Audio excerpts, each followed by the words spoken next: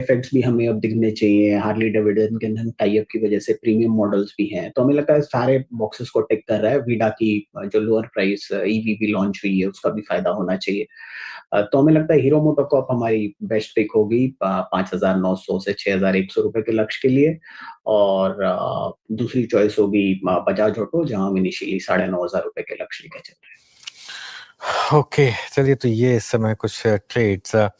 एक बार जरा ओबेरॉय रियल्टी लेकर आइए स्क्रीन पर। ओबेरॉय रियल्टी में एक अच्छा मूव आपको दिखाई देगा, और निफ्टी रियल्टी पूरी की पूरी आउट परफॉर्म कर रही है, लेकिन ओबेरॉय में अच्छा मूव आ रहा है इस समय। राजेश सतपुते जी, एक बार नहीं, अमित सेठ जी से लेते हैं एक बार ओबेरॉय रियल्टी पे व्यू। सॉरी, क्योंकि मैं एक बार देख रहा था कि रियल एस्टेट पे किसने ट्रेड दिया, अमित जी ने लोधा दिया था। एक बार ओबेरॉय रियल्टी देखिए, ये भी मुंबई बेस्ड है, इस पर कोई ट्रेड? जी डेफिनेटली अनुज जी, पूरे सेक्टर में आज टेक्निकली काफी स्ट्रॉन्ग टेलविंड है। ओबराय की बात करें तो ये भी ऑलमोस्ट अपना it's on the verge of crossing the 200 day exponential moving average, और इस हिसाब से बेस बनाया है और इस हिसाब से स्टॉक बाहर आने की कोशिश कर रहा है। अगर अभी भी किसी को पोजीशन बनानी है तो 1720 का स्टॉप लॉस लगाना चाहिए, और यहाँ पे 1780 तक के टारगेट्स पॉसिबल है। ओके, चलिए, तो ये होगी बात ओबेरॉय रियल्टी की। चलिए, एक काम करते हैं, थोड़ा मैक्रो पिक्चर की बात करते हैं। इमर्जिंग मार्केट पर जेपी मॉर्गन बुलिश हुए हैं, उन्होंने रेटिंग भी बढ़ाई है इमर्जिंग मार्केट की, और भारत प्रेफर्ड मार्केट्स में से है, स्पेशली क्योंकि काफी डोमेस्टिक एक्सपोजर है भारत का। पूरी रिपोर्ट यतन समझते हैं। यतन, गुड आफ्टरनून, बताइए। Good afternoon. और जेपी मॉर्गन ने कुछ दिनों पहले ही अंडरवेट से न्यूट्रल किया था अपना स्टांस इमर्जिंग मार्केट्स पे, अब वो ओवरवेट हो गए हैं। इमर्जिंग मार्केट्स को लेके जेपी मॉर्गन का व्यू काफी कंस्ट्रक्टिव है, और उसमें भी भारतीय मार्केट्स चाइना के अलावा इनको पसंद है। पर्टिकुलरली अगर हम बात करें तो यूएस डॉलर के मुकाबले अगर हम देखें तो उसके इनवर्सली, यानी जब डॉलर कमजोर होता है तब emerging market equities out perform करती हैं।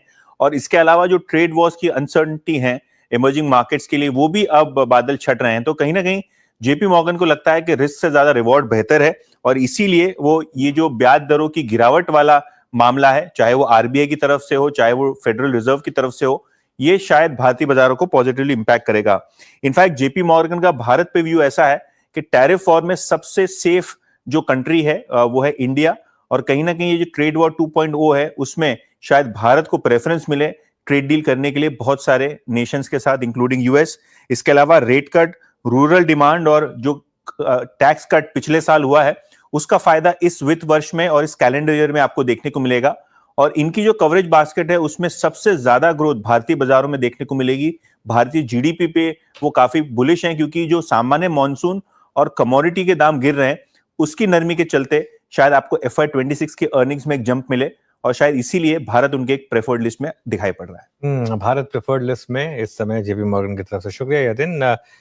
मार्केट लेकिन थोड़ा सा अब अभी के लिए, आज के लिए डे लो पर आया, और उसका बड़ा कारण इन्फोसिस। एक बार इन्फोसिस का चार्ट देखते हैं जरा स्क्रीन पर।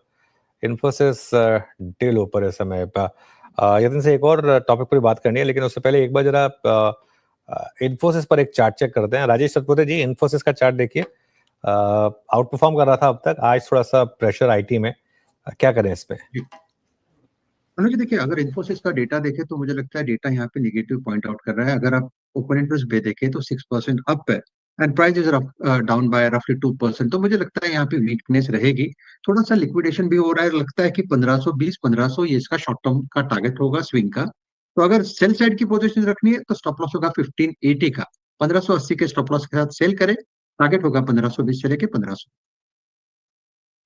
इन्फोसिस और कुछ बहुत सारी स्क्रिप्ट्स थी जो आज सुबह सुबह जब रिवर्सल आया था, एक इनिशियली निफ्टी आईटी में तो ठीक कर रही थी, लेकिन उसके बाद मैं देख रहा था बिरला सॉफ्ट में एक पुल बैक आया था, लेकिन वो भी कोलैप्स हो गया, and right now we are at day low.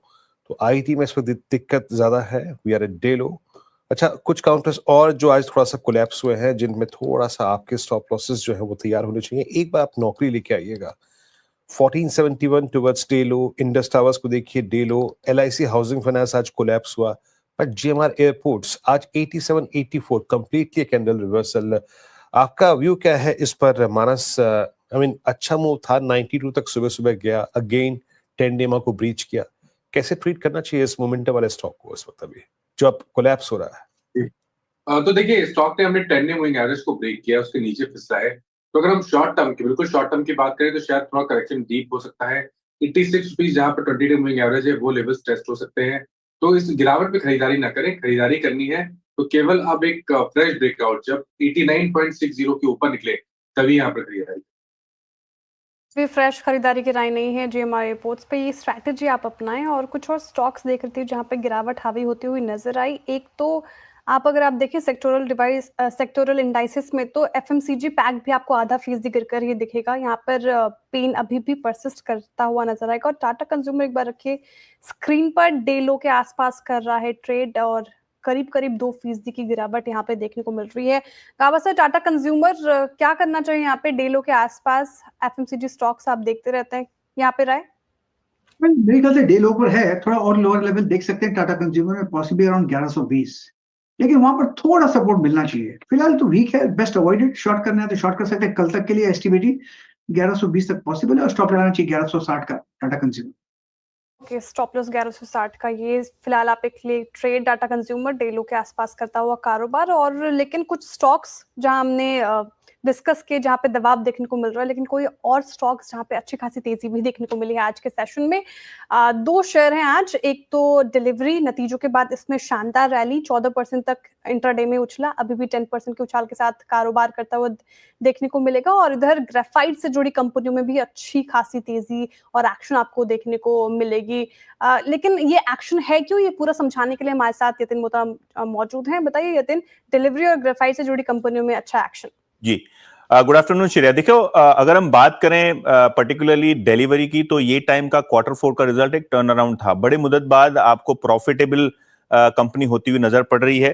PAT level पे अगर हम देखें तो कंपनी ने 72.6 करोड़ का प्रॉफिट किया है, जो पिछली बार लगभग 67 करोड़ 68 करोड़ के आसपास का लॉस था। तो कहीं ना कहीं रिजल्ट टर्न अराउंड हुए हैं। मार्जिन में भी अगर आप देखें तो काफी शानदार रिकवरी रही है। मार्जिन 2.25% जो साल दर साल बढ़ के लगभग 5.5% के आसपास आए हैं। और काफी स्ट्रॉन्ग वॉल्यूम ग्रोथ हमने देखा है इनके लॉजिस्टिक्स सर्विसेज में, जहां 26% आय बढ़ी है। और पार्ट ट्रकलोड लॉजिस्टिक्स में भी लगभग 24% का इजाफा हुआ। इनफैक्ट आज नुवामा ने शेयर में खरीदारी की सलाह दी है। 380 से टारगेट बढ़ा के अब 430 रुपए कर दिया है। और आगे जाके इनको लगता है कि एबिटा का अनुमान 8% से बढ़ के अब 13% के आसपास का ग्रोथ आने वाले आपको वित्त वर्ष में देखने को मिलेगा। तो स्ट्रॉन्ग प्रॉफिटेबिलिटी के बाद शेयर में लगभग 10-12% का मूव, और एफएनओ का कंपनी में टॉप गेनर लिस्ट में नाम शामिल हो रहा है। एचईजी और ग्रेफाइट, जो ग्रेफाइट स्टॉक्स हैं और जो ग्रेफाइट इलेक्ट्रोड्स कंपनी बनाती है, उनके लिए एक अच्छी खबर है। अच्छी खबर ऐसी है कि जापानीज कंपनी रेसोनांस के जो प्लांट्स हैं चाइना में और पर्टिकुलरली मलेशिया में, इसको बंद करने का ऐलान कंपनी ने किया है, क्योंकि यहां प्रॉफिटेबिलिटी कमजोर है। इनफैक्ट कंपनी की जो कुल 2,10,000 टन की कैपेसिटी है, यहां से 30% हिस्सा इन दो जो है कंट्रीज से आता है। और पर्टिकुलरली चाइना की बात करें तो काफी ज्यादा यहाँ ओवर कैपेसिटी देखने को मिल रही है, जिसके कारण प्लांट्स बंद हो रहे हैं। प्लांट बंद होने से दो चीजें होती हैं, एक तो प्रोडक्शन कट हो जाता है, और दूसरे जो दाम है ग्रेफाइट के वो बढ़ने शुरू हो जाते हैं।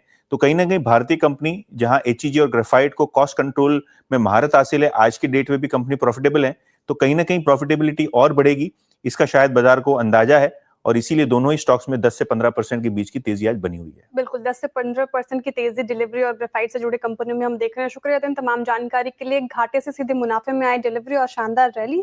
इसके अलावा एचईजी और ग्रेफाइट इंडिया में भी अच्छी खासी रैली हमें देखने को मिल रही है। खबर हमने समझी, आगे भी प्रॉफिटेबिलिटी की जो आउटलुक है, वो ग्रोथ वो बनती हुई नजर आ रही है। इस बीच हमारे साथ राजेश पालवे जी जुड़ रहे हैं। राजेश जी, स्वागत है आपका सीएनबीसी आवाज पर। सबसे पहले तो आपका ट्रेड इस वक्त का। गुड आफ्टरनून श्रेया जी। तो स्टॉक जो पसंद आ रहा है वो है एस्ट्रल। स्टॉक में देखें तो एक बड़े करेक्शन के बाद लोअर साइड पे स्टॉक ने ऑलमोस्ट 7-8 वीक का लोअर साइड पे कंसोलिडेशन का ब्रेकआउट यहाँ पे वीकली चार्ट पे आते हुए दिख रहा है। डेटा में देखें तो आज लॉन्ग बिल्टअप के साइन यहाँ पे डेरिवेटिव डेटा में बने और 100 डे मूविंग एवरेज को अब ये निगोशिएट करते हुए दिख रहा है। तो एस्ट्रल पे बाय करने की सलाह। हमें लगता है ये स्टॉक का नेक्स्ट टारगेट जो बन सकता है वो 1460 1470 की तरफ आते हुए दिख सकता है। डाउन साइड में 1395 का स्टॉप लॉस रखना होगा। एस्ट्रल करीब 14-13 पे ट्रेड करता हुआ 460-470 तक का टारगेट आप दे रहे हैं इस स्टॉक पे। अच्छा, coming back to again PSU banks, एक बार जरा प्लीज लेके आइएगा आप। पीएनबी 171 और स्पेस का लीडर पहले से ही था कैनरा बैंक, वो भी अगर आप देखिए चला था। और इनफैक्ट सुबह एसबीआई ने भी एक थर्स जनरेट किया था। राजेश पालवे जी, आपकी टीम या फिर आप लोग इस वक्त अपने क्लाइंट्स को पीएसयूज में क्या रिकमेंड कर रहे हैं? हालांकि इंट्राडे कोलैप्स है बट स्टिल सुबह बहुत स्ट्रांग थे। पीएसयूज में क्या इंप्रेस कर रहा है आपको इस वक्त? पीएसयू बैंक में कैनरा बैंक हमारी प्रेफर्ड चॉइस है। जिस तरीके से स्टॉक का स्ट्रक्चर बना हुआ है यहाँ पे हमें लगता है जब तक 105 रुपए के ऊपर सस्टेन है ये स्टॉक में जो नेक्स्ट टारगेट बन सकता है वो करीब 115 118 की तरफ आते हुए दिख सकता है। वहीं हम देखें तो इंडियन बैंक भी हमें यहाँ पे पसंद है। इंडियन बैंक का स्ट्रक्चर में भी अगर देखें तो ये एक स्टॉक में जिस तरीके के फॉर्मेशन बने यहाँ पे भी 640 तक के पोजिशनल टारगेट आते हुए दिख सकते हैं। डाउन साइड में इसका स्टॉप लॉस जो होना चाहिए वो करीब 595 के आसपास होना चाहिए। ओके, चलिए रियल एस्टेट काफी शानदार मूव्स आ रहे हैं। इसमें से एक ब्रेकआउट प्रीएम्प्ट करने की कोशिश करते हैं। एक बार डीएलएफ का चार्ट लेकर आइए। मानस आप देखिएगा डीएलएफ का चार्ट 786 पर है 200 डे मूविंग एवरेज, अब 737 पर। वॉल्यूम काफी जबरदस्त रहे हैं पिछले कुछ मिनटों में। कोई व्यू यहाँ पर? देखिए व्यू तो डेफिनेटली अभी भी पॉजिटिव लग रहा है डीएलएफ का, क्योंकि मेरा समझना है कि शायद इस बार 200 डे मूविंग एवरेज जो कि 738 है वो 738 39 के आसपास है, उसको ब्रेक करके 760 की तरफ जाएगा। मॉर्निंग में ओनली ऑप्शन में यहाँ पर ऑप्शन में डीएलएफ का 730 का कॉल ऑप्शन दिया गया था 18 रुपए के आसपास, 34 के टारगेट थे। आई थिंक वो ऑप्शन अभी भी कैरी करना चाहिए। वहां पर स्टॉप लॉस मैंने 13 रुपीज रिकमेंड किया था, उस स्टॉप लॉस को रिवाइज करके 19 रुपीज से नीचे लगा लें। फ्रेश खरीदारी भी कर सकते हैं और 34 के टारगेट सेट कर सकते हैं। ओके, डीएलएफ का 730 का कॉल ऑप्शन ये 200 डे मूविंग एवरेज को स्ट्राइक करता हुआ इस समय, और रियल्टी इंडेक्स में अच्छे मूव्स हैं इस समय।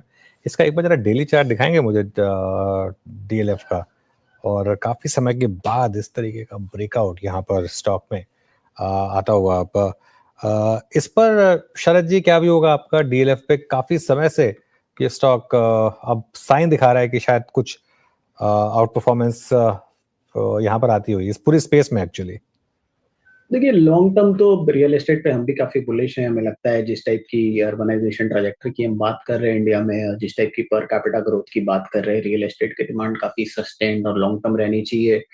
डीएलएफ की प्रोजेक्ट एग्जीक्यूशन कैपेबिलिटीज और डिमांड साइड जो पुल क्रिएट करते हैं एचआईजी या अपर एमआईजी कैटेगरी में, उसमें कोई मतलब डाउट तो है ही नहीं किसी को। जो मेरा एकमात्र अभी कंसर्न है फ्रंट लाइन खास करके गोदरेज और डीएलएफ में, वो शायद ये है कि ये लोग ऑलरेडी 40-42 टाइम फॉरवर्ड पे ट्रेड कर रहे हैं, तो उसमें बहुत ज्यादा अपसाइड खोजना शायद थोड़ा सा मुश्किल होगा अनलेस एंड अनटिल बहुत ही ऑप्टिमिस्टिक सिनेरियो निकल के आता है रियल एस्टेट के लिए।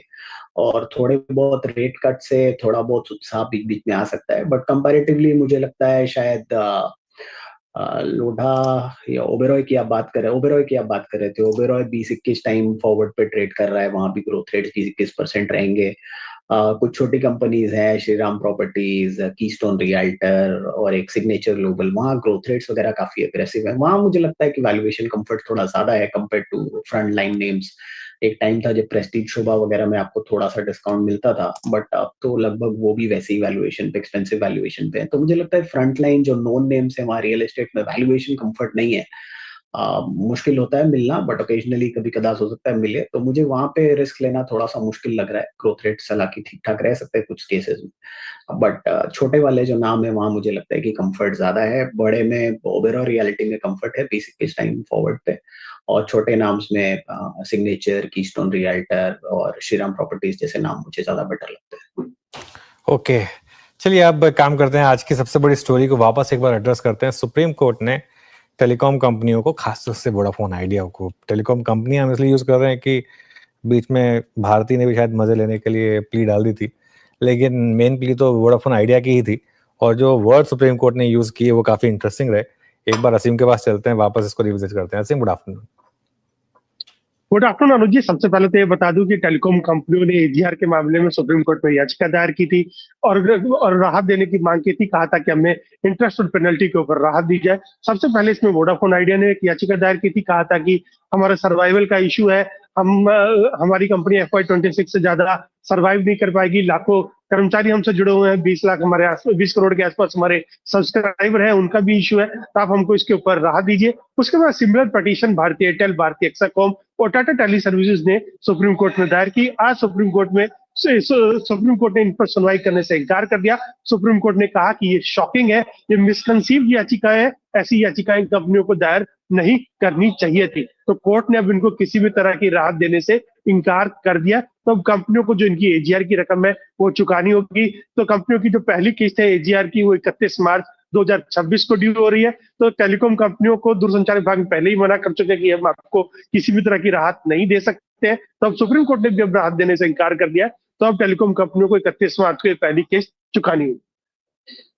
बिल्कुल, बहुत इंटरेस्टिंग है। असीम, बहुत बहुत शुक्रिया। देखिए, सुप्रीम कोर्ट ने फाइनल ऑर्डर में बात नहीं कही है, लेकिन एक ऑब्जर्वेशन में उन्होंने ये कहा है कि अगर सरकार हेल्प करना चाहती है तो हम बीच में नहीं आएंगे, लेकिन हमसे कुछ एक्सपेक्ट मत करिए। तो अब जब ऐसा बोल दिया जाए उसके बाद सरकार के लिए भी थोड़ा टफ हो जाता है कोई एक्शन लेना। क्या आगे जाकर और इक्विटी में कन्वर्ट किया जाएगा? अगर ऐसा हो तो इक्विटी कितनी बड़ी हो जाएगी इसकी? देखिए, अगर आप कंपनी के स्टेटमेंट सुने तो वो तो हाथ खड़े कर चुके हैं कि अब हमसे तो होगा नहीं, अगर आप कुछ नहीं करेंगे तो आपको इससे ज़्यादा नुकसान है, वो सरकार को पहले ही बोल चुके हैं। तो आगे देखते हैं किस तरीके से यहाँ पर एक रिएक्शन आएगी, लेकिन फिलहाल के लिए स्टॉक में सेलिंग प्रेशर है यहाँ पर इस समय पर। चलिए अब आगे बढ़ते हैं कुछ। अब फटाफट से 4 का चौका लेते हैं, उसके बाद अर्निंग्स प्रीव्यू पर आएंगे और एक बार शिल्पा जी के पास चलेंगे सस्ता ऑप्शन के लिए, फिर राजेश पालवी जी के पास एफएन सुपरस्टार के लिए, मानस जी के पास चलेंगे चार्ट का चमत्कार के लिए और शरद अवस्थी जी के पास चलेंगे मिड कैप फंडा के लिए। चलिए फटाफट स्टार्ट करते हैं। शिल्पा जी, बताइए आपकी ट्रेड। आज बिल्कुल अनुज जी, सस्ता ऑप्शन रहेगा टाटा एलेक्सी में। इसमें एक बहुत स्ट्रॉन्ग मूवमेंट अभी आ रहा है, वॉल्यूम में पार्टिसिपेशन है। तो यहाँ पे मुझे लगता है 6400 का कॉल ऑप्शन जो रफली 76 रुपीज में ट्रेड कर रहा है, आप इसमें पार्टिसिपेट कीजिए। स्टॉप लॉस आप यहाँ पे 40 रुपीज का रखिए। पहला टारगेट जो रहेगा वो रहेगा 105 का, इसके ऊपर सस्टेन होता है तो 130 से लेके 150 इसके extended targets. Okay, Tata Elxsi की 6400 की कॉल आपको पकड़नी है और जरा टाटा एलेक्सी लेके आइए। स्पॉट में कितना ट्रेड कर रहा है टाटा एलेक्सी की 6400 की कॉल स्पॉट? 62। यहाँ तो शिल्पा जी अभी भी नजदीक खड़ी है, ऐसी बात नहीं, मात्र 150 रुपए दूर है, बट बस 6400 की कॉल 60 की। चलते हैं हम राजेश पालवी जी के पास अगला ट्रेड पिक करने के लिए, एफएनओ सुपरस्टार। राजेश जी क्या पिक कर रहे हैं आप? तो वीरेन जी एनबीसीसी यहाँ पे बाय करने की सलाह रहेगी। काफी strong buying action previous week में देखने को मिला और आज भी अगर हम देखें तो लॉन्ग बिल्टअप यहाँ पे देखने को मिल रहे हैं। स्टॉक में एक मल्टीपल सप्लाई जोन का ब्रेकआउट ऑलरेडी वीकली चार्ट पे आते हुए दिखा है, तो हमें लगता है यहाँ पे कंटिन्यूटी रहेगी अप ट्रेंड की। एनबीसीसी फ्यूचर के टारगेट हमें लगता है जो आ सकते हैं 122 रुपए से 124 रुपए की तरफ। डाउन साइड में स्टॉप लॉस होगा करीब 111 रुपए के आसपास। ओके, एनबीसीसी फिलहाल राजेश जी के पे की आती हुई। चार्ट का चमत्कार के लिए मानस जी के पास चलते। बताइए मानस जी, आपका चार्ट का चमत्कार क्या होगा? देखिए, चार्ट का चमत्कार के लिए बजाज ऑटो पे खरीदारी करने की राय रहेगी। स्टॉक ने अपने 200 मूविंग एवरेज को ब्रेक किया, हाई टॉप साइड बढ़त का ट्रेंड है, तो बजाज ऑटो में 8719 8719 के स्टॉप लॉस खरीदारी करेंगे। 9000 तक के टारगेट्स पॉसिबल। ओके, चलिए अब चलते हैं शरद जी के पास। शरद जी, मिड कैप फंडा ट्रेड। जी, हमारा मिड कैप फंडा होगा बालाजी माइंस। लगभग 4600 करोड़ के आसपास की मार्केट कैप है। कंपनी एलिफेटिक माइंस में डोमिनेंट पोजीशन रखती है। मेथाइल माइंस में लगभग 60% डोमेस्टिक मार्केट का हिस्सा है। 400 टीपीडी की कैपेसिटी है। पिछला एक साल थोड़ा चैलेंजिंग रहा है कंपनी के लिए। कुछ रॉ मटेरियल प्राइस प्रेशर, कुछ finish product price pressure, largely pharmaceuticals और फार्मास्यूटिकल और एग्रोकेमिकल कंपनीज को कंपनी केटर करती है, तो वहां पे थोड़ा सा चैलेंजेस फेस किए। कुछ लॉजिस्टिक इश्यूज भी थे जो ये रॉ मटेरियल बाहर से मंगाते हैं उसमें, खास करके मेथनॉल में। तो हमें लगता है ये प्रॉब्लम सब लगभग हमारे पीछे हैं और कंपनी लगातार कैपेक्स करते रही है। पिछले साल भी बैलेंस शीट में इंप्रूवमेंट हमने देखा है। डेट लेवल्स लगभग 60-65% नीचे आए हैं in spite of tough positioning. तो हमें लगता है अब यहाँ से मार्जिन इंप्रूवमेंट लगातार कंपनी के नंबर्स में दिखनी चाहिए। डोमिनेंट पोजिशनिंग है। पिछले 10-15 सालों में रिसर्च वाइज कंपनी ने काफी इंप्रूवमेंट दिखाई है। ग्लोबली माइंस की टेक्नोलॉजी काफी प्रोटेक्टेड है। ग्लोबल कंपनीज का कंपैरिजन में लगभग 1/4 कॉस्ट पे कंपनी ने अपना प्रोसेस डेवलप किया था। ये इनको डिफरेंशिएट करता है। हमारा ये मानना है कि अगले साल की अर्निंग्स काफी रोबस्ट रहेगी। 90 रुपए के आसपास की अर्निंग्स कंपनी रिपोर्ट करेगी। लगातार कंपनी कैपेक्स करती रही है, आने वाले समय में भी करती रहेगी। तो 90 रुपए की अर्निंग्स पे 20-25 का मल्टीपल मिलना बहुत मुश्किल नहीं होना चाहिए। तो 1800 से 2000 रुपए के लक्ष्य के हिसाब से Balaji mines. Okay, Balaji mines 4 की 4 ट्रेड फटाफट रिकैप करता हूँ आपके लिए। टाटा एलेक्सी से शुरुआत हुई सस्ता ऑप्शन में, शिल्पा जी ने ट्रेड लिया यहाँ पर 6400 का call option. NBCC Rajesh ji के रेडार पर आया एफएनओ सुपरस्टार में। बजाज ऑटो है मानस जी के पिक और बालाजी माइंस ये है मिड कैप फंडा में शरद जी के पिक का। कल आने वाले नंबर्स की बात करते हैं। अब कल निफ्टी में हिंडाल्को के नंबर्स आएंगे, वायदा में यूनाइटेड स्पिरिट्स, डिक्सन टेक समेत 7 कंपनियों के नंबर्स आने वाले। हमारे साथ दीपाली, कंचन और मंगलम जुड़े। आइए समझते हैं नंबर्स क्या एक्सपेक्ट करें।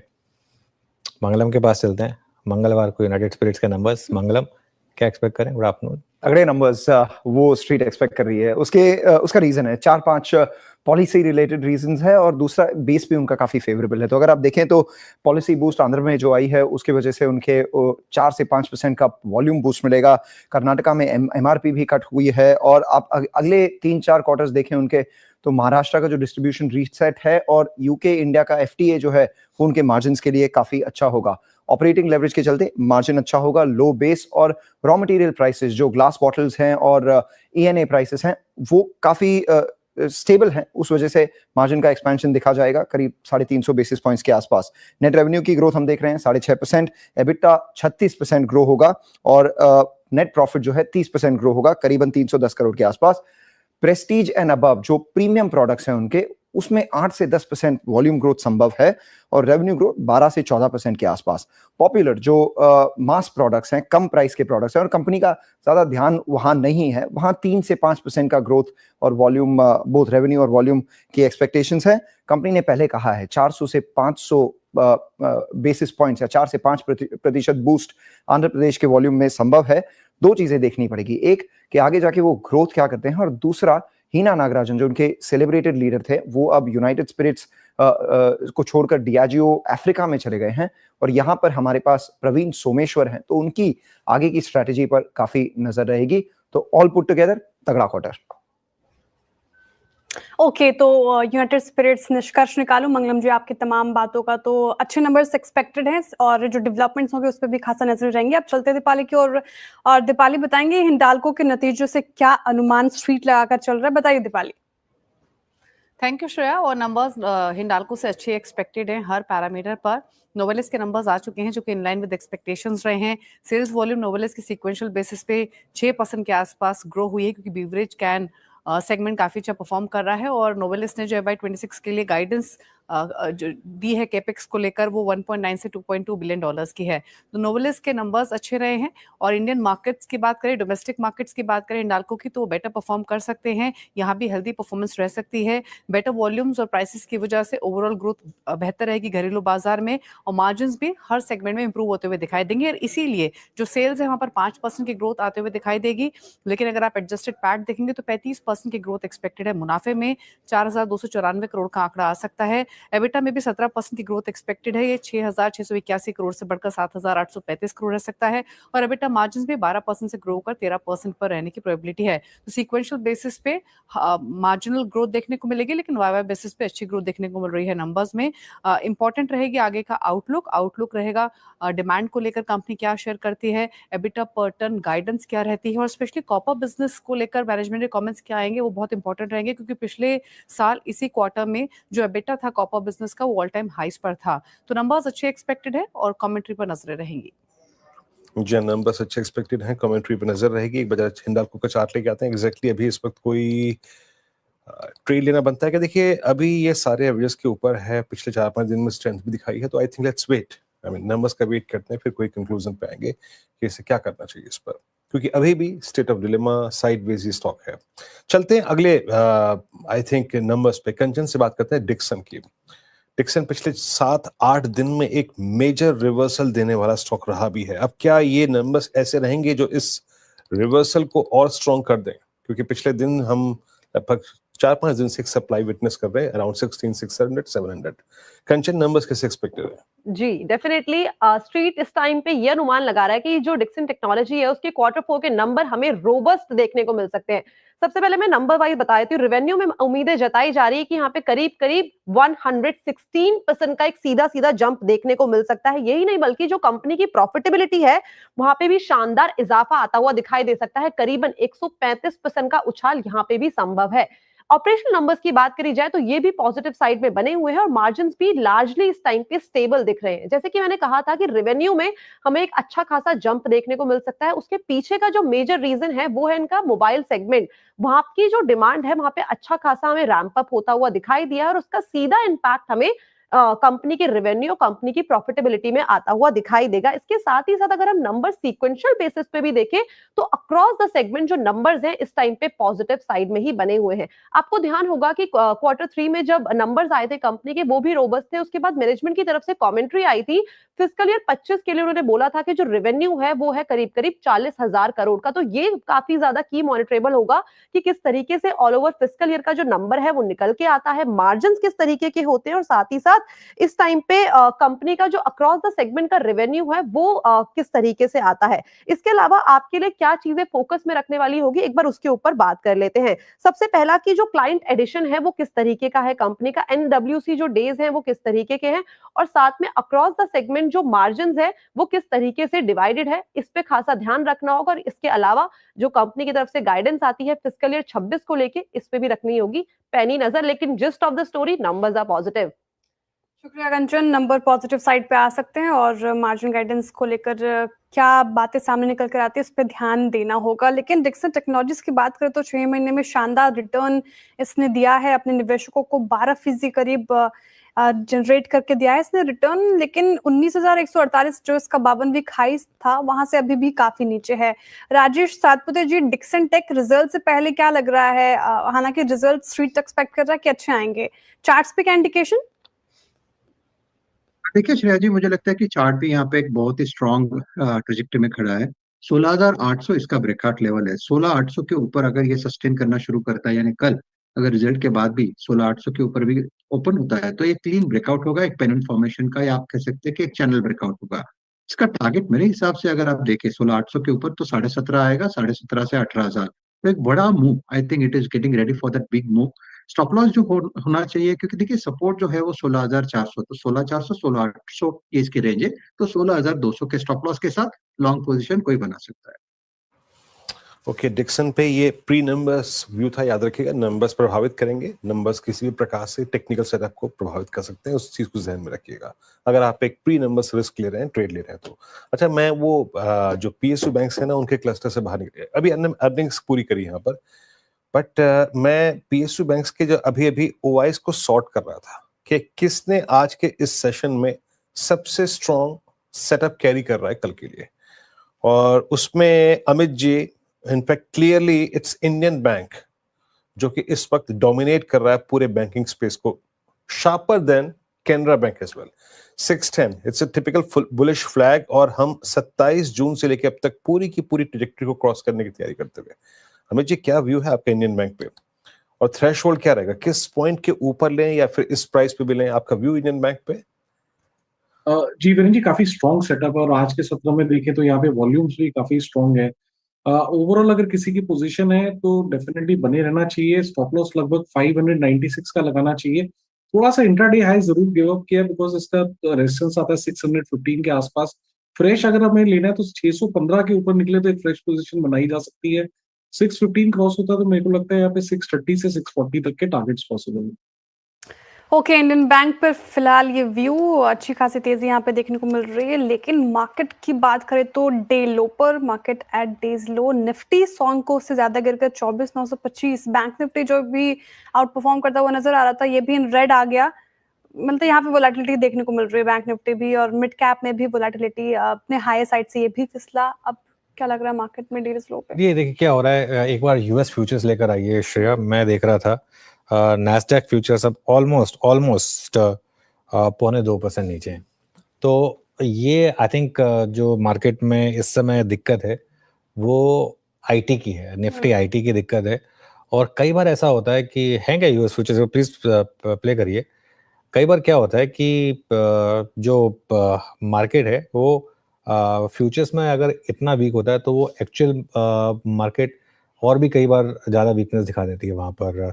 तो उस वजह से थोड़ी सी यहाँ पर दिक्कत आ सकती है। खैर एनीवे, 370 पॉइंट के करीब नैस्डैक फ्यूचर्स, यहाँ पर इतना दबाव आपको देखने को मिल रहा है। और ये इसलिए भी इम्पोर्टेंट है क्योंकि आज US मार्केट के लिए बहुत लोग मान रहे हैं, मैं एक कमेंट्री पढ़ रहा था कि थोड़ा सा मेक और ब्रेक डे है US मार्केट के लिए, क्योंकि जो मूडीज ने डाउनग्रेड की है US क्रेडिट रेटिंग उस पर वो आज रिएक्ट करेंगे। प्लस एक जो उनका रिकॉन्सिलिएशन बिल है वो पास होना है हाउस ऑफ बजट कमेटी से, अगर वो नहीं हुआ तो वो बहुत दिक्कत आ सकती है वहां पर। और ये मार्केट अब अपने आप को प्रिपेयर कर रहा है। देखिए हमारी मार्केट स्ट्रांग है, इसमें कोई डाउट नहीं है, लेकिन अगर कल सुबह आप उठे और यूएस मार्केट में बहुत ज्यादा वीकनेस आई तो क्या कुछ और गैप डाउन हो सकता है। फॉर एग्जांपल अभी नैस्डैक फ्यूचर 360 पॉइंट नीचे, सपोज करिए वो 700-800 पॉइंट नीचे हुए तो ये एक रिस्क है, ये एक रिस्क है। और यही रिस्क आप अगर देखें तो आईटी प्राइसिंग करने की कोशिश कर रहा है। अगर आप निफ्टी आईटी के कंपोनेंट्स देखें तो जिस तरीके से गिर रहे हैं और ये हो सकता है कल एक बाइंग अपॉर्चुनिटी हो, लेकिन अभी के लिए एक फ्रेश रिस्क ओपन हुआ है यहाँ पर, क्योंकि ये जो दो चीजें हैं, एक तो ये पैसेज ऑफ द बिल और दूसरा ये आपका मूडीज की रेटिंग, ये आउट ऑफ द ब्लू आए हैं। इस वजह से निफ्टी पर अभी भी हम 24,925 पर जा रहे हैं। एक चीज जो आप कर सकते हैं ना इस मार्केट में, मैं अभी भी कहूंगा कि पैनिक में अपनी लॉन्ग पोजीशन स्क्वायर ऑफ मत करिए, लेकिन एक चीज जो आप कर सकते हैं, अपने आप को हेज कर ले कल के एक बड़े गैप डाउन से बचाने के लिए। तो उसका तरीका होगा कि जाते जाते एक पुट से अपने आप को हेज कर ले, प्रोवाइडेड आप ऑलरेडी एक अच्छे खासे लॉन्ग पोर्टफोलियो पे बैठे हैं, निफ्टी पे लॉन्ग बैठे हैं, बैंक निफ्टी पे लॉन्ग बैठे हैं, और अगर इंडिविजुअल स्टॉक से थ्रू लॉन्ग बैठे हैं। और यहाँ से मुझे एक और चीज लग रही है, एक और चीज की जा सकती है, अगर आप चाहें तो एक पे ट्रेड इनिशिएट कर सकते हैं। बैंक निफ्टी मुझे लग रहा है यहाँ से अगले अगर आप 15-20 दिन का मूव देखेंगे तो बैंक निफ्टी को आउट परफॉर्म करेगा। तो एक तरीका ये हो सकता है कि आप बैंक निफ्टी को लॉन्ग कर लें और चाहे तो निफ्टी में थोड़ा शॉर्ट पोजीशन ले लें, ये भी एक अप्रोच हो सकती है मार्केट में, लेकिन ये एक ओवरऑल व्यू रहेगा मेरा। चलिए अब हमारे अगले मेहमान तैयार हैं हमारे साथ, चलिए बात करते हैं लॉन्ग टर्म मार्केट फंडामेंटल्स के। हमारे साथ निर्मल बांग इंस्टीट्यूशनल इक्विटीज के सीईओ राहुल अरोड़ा जुड़े हैं, उनसे बात करते हैं। Rahul good afternoon. काफी स्ट्रेंथ रही है मार्केट में, 25,000 आ गया निफ्टी पर बात करते करते। अब यहाँ से क्या व्यू रहेगा इस समय इन लेवल्स पर मार्केट पर? Anuj good afternoon, thank you for having me on the show. I think बहुत वॉलेटाइल रहा है अनुज, जैसे आपने कहा जब निफ्टी करीबन 23-24,000 के पास था तो वहां से ट्रम्प की जो टैरिफ इश्यूज हुई थी वो हुई, बीच में जो इंडिया और पाकिस्तान की जो एक मतभेद हुई थी, तो I think buying opportunities in दोनों मुद्दों ने हमें दिया था। लेकिन अनुज यहाँ से थोड़ा मुश्किल हो जाता है कॉल करना, because the Nifty is less than about 10% from its all time high. तो जब यहाँ पे आप 25,000 के आसपास निफ्टी आ जाती है, फिर वही क्वेश्चन आ जाता है कि क्या इसको अर्निंग्स ग्रोथ सपोर्ट कर सकती है। The call is much easier to take जब निफ्टी 21, 22, 22.5, 23 के भी आसपास हो, तो आप आके इसको खेल सकते हैं 1,000, 2,000 2,500 पॉइंट्स के लिए। लेकिन once it gets to with in 5-10% of all time highs, फिर वो चर्चा चालू हो जाती है कि अर्निंग्स ग्रोथ कहाँ से आएगी। तो उस बेसिस पे मुझे लगता है कि ये जो लेवल है 25,500 के आसपास, it could serve as an intermediate top for the market till the market is not completely convinced कि एक अर्निंग्स अपग्रेड साइकिल आ रही है। आपने अभी चर्चा की अनुज कुछ देर पहले बैंक निफ्टी की, जिसका आप जिक्र कर रहे थे। अगर आप देखें FY 26 और 27 में, और मैं बैंक निफ्टी का जिक्र इसलिए कर रहा हूँ कि जैसे कि हम जानते हैं 35-40% का इंडेक्स वेट है इसका, अगर हम सारे BFSI स्टॉक्स को एक साथ ले लेते हो, तो आई डोंट थिंक आपको 12-13% से ज्यादा अर्निंग्स ग्रोथ मिलने वाली है अगले 2 साल में। तो वो एक चैलेंज हो जाता है, और उसके चलते ICICI बैंक, HDFC बैंक जो है वो already 2.5, 2.6, 2.8 times price to book पे चले जा चुके हैं। तो यहाँ से वो कितना रीरेट हो सकते हैं वो देखना है। IT में भी एक काफी हद तक अच्छी रैली आ गई, वहां पे भी अगर आप देखें अर्निंग्स ग्रोथ 10-12% ही होगी। कंज्यूमर में भी एक थोड़ी रैली आ गई थी, वहां पे भी आप देख लीजिए अगले 2 साल 10-12% की अर्निंग्स ग्रोथ है। तो इशू ये हो गया अनुज की ये जो रैली आ गई है, दिस इज बेसिकली प्रोजेक्टिंग 10-12% का अर्निंग्स ग्रोथ, तो ये थोड़ा सस्टेनेबल इशू आ सकता है। एंड अगर आप इसको रिलायंस में भी ऐड करते हैं तो 75% जो आपका मार्केट है वो आपको 12-13% का अर्निंग्स ग्रोथ देगा। तो उस बेसिस पे क्या आप 25,000 का निफ्टी जस्टिफाई कर सकते हैं? That is the question to ask. वो थोड़ा कंफ्यूजन मेरे दिमाग में है, बट जैसे आपने बहुत सही तरीके से जिक्र किया था कुछ देर पहले अनुज, आई थिंक ये लेवल पे अगर आपके प्रॉफिट्स बने हैं तो थोड़ा हल्का हो जाना चाहिए। It's no harm taking profits off the table from a time to time basis. Rahul, defence में बहुत मैसिव मूव्स आए हैं इस लास्ट हफ्ते। डिफेंस इंडेक्स 21% ऊपर था और क्लियरली उस वॉर का फायदा हुआ स्टॉक्स को, ना सिर्फ वॉर के टाइम पर, इवन वॉर के बाद भी। अब यहाँ पर लेकिन स्टॉक्स क्या इन प्राइसेस को जस्टिफाई कर रहे हैं? एक बहुत ही ट्रिकी सवाल है यानुज, because this is the only sector, अगर आप पिछले 2 साल में देखें टाइम टू टाइम जब भी ये मार्केट में डिप आता है, ये सब सारे बाकी सेक्टर्स को आउट परफॉर्म कर चुका है। आई थिंक अनुज, जब प्रधानमंत्री ने भी देश को अपना एड्रेस दिया था, जब उन्होंने बताया था कि काफी सारे इंडियन मेड इक्विपमेंट इसमें यूज हुए थे, वो भी एक ट्रिगर पॉइंट था। उसके बाद भी आपने अगले दिन देखा कि डिफेंस स्टॉक्स 10 से 20% ऊपर हो गए थे। बट अनुज, वही प्रॉब्लम आ जाती है कि आप स्टॉक्स ले रहे हैं 6 महीने, 1 साल, 3 साल या 5 साल के लिए। तो अगर आप हिंदुस्तान एरोनॉटिक्स के रिजल्ट्स देख लेंगे तो ये क्वार्टर काफी सॉफ्ट था, और ये केस टू केस बेसिस पे होगा अनुज, क्योंकि हम डिफेंस को एक सेक्टर बना देते हैं, but life cycle of each of these products is very different. जो जो इक्विपमेंट आर्म फोर्सेस के लिए होता है, या जो नेवी के लिए होता है, या जो एयरफोर्स के लिए होता है, सबकी वर्किंग कैपिटल, सबकी बैलेंस शीट, सबके debtor, creditor, days, cash flow सब अलग अलग होंगे, because they are not like for like technically. But specifically अगर आप अगले 2 साल का लेके चले अनुज, मुझे लगता है कि मोटा मोटी आप 15% का ग्रोथ लेके चल सकते हैं इस सेक्टर में from a top line perspective. कहीं कहीं जगह आपको मार्जिन एक्सपेंशन देखने को भी मिलेगी, और अर्निंग्स ग्रोथ हो सकता है कि आपको 18-20% देखने को मिलेगी। ये इसमें मैं इंक्लूड कर रहा हूँ HAL, BEML, BEL, Data Patterns, Astra Microwave, Paras, ये जो सारे हमारे 7-8 स्टॉक्स हैं जो अंडर कवरेज है, मैं सबका एग्रीगेट बता रहा हूँ आपको। उस बेसिस पे अगर मैं देखूं अनुज, तो the stocks are trading at a slight premium to their 3-year average and a very significant premium to the 5-year average. So again, जैसे हमने बैंक्स की बात की, not a bad place to take some profit booking because rally बहुत sharp हो चुकी है। But इस पूरे मार्केट में अगर एक सेक्टर है जहां पे आप आराम से बोल सकते हैं कि अगले 2-3 साल में रेवेन्यू विजिबिलिटी ठीक ठाक है, क्योंकि ऑर्डर बुक स्ट्रांग है, वो डिफेंस है। अच्छा Rahul, good afternoon, Virendra this side. ये जैसे ही लग रहा था कि थोड़ा सा टैरिफ वॉर सेटल हो रही है, उसके बाद हम थोड़ा कन्विक्शन के साथ आईटी पे बढ़ रहे थे, लेकिन मूडीज के इस एक्शन के बाद अभी यूएस इकोनॉमी को लेकर और थोड़ा सा आईटी की प्राइस परफॉर्मेंस को लेकर बाजार के जहन में आज शंका फिर आ गई है। आप कैसे अलाइंड है इस वक्त आईटी स्पेस पे, फ्रंट लाइन आईटी पे, मिड कैप आईटी पे? तो Veeru, if I go back to where we were before the tariff started, उस वक्त भी अगर आप टॉप 5 कंपनीज को ले लें, TCS, Infy, HCL tech, Wipro and tech Mahindra, ये सारी जो कंपनीज थे, अगर आप 26 और 27 के नंबर्स कंसेंसस के भी देख लीजिए, हमारा छोड़ दीजिए, ब्रॉडली आपको दिखेगा कि ये 8-10% की ही ग्रोथ लेके चल रहे थे सब लोग। मार्जिन एक्सपेंशन इतना ज्यादा हो नहीं रहा था, जो हो रहा था सब कॉन्ट्रैक्टिंग कॉस्ट की वजह से हो रहा था, क्योंकि आप देखेंगे पिछले कुछ दिनों में रुपी भी अप्रिशिएट हुआ है। हालांकि उनके लिए बेहतर यही होता है अगर रुपी डेप्रिशिएट होती। तो आई डोंट थिंक ज्यादा मार्जिन लीवर्स भी हैं।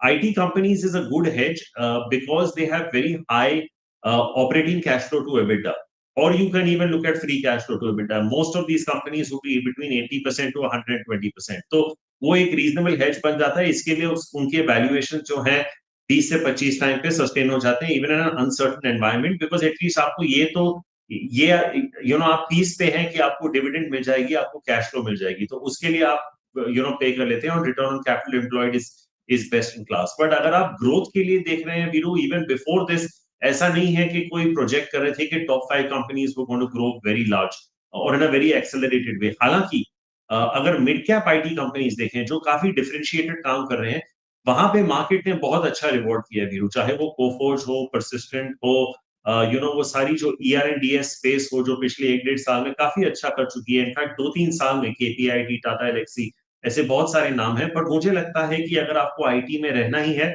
तो I would still be more inclined towards mid cap IT names like Coforge and Persistent as opposed to large cap, because large cap में मुझे इतना on a relative basis मुझे लगता है कि ग्रोथ जो है आपको मिड कैप कंपनीज में 300 से 500 बेसिस पॉइंट्स का डेल्टा ज्यादा मिलेगा। तो उस हिसाब से मुझे लगता है कि वैल्यूएशन कंफर्ट, ऑब्वियसली वैल्यूएशन ज्यादा एक्सपेंसिव है मिड कैप में, पर वो उनको जस्टिफाई करना थोड़ा ज्यादा आसान हो जाता है।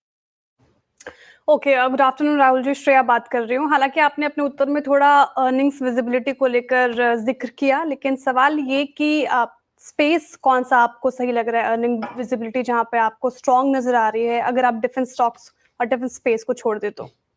तो आई थिंक अगर हम डिफेंस को छोड़ दें तो आई थिंक दो ऐसी जगह जहां पे लगता है कि क्लियर अर्निंग्स विजिबिलिटी है। एक है कंज्यूमर डिस्क्रेशनरी।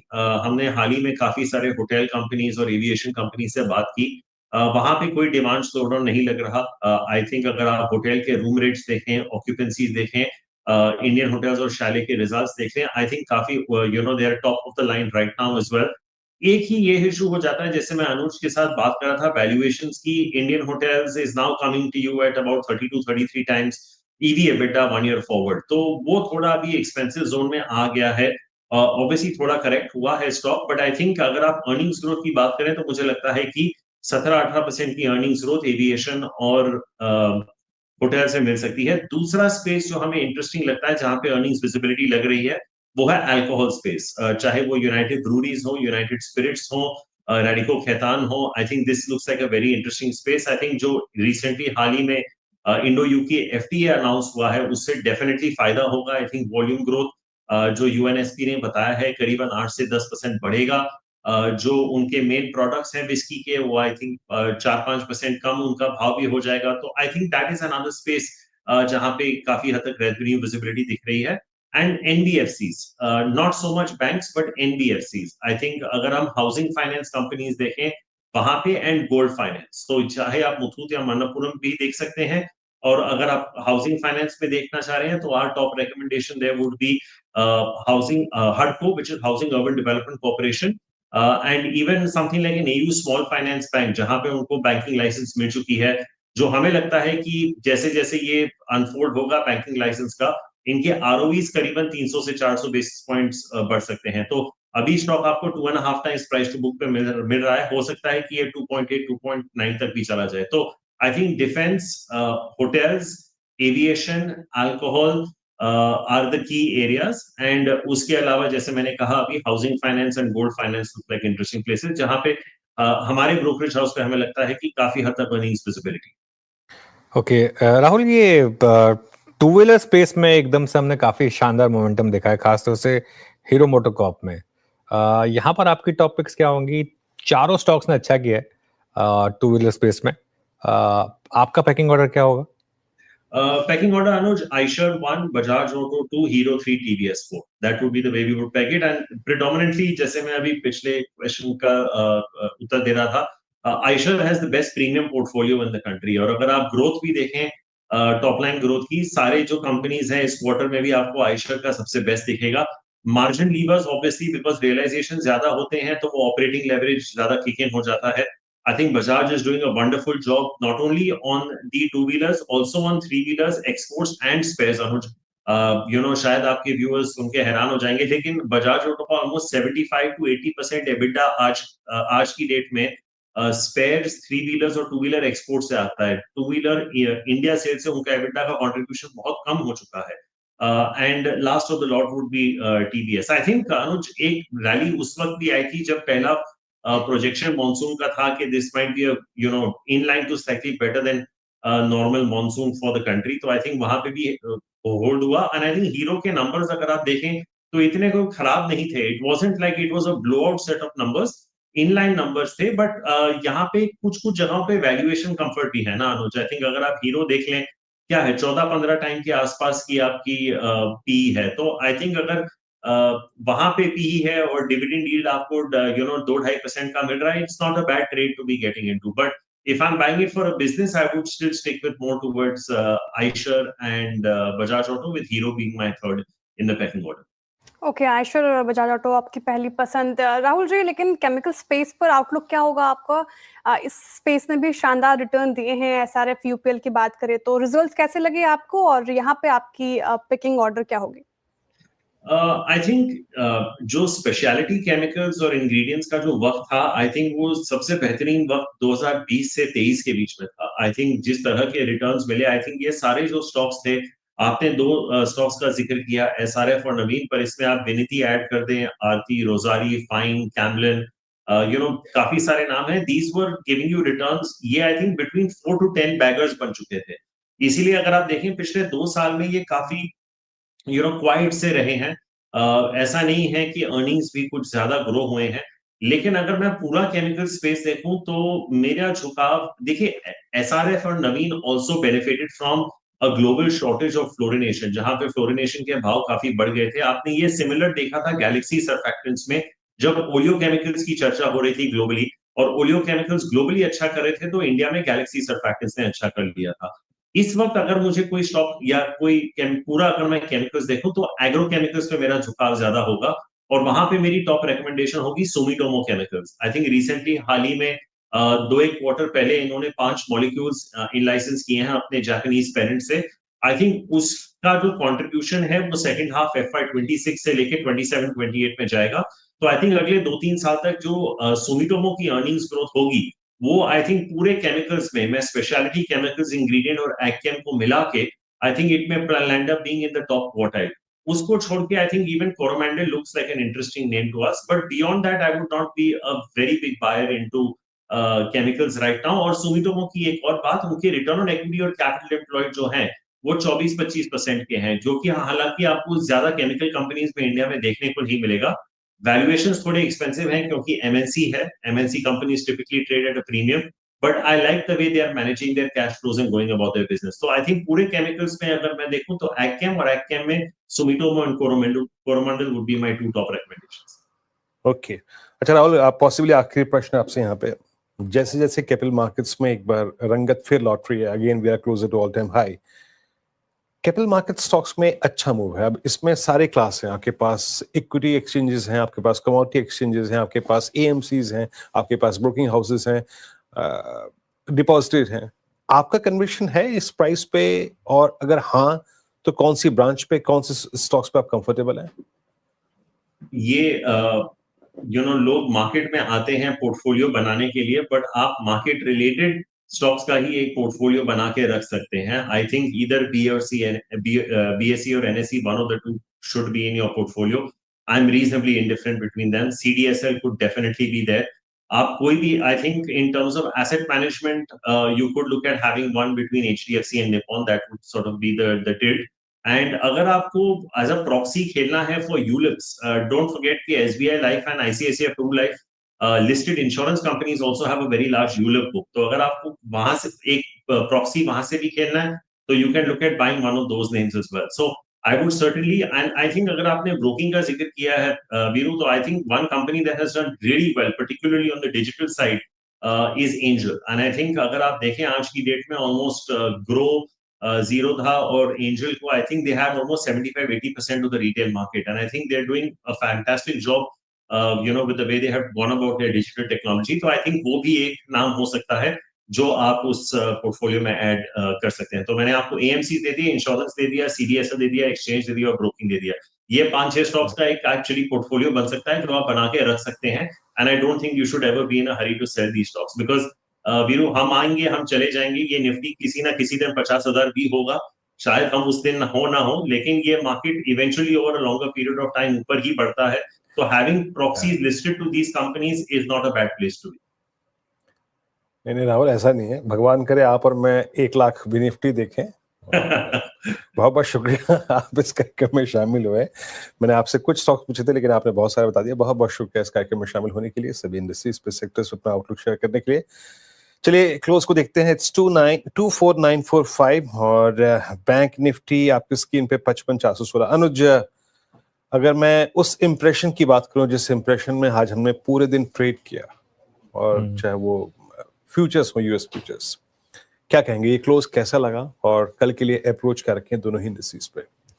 देखिए बिल्कुल, थोड़ा सा वीडियो में ये कहूँगा कि मार्केट में इस समय आपके पास एक रिस्क है कि ओवरनाइट यूएस मार्केट क्या करेगा, ये एक रिस्क है।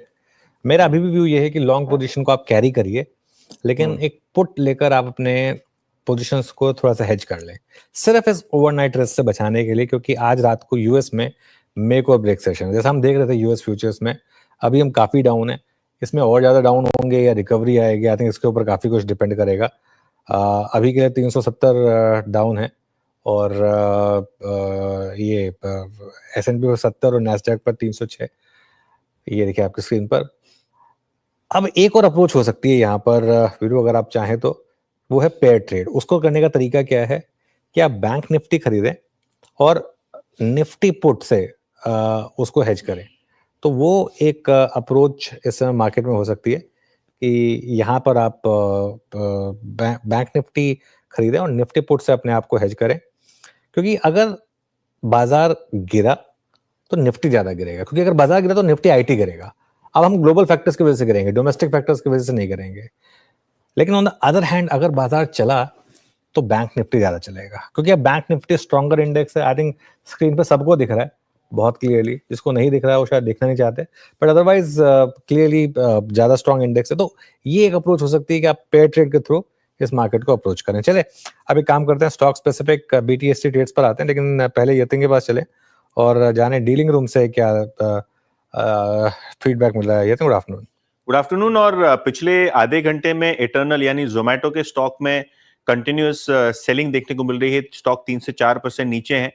डीलर्स ऑब्वियसली यहाँ एक ब्लॉक डील की न्यूज को स्पेकुलेट कर रहे हैं। यहाँ भी शायद अलीबाबा एक अपना हिस्सा बेच सकते हैं ब्लॉक डील के जरिए। ऑब्वियसली ये रूमर्स हैं, इसका हमने कोई इंडिपेंडेंट वेरिफिकेशन नहीं किया।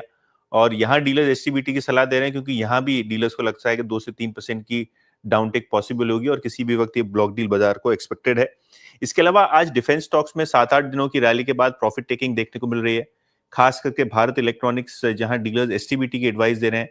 डीलर्स को लगता है यहाँ थोड़ी बहुत मुनाफा वसूली है और डोमेस्टिक म्यूचुअल फंड्स यहाँ अपने शेयर्स को लिक्विडेट कर रहे हैं। ओपन इंटरेस्ट 5% ऊपर है, शॉर्ट पोजीशंस यहाँ बिल्डअप हो रही है, ऐसा इंडिकेशन मिल रहा है और डीलर्स को लगता है यहाँ भी 2 से 3% की डाउनसाइड पॉसिबल है। ओके, इटर्नल में बिकवाली की राय, और क्योंकि डिफेंस स्टॉक्स में काफी ज्यादा रैली देखने को मिली, थोड़ी मुनाफा वसूली वहां पे देखने को मिल रही है। यहाँ पे भी बीईएल पे सेल साइड की ट्रेड आती हुई फिलहाल डीलिंग रूम से। अब बीटीएसटी एसटीबीटी ट्रेड्स लेते हैं और पारवेज जी आपके साथ शुरुआत होगी। बताइए आप क्या पिक कर रहे हैं कल के लिए? तो श्रेया जी, केमिकल बास्केट पे फोकस है और उसमें हमें लगता है टाटा केमिकल यहाँ पे बाय किया जा सकता है। डे हाई की तरफ ये स्टॉक कभी ट्रेड करते हुए दिख रहा है और जिस तरीके से एक फॉलिंग ट्रेंड लाइन का ब्रेकआउट यहाँ पे डेली वीकली टाइम फ्रेम पे बना है, हमें लगता है टाटा केमिकल का ये मूव कल के सेशन में एक्सटेंड होते हुए दिख सकता है।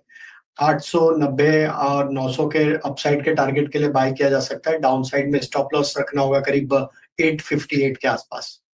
ये टाटा केमिकल्स ये हो गई राजेश जी की पिक। शिल्पा जी आप क्या कैरी करें कल के लिए?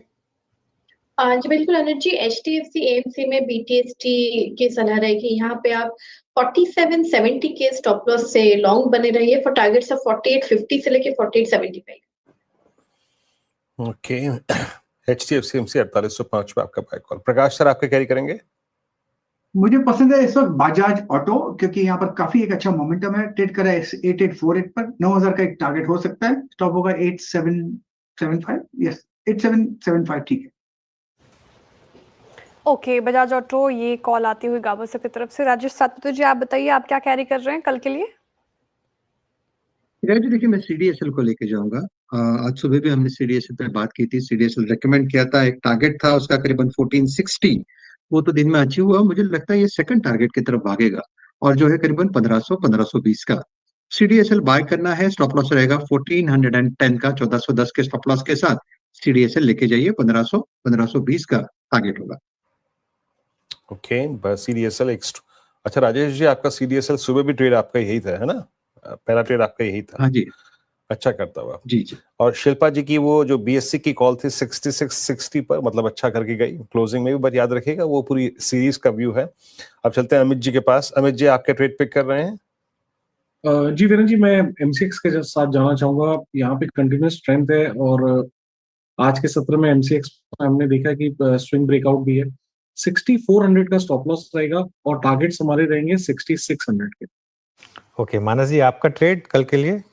तो अनुज जी, फिनिक्स लिमिटेड में खरीदारी करने की राय रहेगी। एक ही दिन में स्टॉक ने बहुत important break moving averages break किए हैं, वॉल्यूम बेहतर देखने को मिल रहे हैं। तो फिनिक्स के फ्यूचर में खरीदारी करेंगे। 1605 के आसपास के प्राइस चल रहे हैं इसके फ्यूचर के। स्टॉप लॉस लगाएंगे 1589 का और 1645 के टारगेट करेंगे फिनिक्स मिल्स के फ्यूचर में। Okay, Phoenix mills real estate में अच्छा मूव इस समय, खासतौर से मुंबई बेस्ड रियल एस्टेट में। अब वीरू के पास चलते हैं आज की मार्केट ब्रेथ के लिए। वीरू, मार्केट ब्रेथ तो शायद आज भी पॉजिटिव ही रही होगी। ब्रेथ में कोई दिक्कत नहीं थी अनुज, और मेरे ख्याल से कुछ हैवी वेट्स थे, सिर्फ उन्होंने ही काम खराब कर दिया, जिससे कि आईटी हो गया थोड़ा सा बैकफुट पे आ गया। बाकी अगर आप देखें आपका रिलायंस थोड़ा सा बैकफुट पे था, तो वो थोड़ा सा आपको 100 पॉइंट ऊपर से नीचे ले आया। बट ठीक ठाक ब्रेथ थी, इवनली पॉइज्ड जिसे आप कह सकते हैं।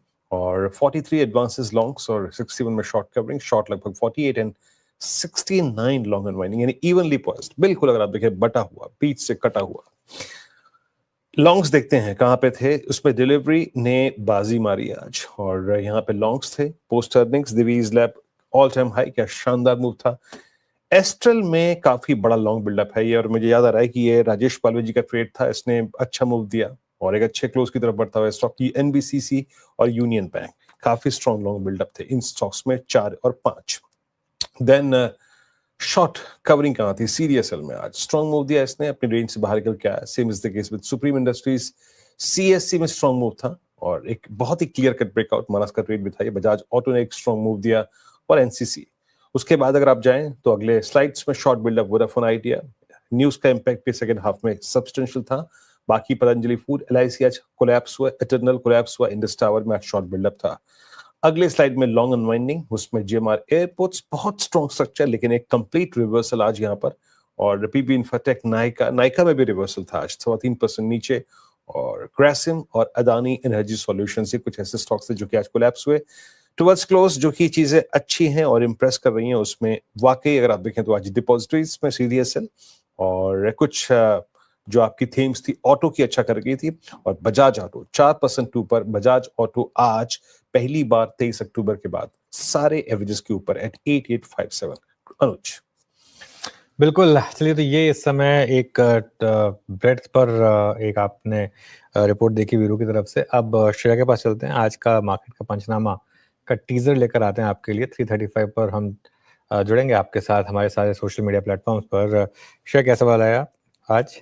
सवाल काफी ज्यादा है। एक तो डिफरेंट स्टॉक्स पे सवाल आ रहा है, जिस तरीके से आज मुनाफा वसूली, और लगातार ये सवाल हम एड्रेस भी कर रहे हैं। मुनाफा वसूली हो रही है तो ये कोई खरीदारी का बेस्ट मौका लग रहा है आपको? कोई स्टॉक्स बीईएल पे पूछ रहे हैं रोहित श्रीवास्तव जी।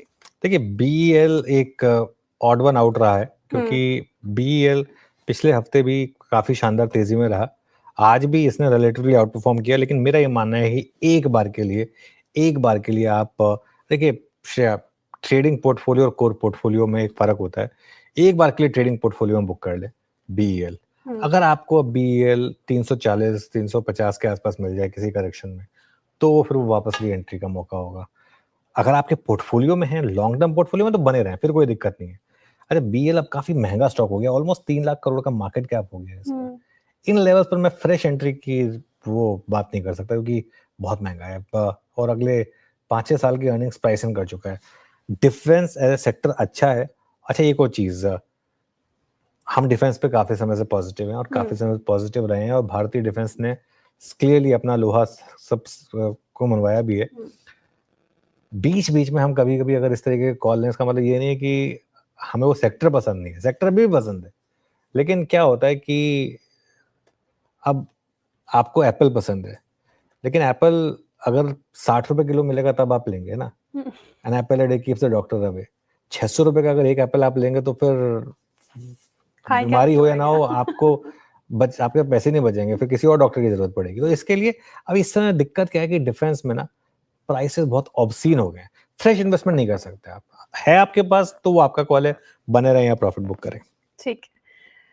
दूसरा सवाल है हुंडई मोटर इंडिया पे। रिजल्ट आए इसके, ब्रोकरेजेस भी बुलिश, लगभग 1.5% करीब चढ़कर क्लोज हुआ। जेफरीज 26% का अपसाइड पोटेंशियल देखने, माफ कीजिएगा हैल में था ये।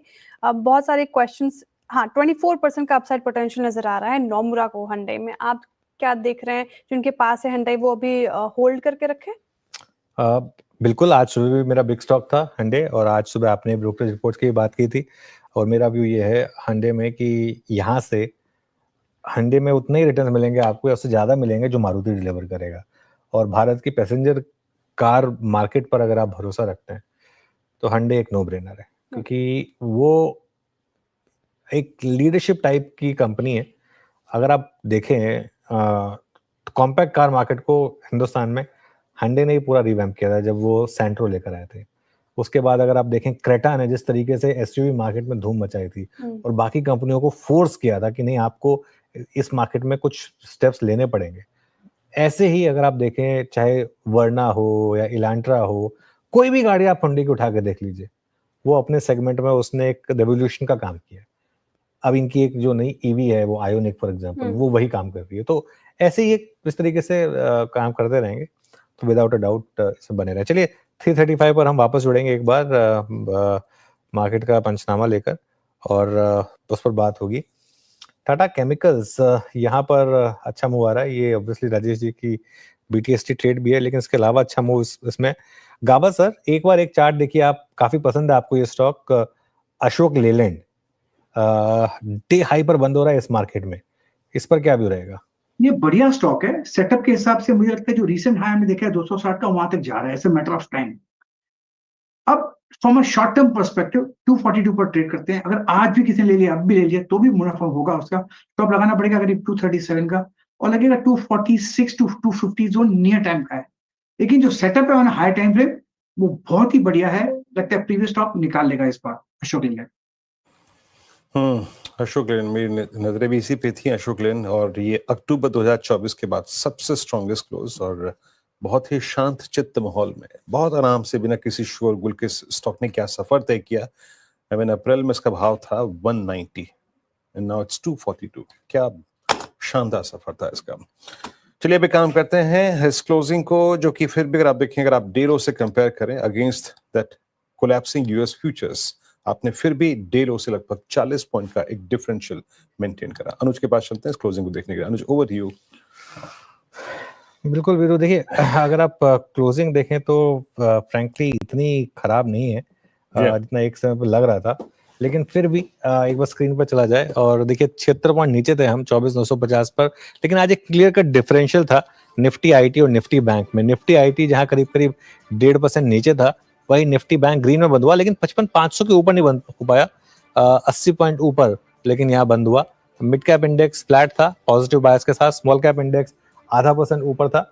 और अगर आप देखें तो यहाँ पर एडवांस डिक्लाइन काफी अच्छा था आज भी, करीब करीब 1700 बढ़ने वाले शेयर और करीब 1000 गिरने वाले शेयर। चलिए अब जरा एक बार सेक्टोरल हीट मैप देखते हैं, यहाँ किस तरीके के मूव्स रहे। और जैसा कि एक्सपेक्टेड था, आज थोड़ी सी मुनाफा वसूली डिफेंस में हुई 1.25% नीचे। पीएसयू बैंक आज का एक बड़ा इंडेक्स मूवर 1.5%।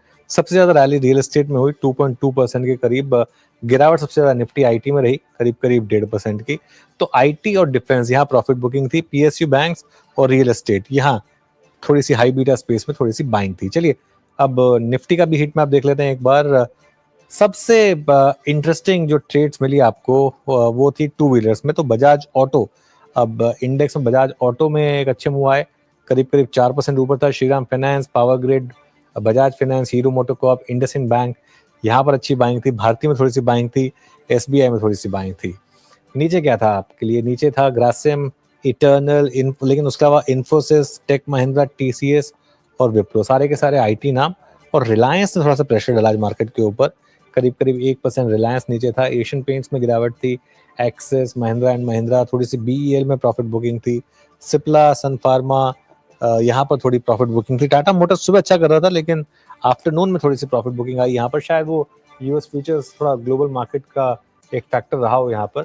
लेकिन कुल मिलाकर वीरू क्लोज में जिसे कहते हैं कुछ खट्टा कुछ मीठा, बेसिकली उस तरीके की मार्केट रही आज। इसको आज एक स्पेसिफाइक नाम देना थोड़ा सा टफ होगा कि मार्केट अच्छा था या खराब था। बेसिकली कोई बात नहीं, जो आपने नाम दे दिया खट्टा मीठा, वो भी अच्छा है, ऐसी बात पेटेंटेड नाम है, ऐसी क्या दिक्कत की बात है। बट इट्स, हाँ, जिस इंप्रेशन में शायद हम ट्रेड कर रहे थे यूएस फ्यूचर के, उस अगर आप कंपैरिजन में बात करें तो फिर भी एक शानदार क्लोज है ये, ठीक ठाक क्लोज है ये। यूएस फ्यूचर्स आपकी स्क्रीन पे याद रखिएगा सीवियर प्रेशर में है। खैर, आपको कोई प्रश्न हो आज के इस सेटअप और आज के मार्केट के सेटअप के बाद आपके किसी ट्रेड से संबंधित, तो जरूर मार्केट का पंचनामा में पूछेगा श्रेया और अनुज के साथ एक छोटे से ब्रेक के बाद सभी सोशल मीडिया प्लेटफॉर्म्स पे। कल आपसे फिर मुलाकात होगी सुबह मॉर्निंग कॉल, उसके बाद मैं आपकी तैयारी में। तब तक के लिए नमस्कार।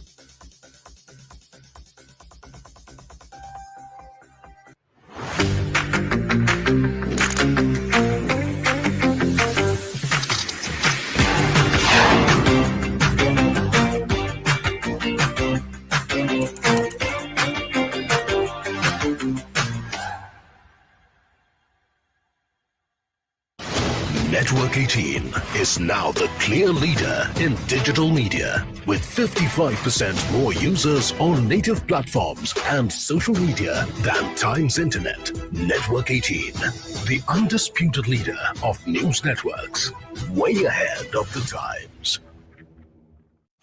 Network 18 decimates Times Internet with over 6 times more unique users on social media. Network 18, the undisputed leader of news networks, way ahead of the times.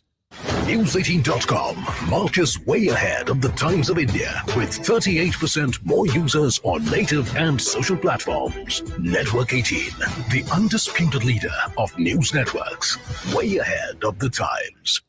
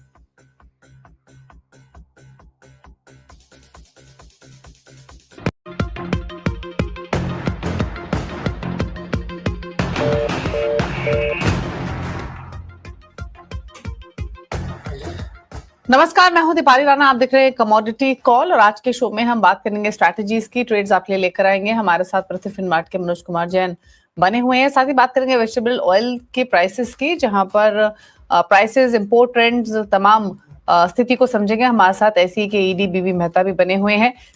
Action देखे, प्राइस एक्शन इस समय, तो फटाफट से एक बार प्राइस एक्शन लेकर आते हैं और उसके बाद खबरों की तरफ रुख करते हैं। सोने, चांदी, कच्चे तेल, बेस मेटल्स, इनके साथ शुरुआत कर लेते हैं। और आज के सेशन में अगर आप ट्रेंड देखेंगे तो सोने में हमने पिछले हफ्ते ऊपरी स्तरों से मुनाफा वसूली आते हुए देखी। पूरा हफ्ता हमने थोड़ा सा अंडर प्रेशर ही देखा। अब थोड़ा संभल कर कारोबार करते हुए नीचे से 1.1% की बढ़त देखने को मिल रही है।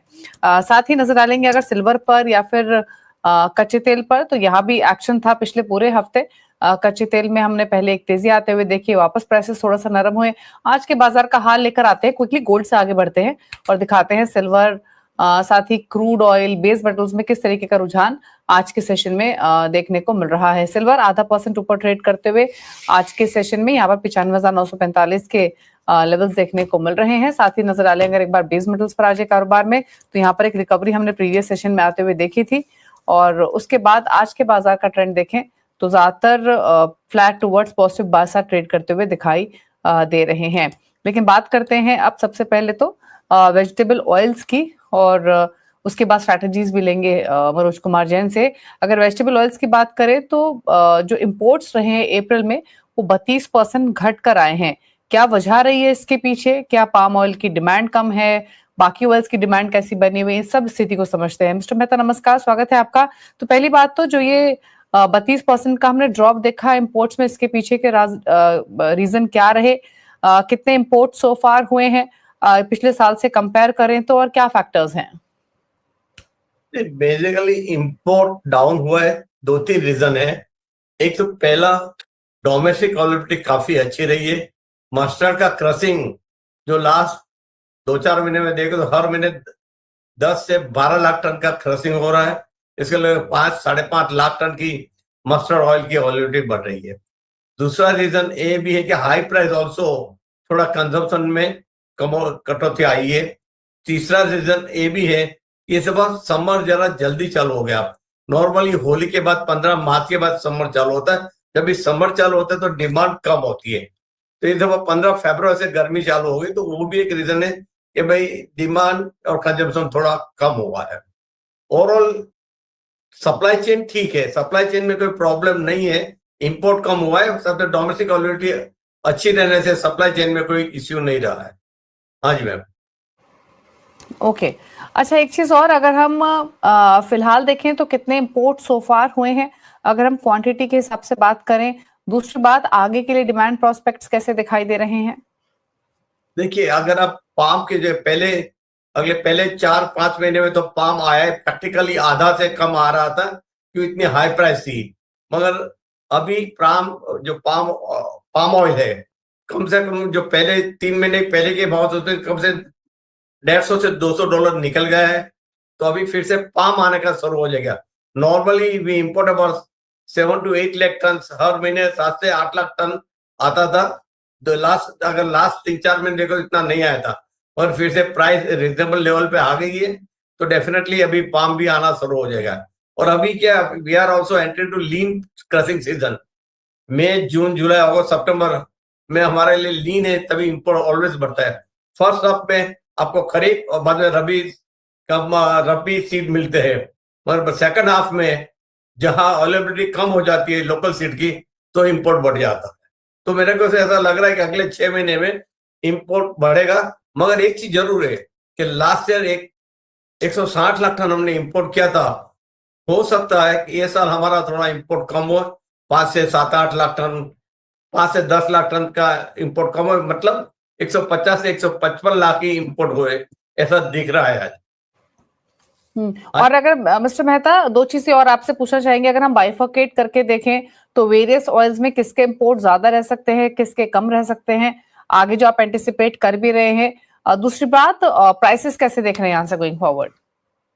दीपाली, प्राइस थोड़ा साइडलाइन ही चलेगा, और सेकंड हाफ में जो जून जुलाई के बाद में जैसे पाम का प्रोडक्शन बढ़ रहा है, तो मेरे ख्याल से थोड़ा नीचे जा सकता है प्राइस। ऊपर जाने की संभावना कम है, नीचे जाने की संभावना ज्यादा है, और नहीं तो साइडलाइन ही चलेगा। मेरे को ऐसा नहीं लगे प्राइस ऊपर जाने की कोई संभावना नहीं है, अनलेस कोई इंटरेस्ट इवेंट बन जाए जहां से आपका सप्लाई चेन डिस्टर्ब हो, तो अलग चीज है। बाकी नॉर्मल सिचुएशन में I think price line will maintain, या तो थोड़ी प्राइस सेकंड हाफ में नीचे जा सकती है। ओके चलिए, शुक्रिया मिस्टर मेहता क्विकली अपनी राय देने के लिए इस खबर पर। मनोज कुमार जैन भी हमारे साथ हैं। मनोज जी, प्राइसेस को लेकर पूरे एडिबल ऑयल पैक पर आपकी राय क्या है? नमस्कार दीपाली जी। बिल्कुल, अगर हम एडिबल ऑयल पैक की बात करें तो यहाँ पे इंटरनेशनल मार्केट में कीमतें एक बहुत ही सीमित दायरे में कारोबार कर रही है, चाहे वो सोयाबीन सीड हो या सोयाबीन ऑयल हो।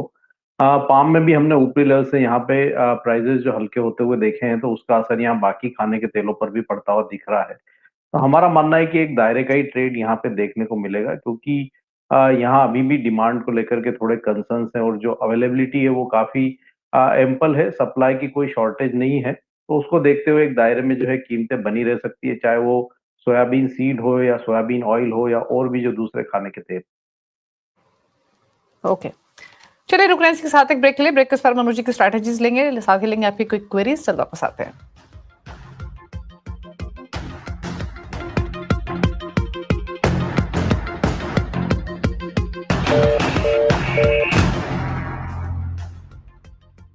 के मुनाफे की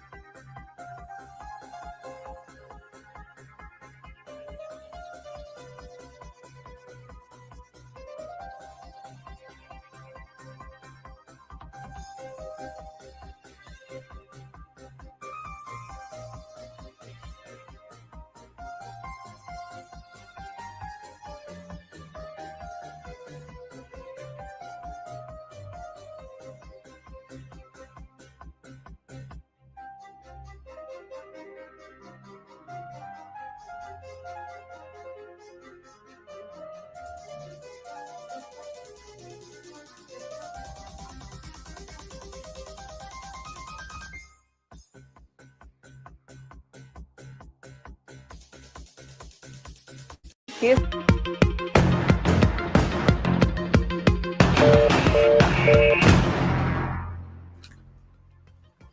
आप दे रहे हैं कमोडिटी कॉल, मनोज कुमार जैन हमारे साथ बने हुए। पहले लेते हैं उनके ट्रेड, उसके बाद आपकी क्विक क्वेरीज। मनोज जी बताइए पहले तो आपके रिकमेंडेशंस। हाँ दीपाली जी, हम देख रहे हैं कि यहाँ पे यूएस में जो रेटिंग डाउनग्रेड हुई है उसके चलते डॉलर इंडेक्स में बड़ी गिरावट है और अब हम डॉलर इंडेक्स को यहाँ पे 100 के नीचे कारोबार करते हुए देख रहे हैं, जिसके चलते सोने और चांदी में एक मजबूती लौटती हुई नजर आ रही है। चांदी में हमारा मानना है कि अगर थोड़ा डीप आता है 95,500 के आसपास तो इंट्राडे में बाय कर सकते हैं। स्टॉप लॉस एक 95,150 का रखना चाहिए और लक्ष्य यहाँ पे 96,300 के रहेंगे। वहीं कच्चे तेल में यहाँ पे गिरावट जो है फिर एक बार देखने को मिल रही है। अगर थोड़ी बढ़त आती है 5,320 के आसपास तो इंट्राडे में कच्चे तेल में बिकवाली करके चल सकते हैं। स्टॉप लॉस यहाँ पे 5,370 के रहेंगे, लक्ष्य यहाँ पे 5,220 तक के देखने मिल सकते हैं। ओके, चलिए तो ये रहे आपके लिए ट्रेड्स। फटाफट से लेते हैं हम सवालों को। और एक सवाल हमें भेजा है क्रूड पर पंकज माथुर ने मुंबई से 5,100 के भाव पर एक लॉट खरीदा हुआ है, क्या करें इस पोजीशन में? अभी क्रूड की बात कर ही रहे थे मनोज जी, बताइए इनके लिए सजेशंस। एक बार यहाँ पे मुनाफा वसूली कर लेना चाहिए क्योंकि हमने देखा है कि जिस तरह से यूएस में रेटिंग डाउनग्रेड जो देखने को मिली है तो उसका थोड़ा असर कीमतों पे पड़ता हुआ नजर आएगा। एक बार कीमतें 5,200 5,180 के स्तर टेस्ट कर सकती है तो लॉन्ग की पोजीशन में मुनाफा वसूली की सलाह रहेगी। हल्दी पर सवाल भेजा है पराग देसाई ने वडोदरा गुजरात से 12,950 के भाव पर 3 लॉट हल्दी के लिए हुए हैं, निकल जाए इस पोजीशन से या होल्ड करें, क्या सलाह रहेगी? इनकी पोजीशन एक अच्छा प्रॉफिट यहाँ पे दे रही है दीपाली जी, तो मेरे हिसाब से यहाँ पे एक बार मुनाफा वसूली करना चाहिए। एक दायरा हल्दी में हम कहें तो 13,750 से 15,200 का बना हुआ है और अभी हमने देखा है कि पिछले सप्ताह लगभग अपर रेंज को टेस्ट करता हुआ नजर आया था, तो एक बार यहाँ पे लॉन्ग की पोजीशन में मुनाफा वसूली करना चाहिए। करेक्शन में कीमतें फिर कहीं 13,750 के आसपास आए तो वहां पे बाइंग जो है री इनिशिएट की जा सकती है। ओके, बात करते हैं अब अगले व्यूअर की। करण सोलंकी ने सवाल भेजा है सूरत राजस्थान से, कॉपर पर इनका सवाल है।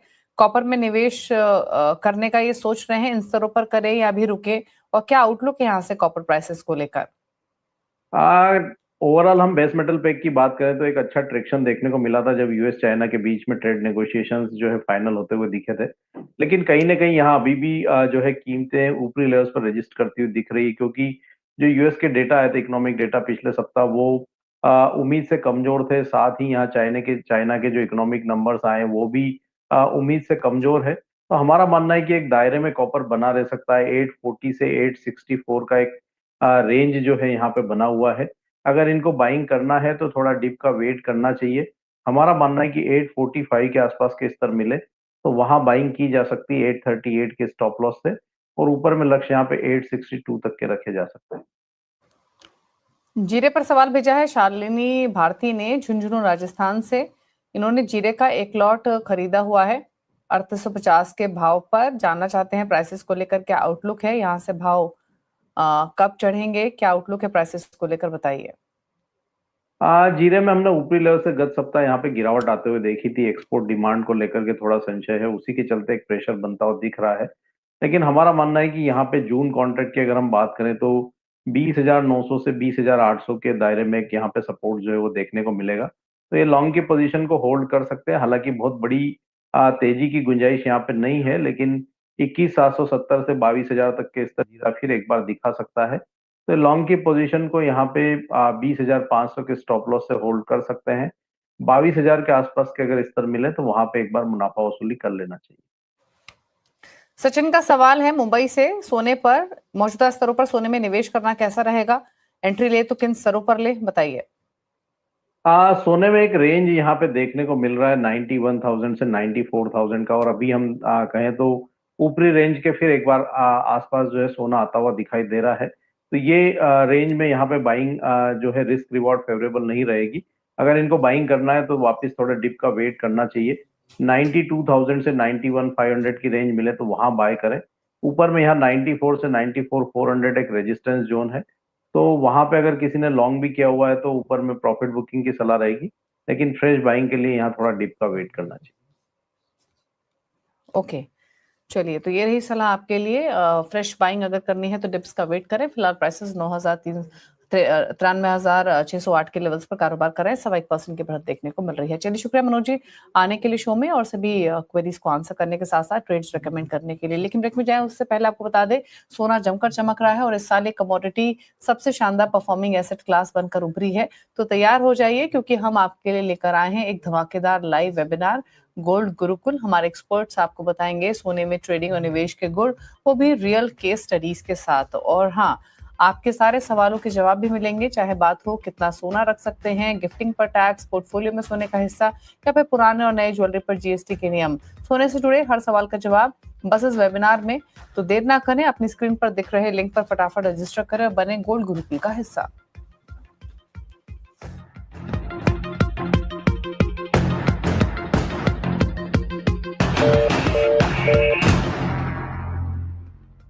Monia Steel presents Majboot Stocks of the Day.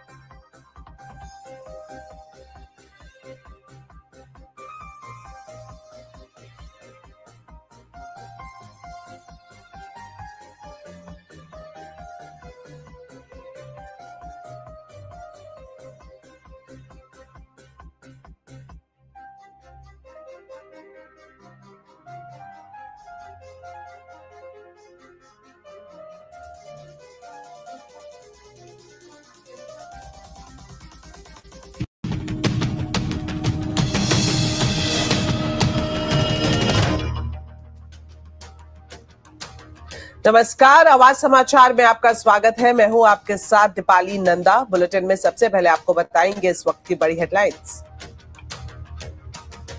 कारोबारी हफ्ते के पहले दिन बाजार में दिखा कंसोलिडेशन का मूड। सेंसेक्स निफ्टी गिरावट के साथ बंद। निफ्टी बैंक में बढ़त। Mid cap small cap shares में दिखी खरीदारी। एजीआर बकाया माफी मामले में वोडाफोन, आइडिया और एयरटेल की याचिका सुप्रीम कोर्ट से खारिज। फैसले के बाद वोडाफोन का शेयर 9% से ज्यादा टूटा। कंपनी ने 30,000 करोड़ के एजीआर बकाये की माफी के लिए लगाई थी अर्जी। ऑपरेशन सिंदूर पर भारतीय सेना ने जारी किया नया वीडियो। कहा, अमृतसर के गोल्डन टेम्पल को पाकिस्तानी सेना ने बनाया था निशाना। भारतीय डिफेंस सिस्टम ने किया नाकाम। ऑपरेशन सिंदूर केवल स्थगित किया गया है, खत्म नहीं हुआ। उसका विकराल रूप अभी बाकी है। पाकिस्तान को भारतीय सेना की चेतावनी। कहा, ऑपरेशन सिंदूर सिर्फ स्थगित हुआ है, खत्म नहीं। ऑपरेशन सिंदूर का विकराल रूप अभी बाकी।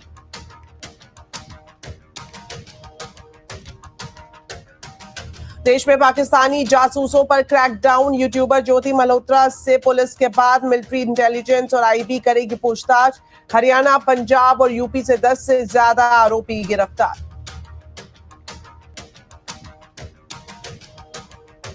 मिशन पाक बेनकाब से ममता ने बनाई दूरी। पार्टी का कोई नेता विदेश में जाने वाले डेलीगेशन का नहीं होगा हिस्सा। कांग्रेस ने शशि थरूर के चैप्टर को किया क्लोज। कहा, सरकार ने जो फैसला किया पार्टी उसके साथ। संभल जामा मस्जिद मामले में इलाहाबाद हाईकोर्ट का फैसला। मस्जिद कमेटी की रिवीजन पिटीशन खारिज की।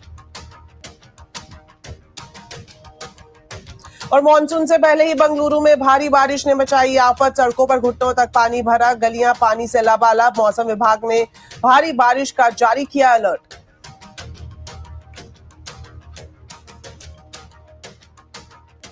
तो भारतीय सेना ने वेस्टर्न कमांड ने ऑपरेशन सिंदूर से जुड़ा एक नया वीडियो सोशल मीडिया पर शेयर किया है, जिसमें साफ दिखाई दे रहा है कि भारतीय सेना ने किस तरह पाकिस्तान की वॉर मशीनरी को ध्वस्त कर दिया। इस वीडियो में यह भी दिखाया गया है कि किस एक्यूरेसी के साथ टारगेट को हिट किया गया। जहां जहां भारतीय सेना ने लक्ष्य तय किया, वहां उसे नष्ट किया गया।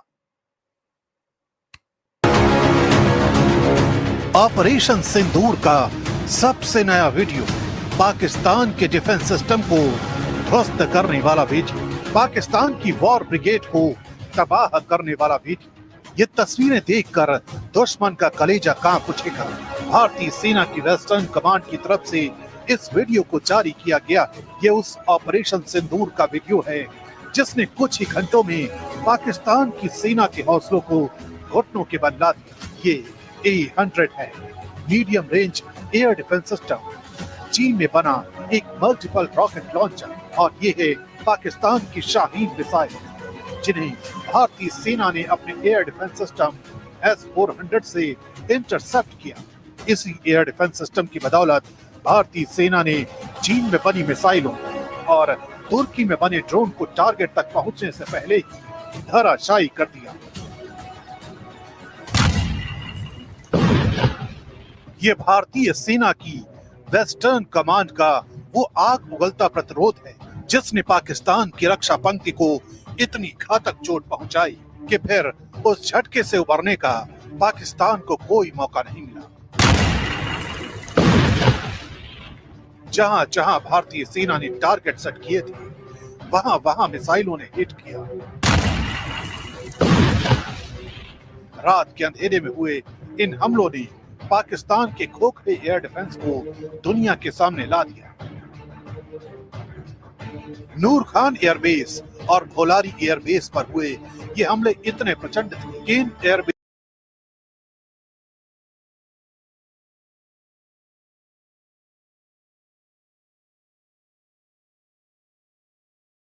battle. And we feel that now we will be getting more and more Indian design, developed. See, I'm not talking only about DRDO.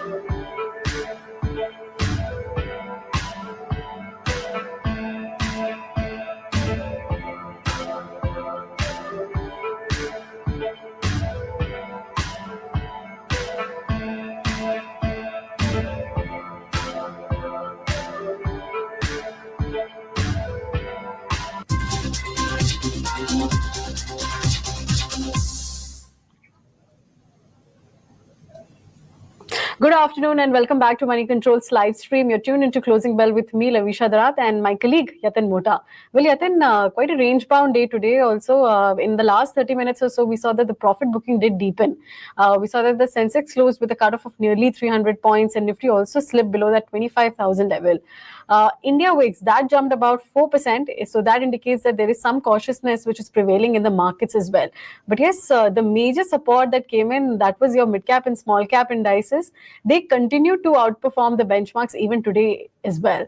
Among sectors, we saw that the IT stocks were the worst performers, given that we had in the morning Moody's downgrade of US government's credit rating. So we can see some of the IT stocks also in the top Nifty 50 losers list. Other than that, we can see Nifty.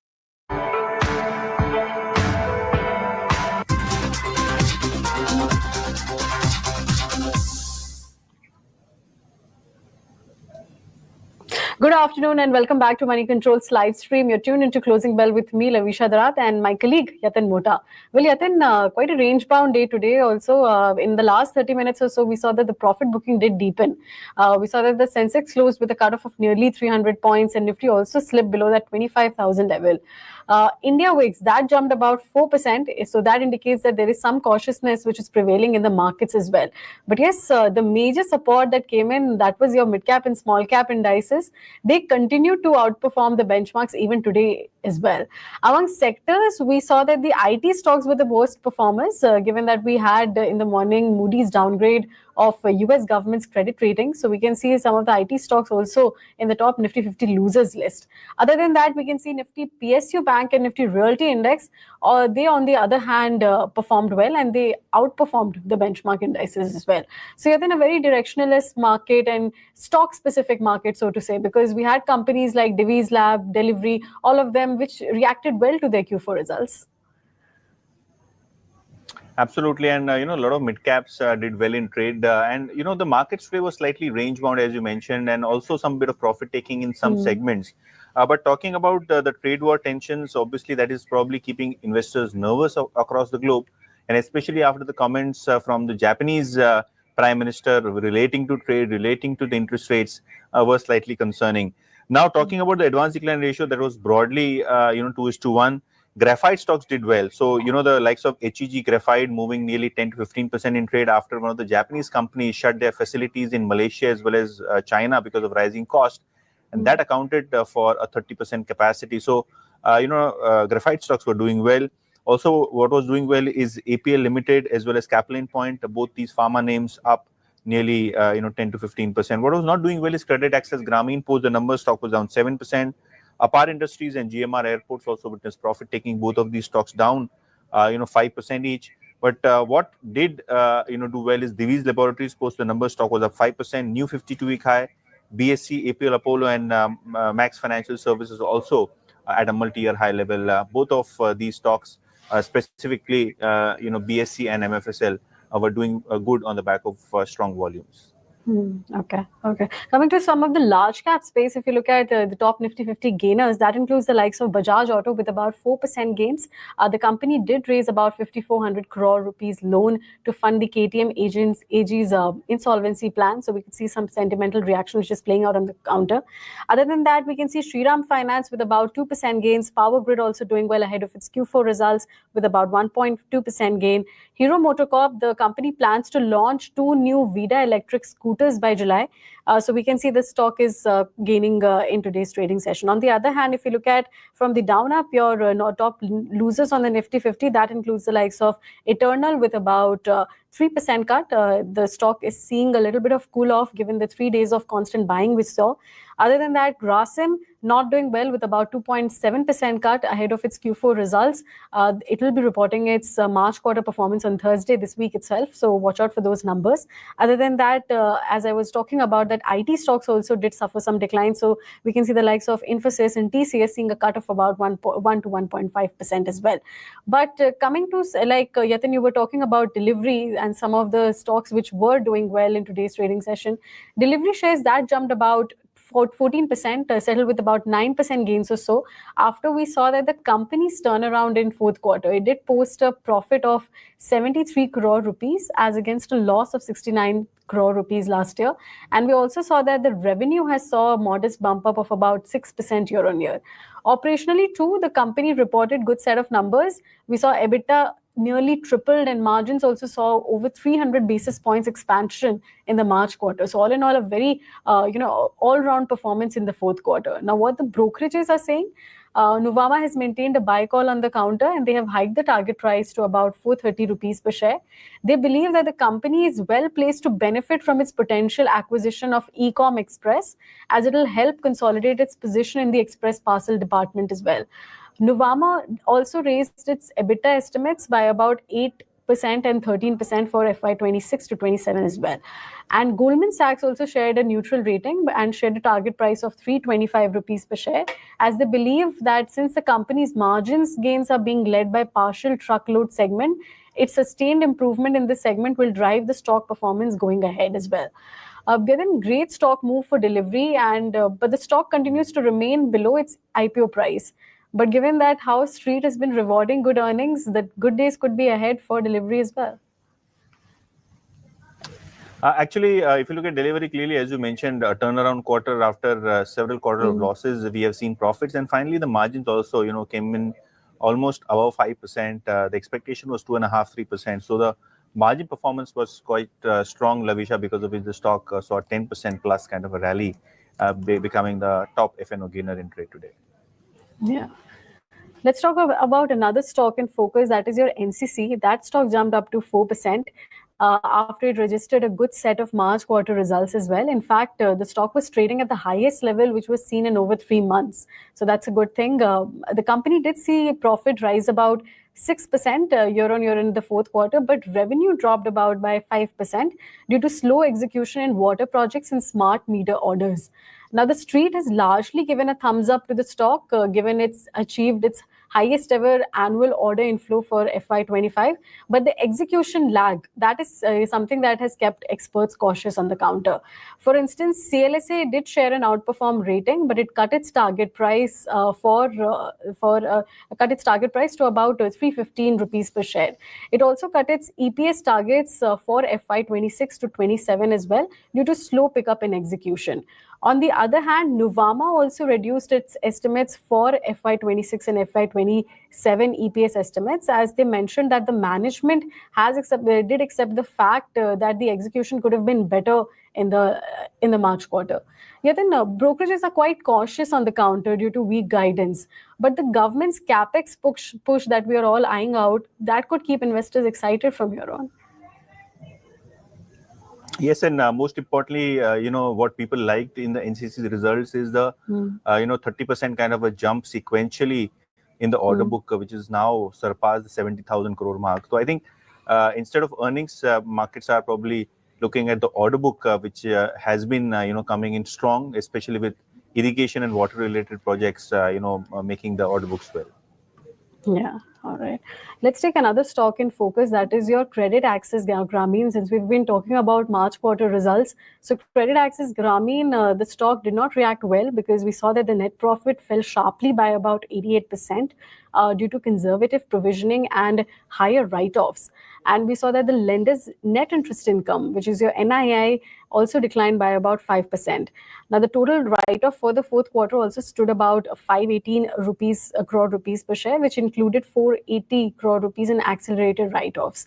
And as a result, we saw that the asset quality saw a sharp deterioration to about 5% from 1.1% last year. What brokerages are saying, Goldman Sachs have given out a sell rating on the counter, and CLSA has also downgraded its rating on the counter to underperform with a target price of 1,050 rupees per share. Now, what the brokerage expects is that the company's credit cost is expected to remain elevated due to certain challenges in Karnataka, over-leveraging issues, and of course the microfinance guardrails which have come in. Yatin, given that the MFI stress, this doesn't come as a big surprise that Credit Access Grameen has been seeing. And the management has also indicated that there will be another 6 months of stress. So a very cautious period for all the MFI lenders coming ahead. Yes, I think last quarter numbers are also not that great, Lavisha, and this quarter also nothing good. Obviously, brokerages have maintained target prices. Some of them might have increased it also, but yes, stock under pressure clearly, as market still believes that the next 2-3 quarters will be crucial, especially with the MFI or the microfinance business and its asset quality. But moving from Credit Access Grameen to defense stocks, and today the stock of Hindustan Aeronautics dipped 3% in trade despite Friday's conference call, which the analyst community attended. Many of the analysts, have increased the target price. However, the stock was under pressure because Morgan Stanley has downgraded the stock of Hindustan Aeronautics to an equal weight. Target, however, has been kept slightly higher than the market price to a level of 5092, which is almost 100 rupees higher than the current market price. Now, the reason why Morgan Stanley believes is the fact that the valuations are now looking slightly expensive. However, the margin new order book outlook is quite strong. But one catch wherein the management disappointed was the earnings guidance, which is the revenue guidance, which was kept at a 10 to 12% growth. However, the market was expecting a higher number, but management said that over the period of next 2 quarters, they will review or would like to review the revenue guidance, which was expected slightly higher than 12 to 15%. So 8 to 10% kind of revenue growth guidance was slightly disappointing. Stock is now trading at 35 times FY27 earnings, which according to Morgan Stanley has led to a downgrade in the stock, and probably the reason why the stock saw some profit taking. In fact, most of the defense stocks after the 7-8 day run up have seen profit taking in trade. That's right. Nifty defense theme after last week's 13% gain is seeing quite a cool off today in today's trading session as well. But yes, all right. With that, we've come to an end of this edition of Closing Bell. It's a wrap from Yatin and me, and thank you for watching.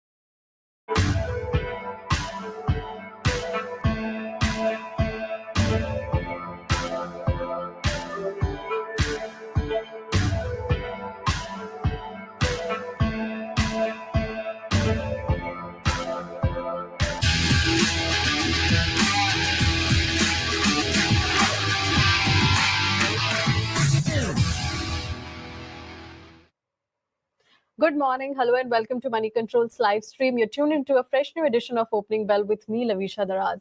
Well, we are back with a fresh week, and after the consolidation we did see on Friday, the GIFT Nifty is hinting at a very quiet start today for Indian markets. But we'll watch out if bulls can keep control this week, given that last week both the headline indices jumped up to 4%. Mid-caps were also outperforming, and the flows picture, that continues to remain strong. Now, if you look at the global screen, US stock futures, that slid overnight after Moody's credit rating downgrade. Moody's basically cautioned against the economic slowdown and rising federal government's deficit in the US, and that's why that led to a credit rating downgrade for the US markets. On the other hand, if you look at the Asian Pacific markets, that also opened on a largely lower note. We saw that the Japan's Nikkei 225 slipped 0.5%, while Hang Seng and Chinese markets also fell by nearly 1% or so. If we come back to home, which is India, stock-specific action that will continue to continue amidst this March quarter earnings season. We have Hindustan Aeronautics, Zentech, all of them reacting to its Q4 results, and some more which will also report their Q4 figures today and throughout the week as well. We'll also be tracking Commerce Minister's visit to the US. The tariff contours between India and US is something we'll watch out for this entire week as well, because social media posts have been indicating that India has proposed almost no tariffs, which is your zero tariffs, so to speak. But we'll track the developments here on as well, because that will set the tone for the rest of the trade as well. Now, like usual, keep posting your stock-related queries on our live feed, and we'll take them up shortly as well. Now, let's quickly take a look at the top headlines, Nisa.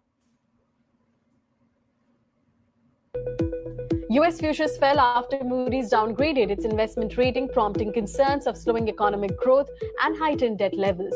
While the US markets closed on a positive territory, the Dow Jones gained over 300 points to erase all the 2025 losses, while the S&P 500 rose for the fifth straight day. Stocks in the Asia-Pacific opened mixed as investors digested Japan's latest GDP figures. Meanwhile, the GIFT Nifty is ending at a quiet start for our own markets.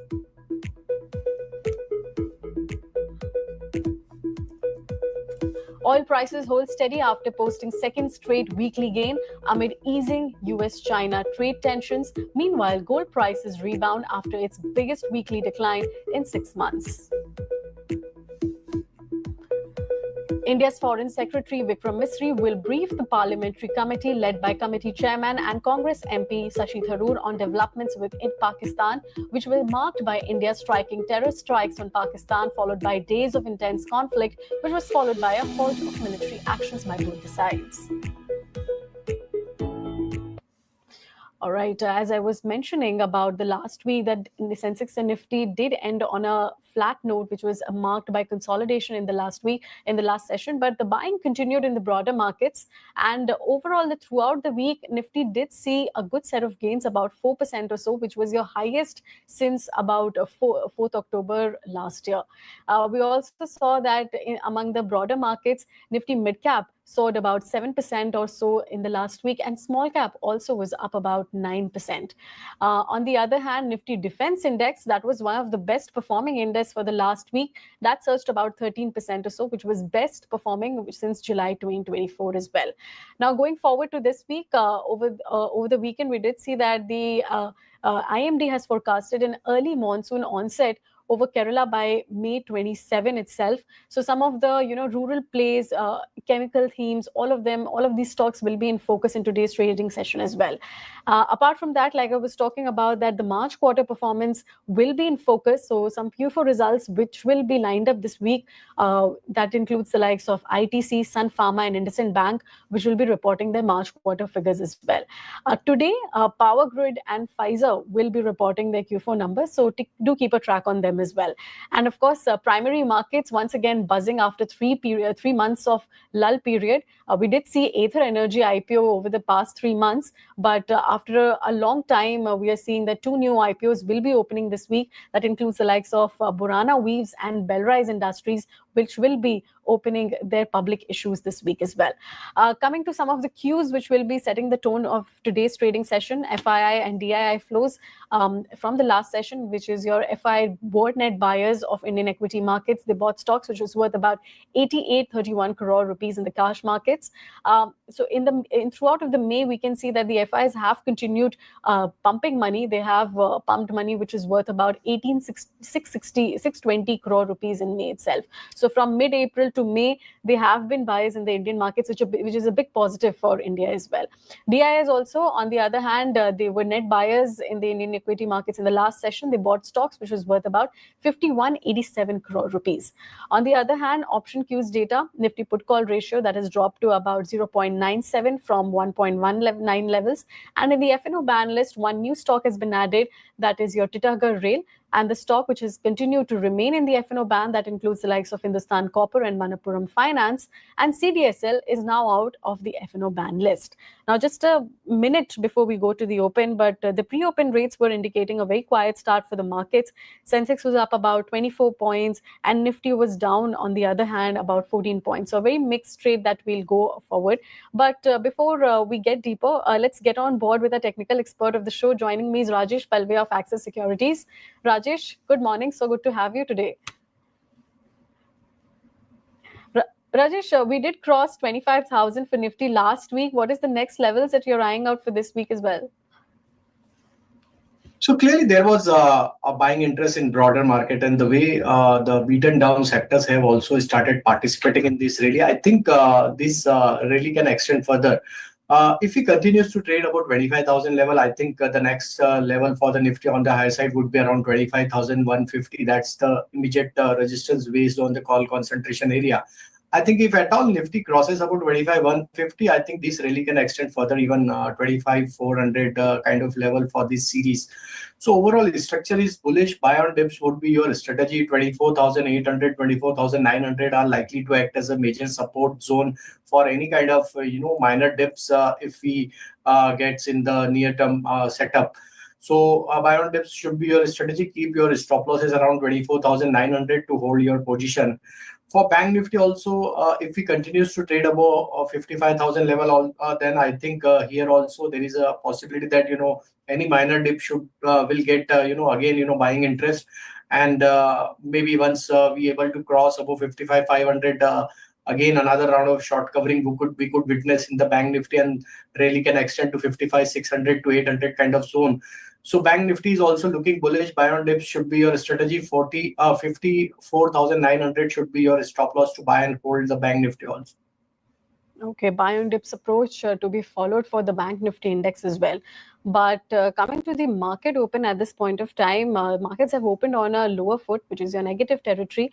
But first trades, which is on your screen, 25. It's above that 25,000 mark as well. But Sensex is opened with about a cut of about 136 points. On the other hand, if you look at some of the sectoral indices, Nifty IT index has opened with a cut of about 1%. Other than that, majority of the sectoral indices are trading in the positive territory, apart from Nifty Bank and private bank index as well. But yes, very flat set of gains, very quiet start for the markets. Nifty Auto Index with about 0.2% gains, Nifty Pharma Index also with about 0.4% gains or so. On the other hand, if you look at the broader end of the markets, mid caps and small caps, both of them are trading with good set of gains, outperforming the headline indices once again. Small caps definitely with a larger 0.5% gains or so coming in from the small cap index. Let's take a look at some of the top gainers and losers on the Nifty 50. First up, the gainers where we can see JSW Steel, NTPC, Bajaj Finance, Trent, with about 0.5% gains on the Nifty 50. On the other hand, on the losing end, we can see some of the IT stocks which have taken a hit, the likes of TCS, Tech Mahindra, HCL Tech, all of them seeing a cut of about 1% or so. Other than that, we can see some pharma stocks also seeing profit booking. Apollo Hospitals, Dr. Reddy's Labs, given the US FDA observations, Dr. Reddy's Labs also seeing a cut of about 0.3% or so. But yes, broader markets that continue to remain the headline for today as well. Both the mid caps and small caps indices are outperforming the headline indices. Rajesh, what do you expect from the trend of broader markets? Do you expect the trend to continue, especially from the small caps, because that is largely gaining? Yeah, definitely. So as the benchmark indices are comfortably holding above the breakout levels and comfortably holding above the near-term moving averages. So I think mid-cap, small-cap space will attract confidence, and furthermore buying action is likely to be there in mid-cap, small-cap space. So I think yes, broader market is likely to behave on the bullish side, and a lot of stock-specific, sector-specific opportunities are there in the market. In the previous day also, we have witnessed that railway theme was working very well. Defense is continuing its momentum on the higher side. Some of the agri related stock from fertilizer space is also showing good traction in this up move. Even some of the sugar stocks also started moving up. Textile is also in the buying side. So I think whole host of stocks are showing good traction. So mid cap, small cap space needs to closely watch, and stock specific, sector specific, lot of opportunities there in market. Okay, all right. Let's take one stock in focus because it will be reporting its Q4 results today. That is your Power Grid. It's eking about very mild set of gains, about 0.3% or so. Rajesh, but for the near-term charts, how does Power Grid look?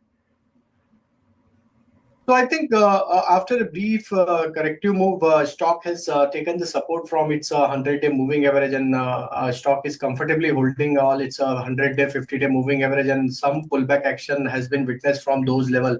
Looking at the near-term structure, I think if it continues to trade above 300 mark, I think another fresh buying interest would emerge in this counter, and possible up move towards 308 to 310 we may see in the near-term perspective. So at this juncture, keep your stop loss around 295 to buy and hold Power Grid. Okay, all right. Let's take some viewer queries that is dropping on our live feed. The first query coming in from Naveen is asking the view on Garden Reach.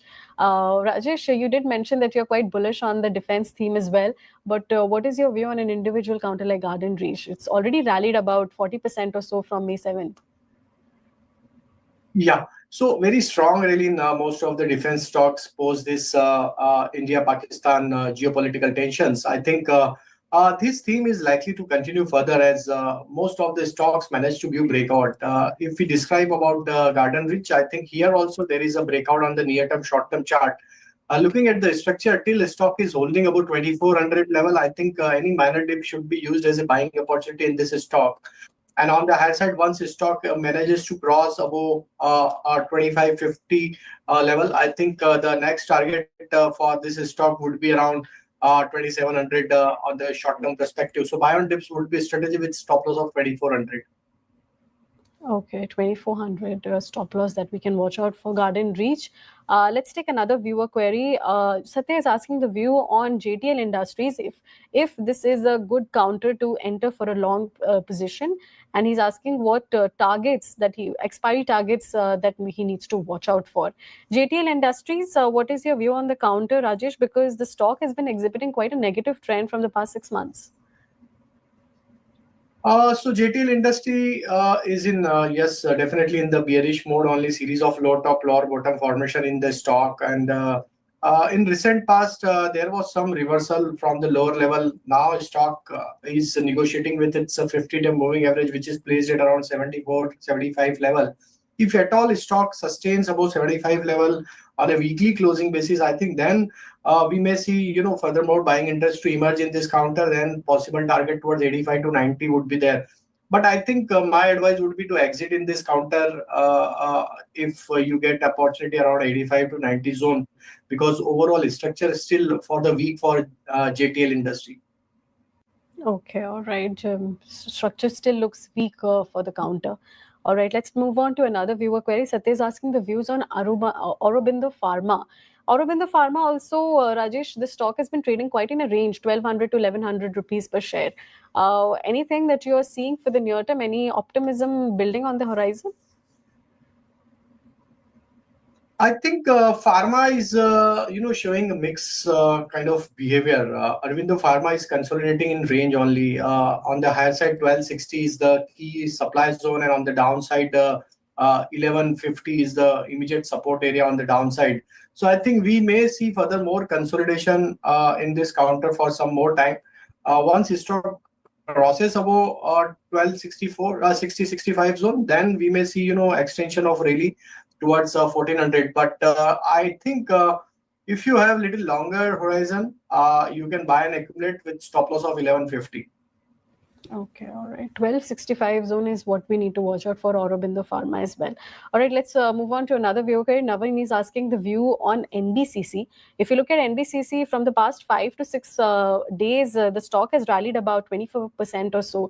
Rajesh, do you expect the momentum to continue going forward as well for NBCC? Yeah, definitely very strong breakout in the previous week for NBCC. Stock managed to view breakout of its multiple supply zone.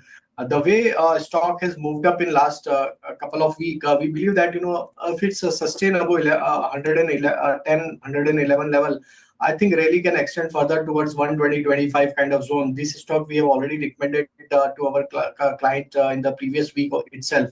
And our target is around 125 for the stock on the near term to short term perspective. So hold, or one can buy a new also in this counter with stop loss of 110.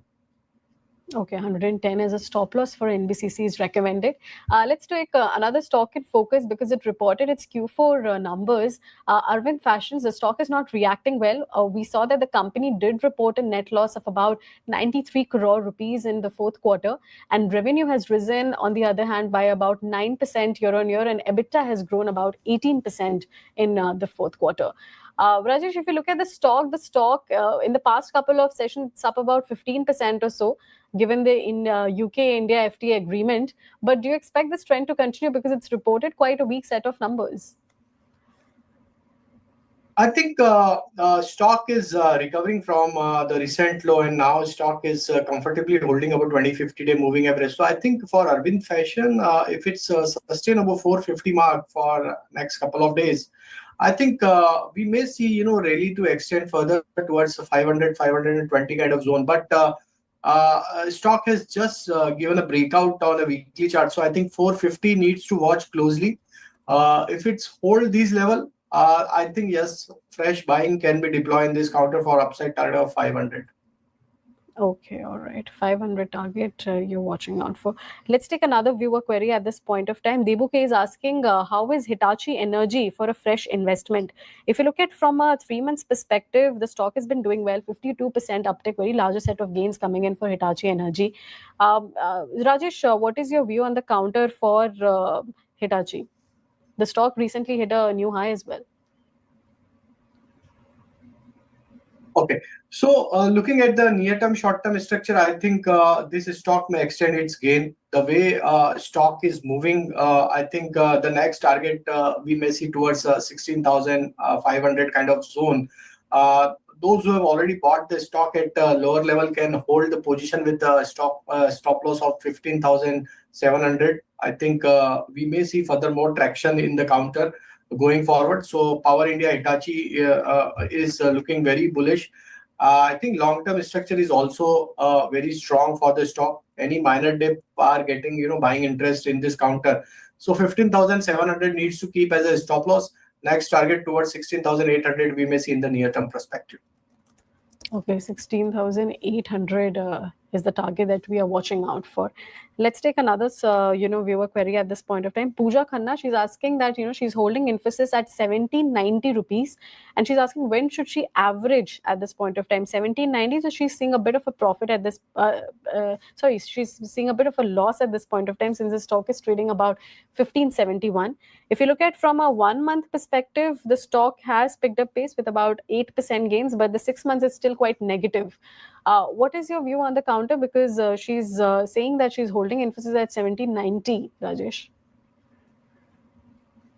So most of the IT stocks are now consolidating since last couple of week after rally. Looking at the near-term, short-term structure, stock has shown some buying interest, but still we believe that IT stocks will take time to recover.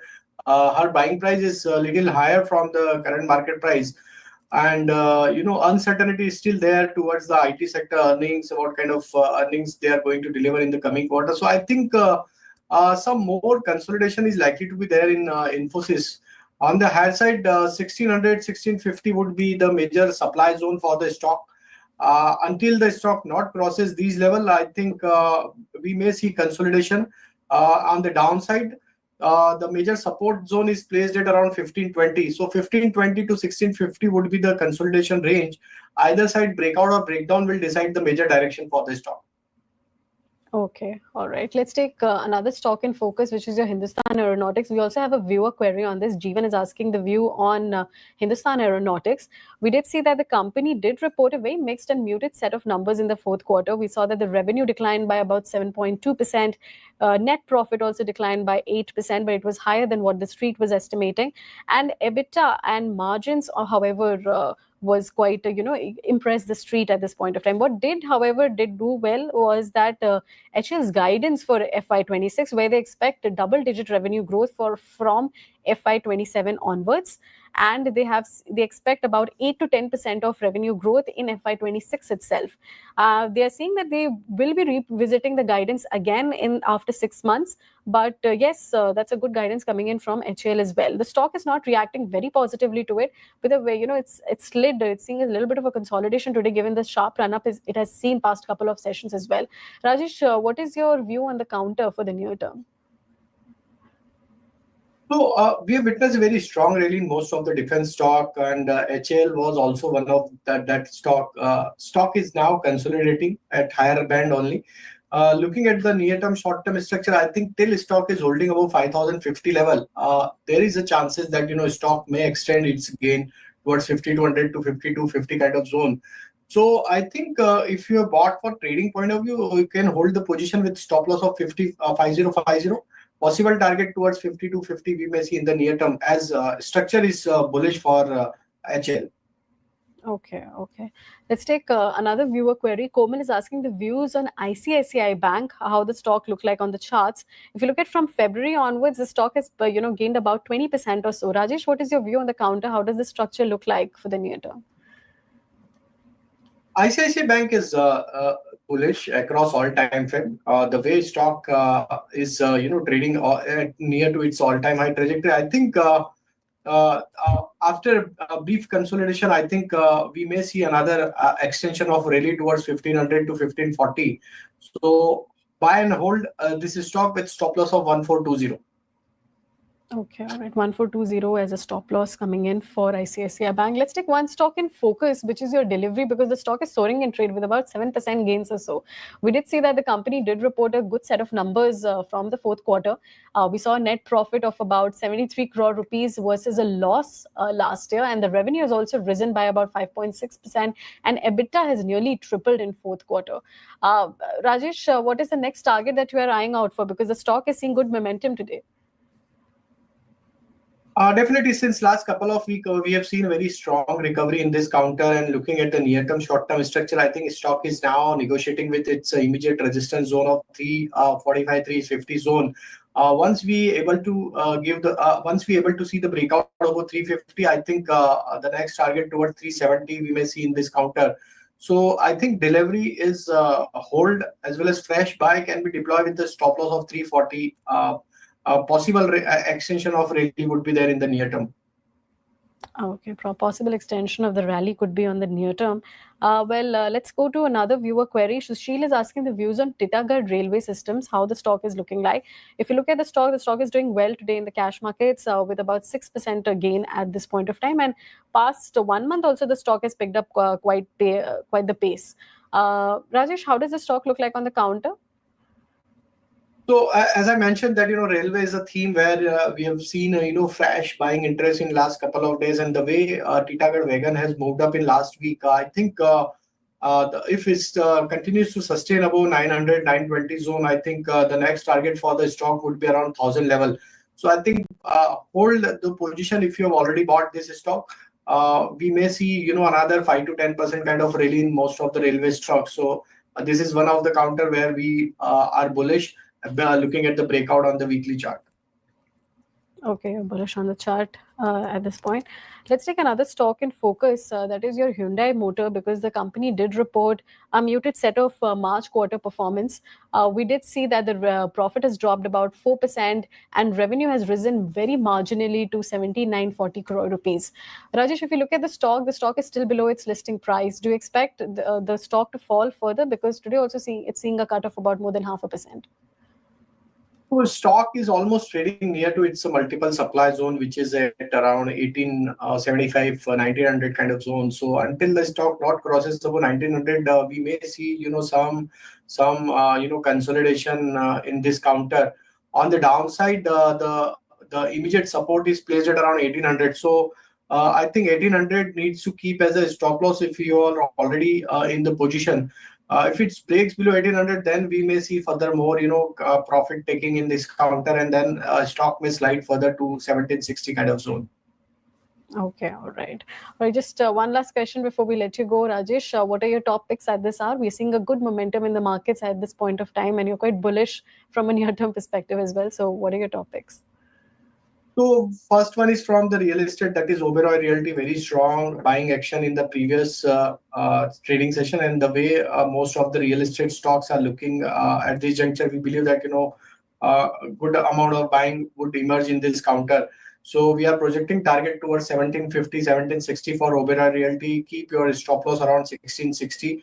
Another stock or theme where we are focusing, that is chemical. I think in chemical, SRF can be looked at. After a brief correction, I think stock is again, catching up the buying interest, and the way stock is holding about 2900. I think here also we may see good amount of rally towards 3050 to 3100. So SRF is also buy with stop loss of 2920. Third stock where we are bullish, that is TVS Motor. Very strong breakout of the flag formation on the stock, and the pattern indicates that 2950 to 3000 would be the next target for the stock. So TVS Motor can be looked at for the buying side with stop loss of 2820. All right. All of those stocks that we need to track for. But with that, we have to let you go, Rajesh. Thank you so much for your time.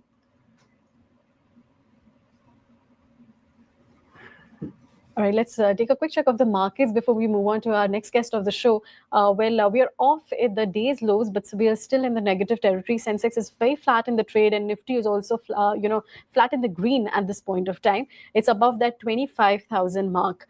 If you look at the India Wix, that has it has jumped up with about 3% or so, indicating that there could be some fear and nervousness in the market at this point of time. Nifty IT index with about 0.7% cut. Other than that, all of the sectors are trading in the positive territory. If you look at the market breadth also, market breadth is also in the positive territory. So that indicates that there is some kind of resilience which is building in the markets as well. Mid caps and small caps, both of them are doing quite well. And overall breadth of the markets also looks quite positive at this point of time. And now let's move on to the next guest of the show. We have Daljit Singh Kohli, Head Equity, Roha Asset Managers, joining us. Daljit, good morning. So good to have you here. Daljit, everyone is saying that valuations have again started to turn frothy. Would you recommend investors to return back to holding cash, or what would you suggest? Good morning. Thanks for having me on the show. See, market has reacted very abnormally, I would say. Who would recall that last 1 week or so we were in a war zone, and now we are again back to the Nifty new highs, near new highs. That's very surprising reaction of market. I think what market is believing probably is one that all this out of this turmoil, the big theme which has come out is defense, and that our reaction has been very, very positive, and the strength of the inherent strength of the Indian economy, Indian government, etc. So that is being reflected here. It is being corroborated by buying from the FIs, etc. And second thing is the quarterly numbers. I would say I would focus more on fundamentals rather than all these sentiment things. These are all short-term things. But fundamentally, if you see Q4 numbers, they are not that bad. No? As many people were believing that probably we will have a washout quarter or kind of a very muted quarter. But actually till now, the numbers which have come in, they are showing that there is a slight recovery in the economy. Q3 was better. Q4 is even better than Q3. Although, of course, we are past that age of 20% growth and all of that. But normalized growth of 10 to 12%, I think we are in that range. So market is, so fundamentals are also supporting, sentiments are supporting. That's what taking the market to the new highs.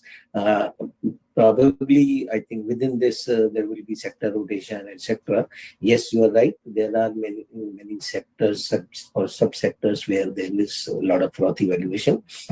But that is again, that is the place where you have to, as an analyst or as an investor, you have to check. No, at any point of time, there will be certain sector segments which will be frothy. There will be certain segments which will give you value. You have to search for those.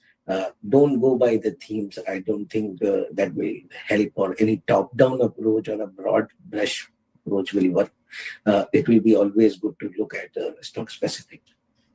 Okay. Diljit, you did mention that there's certain frothy valuations. I want to understand for the mid cap and small cap space, because now there is certain excitement which is building there. So how have the Q4 earnings panned out for the mid and small cap space? And do you believe that fundamentally it is strong enough to hold this rally forward as well? See, again, we have to understand, no, mid and small cap is a very wide segment, no. Companies from 500,000 crore market cap to 35,000, 40,000 crore market cap, you are taking all of them in one stride. Now, obviously, all of them will not work in the same fashion. So you have to look at I can definitely tell you that as a disclosure also, we have almost 20-25 companies in our portfolio. For them, the growth which we had expected, more than 40-50% growth kind of numbers, for FY26 over FY25, and for 27 another 25% growth on that is still intact. Quarterly numbers, Q4 numbers are still intact. So which means that there are companies which are showing that growth. You have to search for those companies, but there will be certain segments, of course, where market is like defense is one segment. No? For last 5-6 days again, it has again been moving. It was already at a very highly overvalued.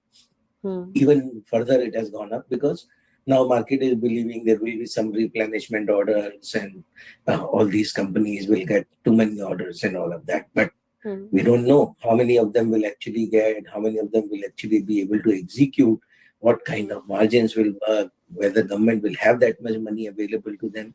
But it is all on the hopes right now. No? So many of these segments still will remain like that for them. Okay. Diljit, you did mention about the defense theme also, but what are you recommending your investors for the defense pack? Should they relook, given that last year also we did see that they underwent 40 to 50% correction from June onwards, because the street was very concerned about their valuations, order pickup, whether or not the order will be executed timely or not. So what are you suggesting clients to do at this point of time? So in our portfolio, we are still out of that segment. We have not added anything in the last 1 year. We have not added when the last 4-5 months they were down by almost 30-40%, 50%. We are not adding today also. So we are very clear that they don't fit into our criteria of valuation. While there is a very big story, there is a very big way ahead. That all that is very much correct. But the stock prices are factoring in much more beyond that. So we are not buying because of the valuation part. Not because anything wrong with the company, but because of the valuation. So I think we are very clear that we are not willing to pay or go with the fad, which is right now that you have to be in the defense. It is not necessary for every investor has to be in the theme which is very popular. It's sometimes, in fact, investing unpopular opinion works better in your favor than the popular opinion. So we are staying away from that. Okay. So Diljit, you did mention that, the certain pockets are still again looking, overpriced at this point of time. So how does one go in about investing? Because here we are seeing that we are getting positive flows from FIs as well. From SIP front also, we have started to get flows as well. But half of the market is overpriced. Nothing is cheap right now. So what are you suggesting investors to do at this point of time? So your work as an investor becomes even more difficult in such a scenario, right? When everything is costly, when no big team is working, there is no leadership coming from any one segment or etc., then it becomes even more difficult. But that is the beauty of this market, that in every situation you will get such kind of stocks which will be unpopular, which will not be less tracked. And then you have to work on those companies and understand. This will be right. We have right from January, when we wrote a couple of notes for our investors, we had said that for FY26 will be an year of stock selection only. You won't see any big theme playing, any big sector playing. It will be purely bottoms up approach, and stock selection will work in your favor. So if you are looking for stocks, so maybe broadly, if you say, you can look at things in specialty chemical, you can see things in pharma, very selective things. whether domestic or international. You can see some of these consumption plays which are related to your daily life, so small appliances or things of those kind. So not looking at staples, but things of those kind, like fans and other appliances, etc. So like this, there will be some pockets where you will find the companies which are still growing at a very healthy rate and which have a runway for that. So, and they have not performed for last 3-4 years. So cycle was not in their favor. Valuations are comfortable there. There you can see, like some of these specialty chemical companies have come out with numbers. They are talking of 25% CAGR growth in their earnings for next 3 years. In the top line also 20-25% growth, and the valuation is half of what it was 3 years ago. So that is the sector that will give you the alpha for next 2-3 years. Okay. Diljit, what is not looking attractive to you at this point of time? You did mention that defense is something that you are staying cautious of, but other than that, anything also that investors should remain on the sidelines for the time being?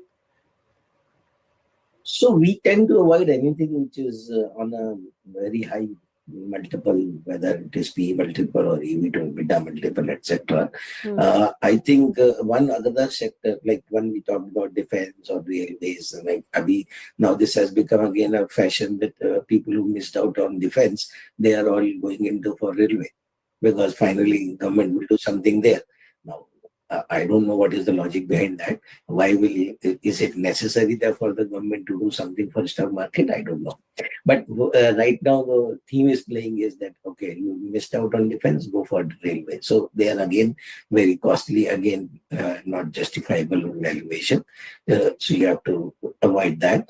And then there are other segments where you have to basically like what I was trying to say, another segment which is very unpopular for us is BFSI.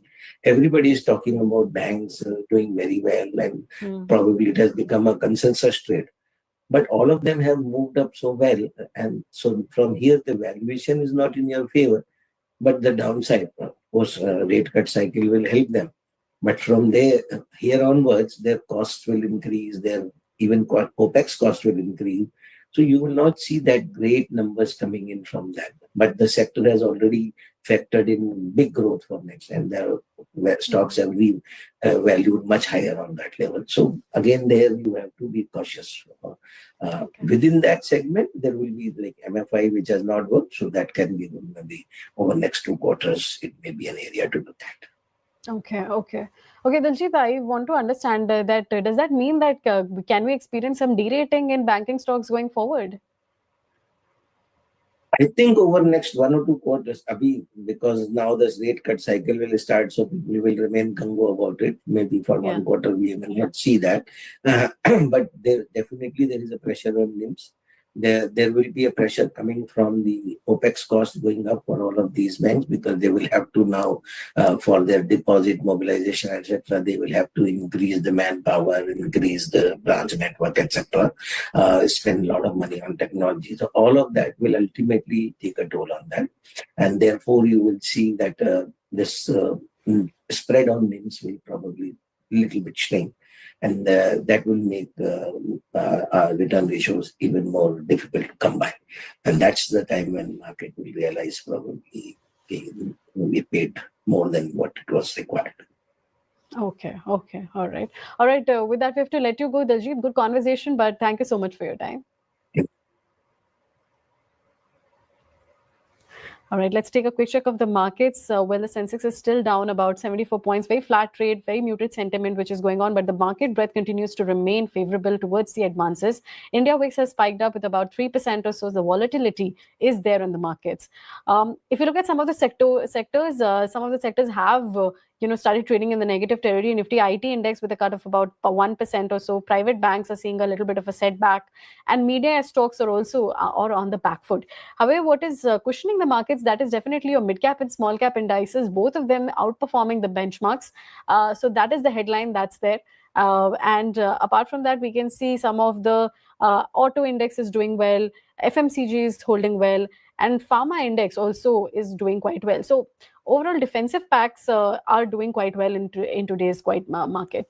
But with that, we have come to an end of this edition of Opening Bell. Don't forget to tune in at 3:30 for closing, and we'll be discussing about how the market is up and what the stocks were in focus. Until then, signing off.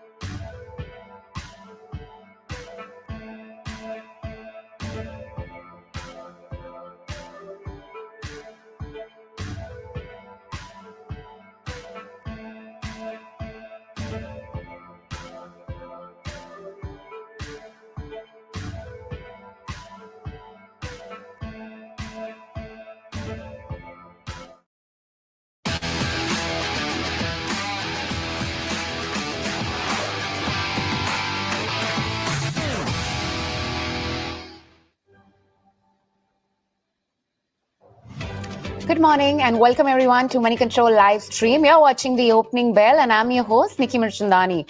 Well, get on to the start. It looks like a muted start coming in for Indian equity markets. A bit of soft global cues there, but likely to extend previous few weeks' bullish sentiment. GIFT Nifty signals a muted start coming in for the last street, down by 15 points in early trade. US stock ended lower on Friday. It is also the Asian markets at this point of time, which are a bit of mixed. Trading on a bit of mixed note. Japanese shares, however, have climbed to the 1990s high. So that's a bit of queue out there. But oil has extended in gain as OPEC is mulling in deeper cuts.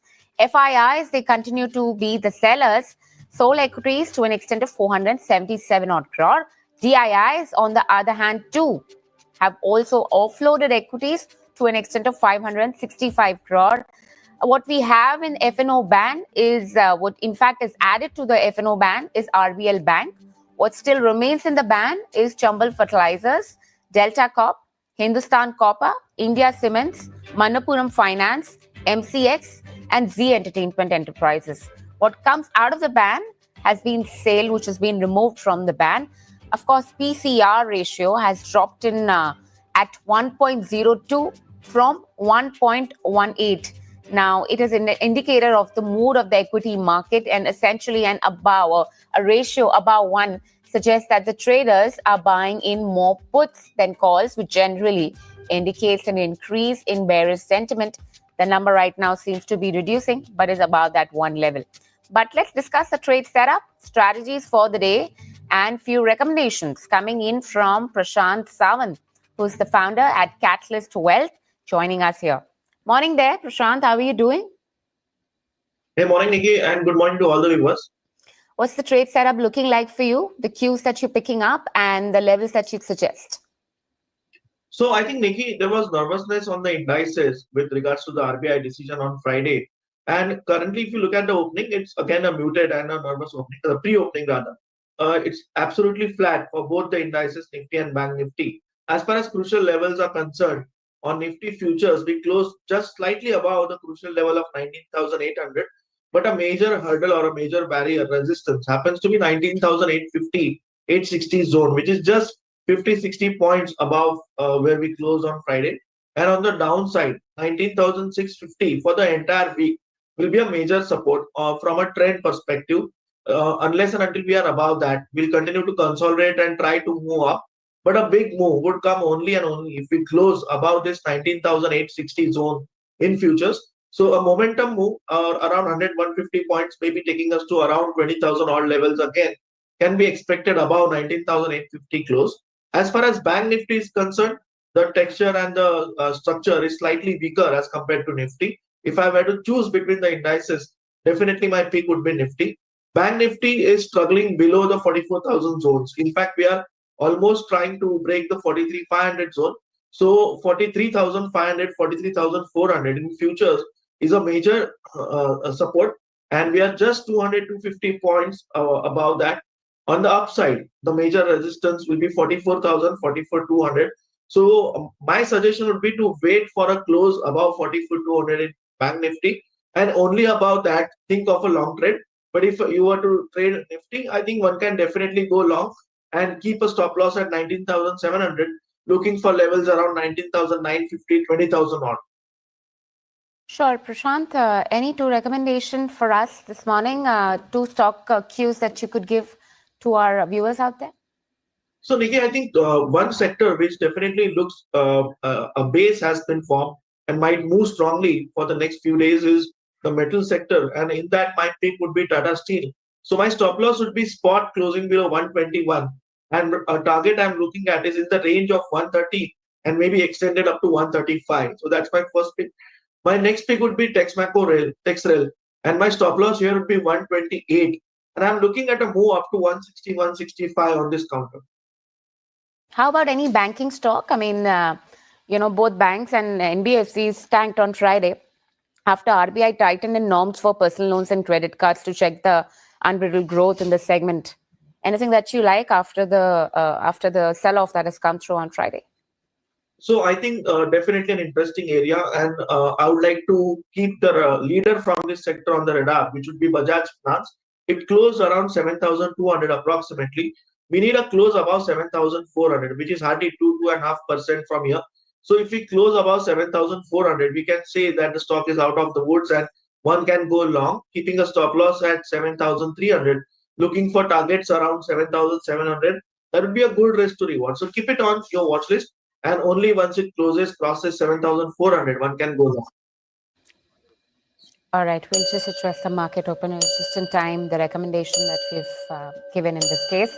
Well, Nifty 50, we are looking at a muted start, just in line with what we were anticipating. 19,700 mark, thereabouts.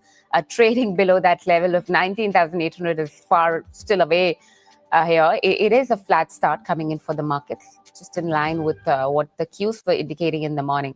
As Prashant indicated, let's talk about Bank Nifty, whether the texture seems to be weaker than that of Nifty 50, a bit of dropping that came in on Friday, and the trend acts no different in today's morning. Opening at least remains weak for this one. 0.2% loss clocked in by Bank Nifty, and it's trading around that 43,000 mark thereabouts, actually inching towards that 43,500 mark. Above that level, that's flirting around that level, let's just put it that way. Mid-cap index and the small cap index, just to see a bit of outperformance there. The trend remains intact, so it's not complete amount of weakness for the indices. The major indices have got on to a bit of weakness, or let's just say a muted start, but the trend remains intact for the broader indices.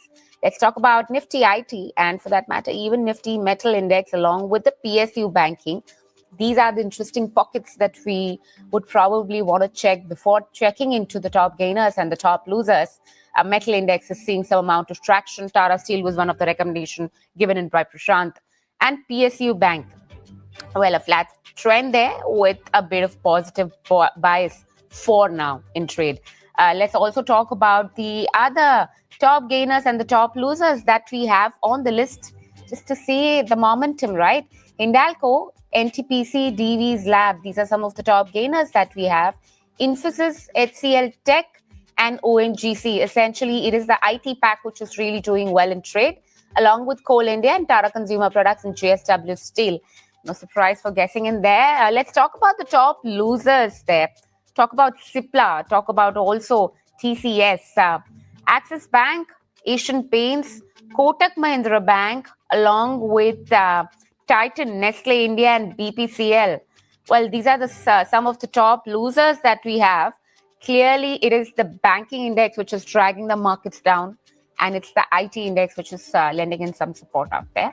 But let's also talk about Cipla and TCS, the two counters which essentially would like to address where, for Cipla, there's a bit of development. But before that, let's go back to Prashant and check with him what does he make out of this particular start, essentially for Bank Nifty. What does he make out? So I think, Nikki, it's a muted start as expected. And I think Bank Nifty is trying to protect, as far as the futures are concerned, trying to protect the crucial level of 43,500. So one needs to monitor it for the first 1 hour. If we manage to hold on to 43,500 in futures, I think we can look at a pullback to 44,000 zones. But as I said, a big move in Bank Nifty can be expected only and only if we cross the major hurdle of 44,200, which says a percent and a half from the current levels. But that happens to be a major barrier. So if we cross 44,200, we can expect a rally straight to 45,000. So I would be watchful on Bank Nifty. As far as Nifty is concerned, as I already mentioned, it looks far better than Bank Nifty, and one can stay long on this index. All right. I'd also want to address in stocks and news, Prashant. Stay on with us and we'll come back to you with more. Cipla has currently got a warning letter from US FDA for its Pithampur manufacturing facility. The warning letter summarizes contraventions with respect to methods and controls usually adopted by the facility. It does not conform to the prescribed good manufacturing practices regulation. And the warning letter also contains directional guidance necessary for corrective actions. So that's the one for Cipla. A bit of weakness seen in the counter in early deals. Losses to an extent of less than 0.5% out there. So not much of damage is done there. Aurobindo Pharma, that's another one, and also a different take on this one. US FDA has concluded in a pre-approval inspection, PAI, of APL Healthcare, which is essentially the subsidiary of the company, with zero observation. The inspection has been conducted during November 13th and 17th period and was closed with no action that was indicated. Now, APL Healthcare is a subsidiary of Aurobindo Pharma right now. And if you look at the momentum coming in for this one, it is a positive start coming in for Aurobindo Pharma.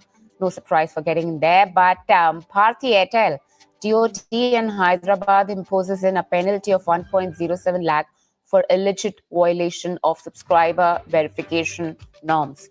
Along with that, we also have L&T, which is also had the brunt of fines.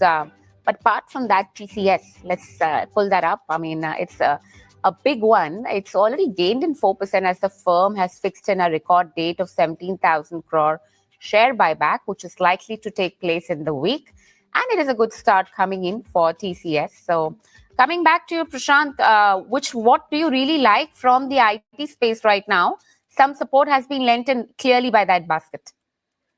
Definitely, Nikki. I think that is one sector which is standing out. And if I were to talk about the frontliners, I think the stock which is definitely showing strength is HCL Tech, currently trading around 1323. I would suggest a buy trade here with a stop loss slightly below Friday's low, which would be around 1300.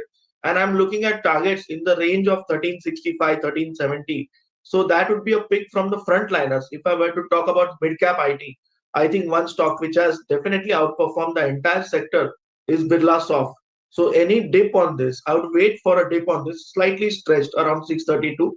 So if you get this around 625, that would be a good buy with a stop loss around 615 and look out for targets around 645, 650. So frontliners, my choice would be HCL Tech and midcap would be Birlasoft. All right, Prashant, we're just going to leave it at that. And thank you so much for taking out the time and having a conversation with us. Let's navigate our discussion to the fundamental side. We need to know more about the banking space, of course, which has witnessed some amount of drubbing on Friday. But to take the discussion forward, we're being joined by Amnish Agarwal, who heads the research for Prabhudas Leeladhar. Morning there. Morning. All right, I'm going to start off with your assessment on banking and non-banking space put together. The stocks did witness some amount of, let's just say, action on Friday after the RBI tightened in norms for personal loans and credit cards to check the unbridled growth in the segment. How do you view the space? What do you really like? You see, as far as your banks are concerned, definitely, I think some of these, particularly the private banks, they had large exposure to retail loans and the credit card outstanding and the consumer loans, they have been rising over the years. So as we see the situation today, I think there could be some amount of, say, because of the increase in the risk rates, we don't rule out that some sort of a pass-through happens to the, you can say, on the consumer side, but the impact will not be, say, uniform all across. So I think the banks have corrected a bit due to that, and this move in particular could be, you can say, impacting more like private banks, because PSU banks, any which ways, their exposure to the consumer loans has been on the lower side. So as far as your pecking order in the banks concerned, we still continue to like ICICI Bank, HDFC Bank. These are the, I would say, two best bets as far as the PSU banks, private banks are concerned. And on the PSU side, SBI is the stock which we have been liking. So due to this very particular move, yes, there could be, say, a bit of, say, some 30-40 bips kind of an impact, but it is not likely to be, you can say, very much high unless and until we see a significant uptick actually coming on the side of the NPAs in the consumer loans. And given the fact that the banking sector as such is trading at not very high or expensive valuation and has not done well in the past, say, 3 to 6 months, so I don't see that it is going to have any significant medium to long-term impact on the sector. Now, as far as your NBFCs are concerned, I think some of the NBFCs which are more, you can say, more working towards the consumer loans or where that part of the business is more, there could be definitely some impact. Yes, there could be a pass-through, but it is unlikely to have much impact unless and until they look at it as a warning and then they try to scale down or they try to restrict the growth. So there could be some near-term impact on that, but in the long term, I don't think it is going to change. And again, the caveat here is that, is there a change actually happening as far as the NPAs are concerned? If there is no big, you can say, non-performing assets coming on the consumer loan side, then I don't think it is going to have any major impact. Amnish, let's talk about IT space. Right, Jefferies has come in with a report where the CY24 budget could be set in lower, according to the brokerage, which poses a risk to the consensus estimate of a growth target of 7.7% in FY25 for the entire IT space. There is no clear improvement thus far that we've seen in the demand profile. The valuation to an extent is also a bit rich for some of the companies. How are you viewing at the space, and what do you like within the space? Is it the mid-cap IT space which seems more appealing at this time? You see, IT is another sector which has not done well over the past 12 months or so. And the numbers have also not been very encouraging for the sector. Now, as far as your growth is concerned, I think there is some sort of a doubt or the cloud as far as the, you can say, the space goes. But having said that, I think we might be looking at, say, some kind of a bottom getting formed as far as even the performance of the various IT companies is concerned.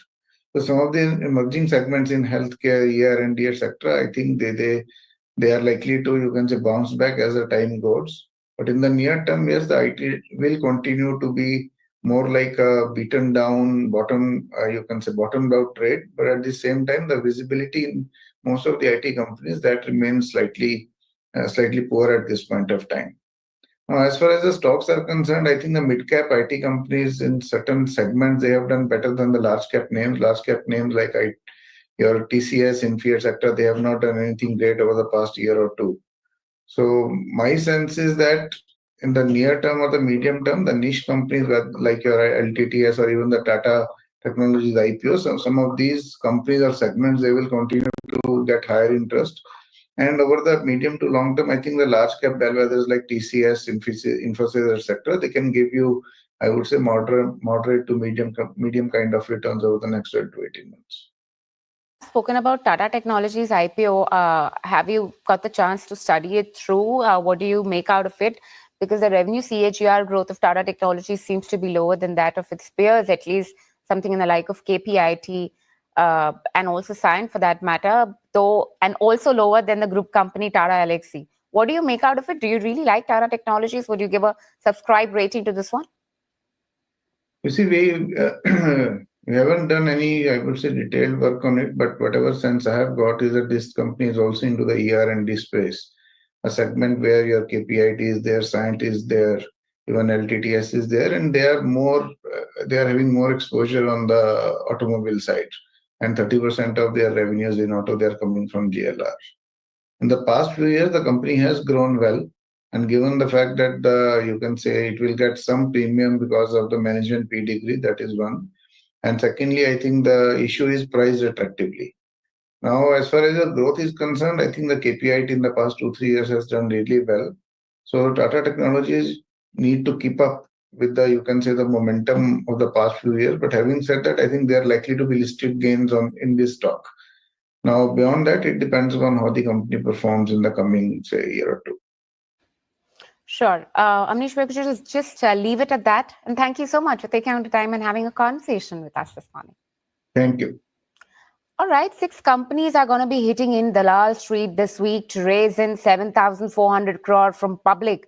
Of course, the names includes the like of Tata Technologies, which is going to be the first Tata Group firm to go public in almost 20 years, and Indian Renewable Energy Development Agency, the first government offering since LIC in May 2022, is also going to be hitting in the primary markets out there. A couple of more there, but with this, it's a wrap and goodbye from the entire team who puts this piece together. Thank you so much for watching.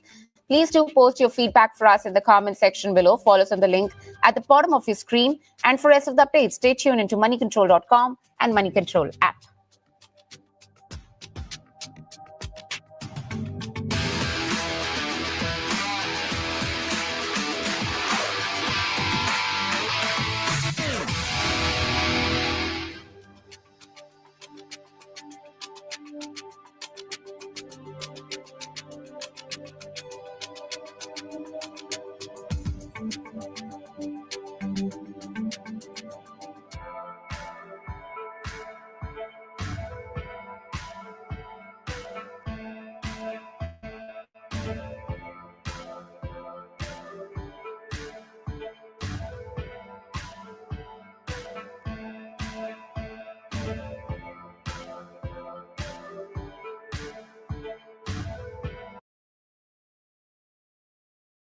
When it comes to the question of economy, which is going to benefit everybody, the politics cannot be so disruptive. Once upon a time, Prime Minister Rajiv Gandhi said, if I send 1 rupee to the beneficiary, he ends up getting only 15 paisa. Adopting technology, Prime Ministers ensure that that kind of leakage doesn't happen. 1 rupee sent is 1 rupee received. One of the most crucial ministries in Modi's cabinet, the Ministry of Finance, has been entrusted to Nirmala Sitharaman. She's one of the top ministers in the government of India. So only 1.5% of India's population is the tax-paying population, whereas for China, this is 10%, and in the US, it is 43%. Ma'am, why is our tax base so small? As long as you are earning more, you and your family are happy. But the moment you are under the tax net, you think the government is regressive. There are states like Tamil Nadu which were protesting because they were saying that it's like penalizing the states for investing so much money into building factories when there are states which are just consuming things. States is not building factories. What are you saying? The top 1% of India accounted for 45% of all flights, and just 6.5% of the users were responsible for 44% of all UPI transactions. Ma'am, why is the gap between the rich and the poor increasing so much? Ma'am, the Skill India report says that more than 35% of our BTech students are unemployable, 30% of our MBA students are unemployable, 60% of our ITI students are unemployable and more than 75% of our polytechnic students are unemployable. The finance minister of Kerala, Kian Balgopal, argues, he says that Kerala gets only 21 rupees against every 100 rupee that Kerala collects. But for UP, this number is 46 out of 100. And for Bihar, it's drastically high. Bihar gets 70 rupees out of the 100 rupee that it collects. And here's where the north-south divide narrative comes into play, ma'am. So, ma'am, what is the logic behind dividing this pool of money? I think this narrative is somewhat distorted.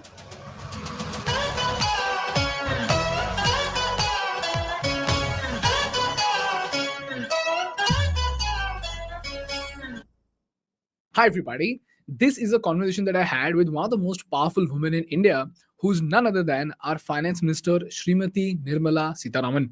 In this episode, we spoke at length on what exactly are the obstacles that India faces while it is on its way to become a $7 trillion economy. Why is there rampant unemployment in India? What is the vision that BJP has for India? And most importantly, we spoke at length on why southern states like Tamil Nadu and Kerala get less money from the center as compared to northern states like UP and Bihar. So as usual, I tried my level best to ask her as many questions as possible in the limited time that we had. We did miss out on a lot of questions, but for the questions that we could ask, Nirmala ma'am was kind enough to explain everything using examples and numbers. So now it's up to you to decide whether our answers were satisfactory or not. And now on with the episode. Hello, ma'am. Welcome to the Indian Business Podcast, and thank you so much for giving us such an important slot in your valuable schedule, ma'am. Ma'am, the agenda for today's podcast is very simple. We want to understand the fundamental insights of great governance, which usually gets missed out by mainstream media. And I have very specific questions coming straight from the people of India. And what we seek to understand are the underlying insights behind the functioning of the government. So all throughout this episode, if you can be extremely elaborative with your answers, as simple as possible, and with as many examples as possible, that would be fantastic, ma'am. Shall we get started? Okay. Yes, and thank you for having me, Ganesh. Thank you so much, ma'am. Ma'am, the first question that I have comes from your India Today conclave answer. And you mentioned that a critical factor to help us become a $7 trillion economy is the coordination between the state, center, and the panchayat. Ma'am, could you please elaborate on that and help me understand what is this coordination issue and how are we solving for it?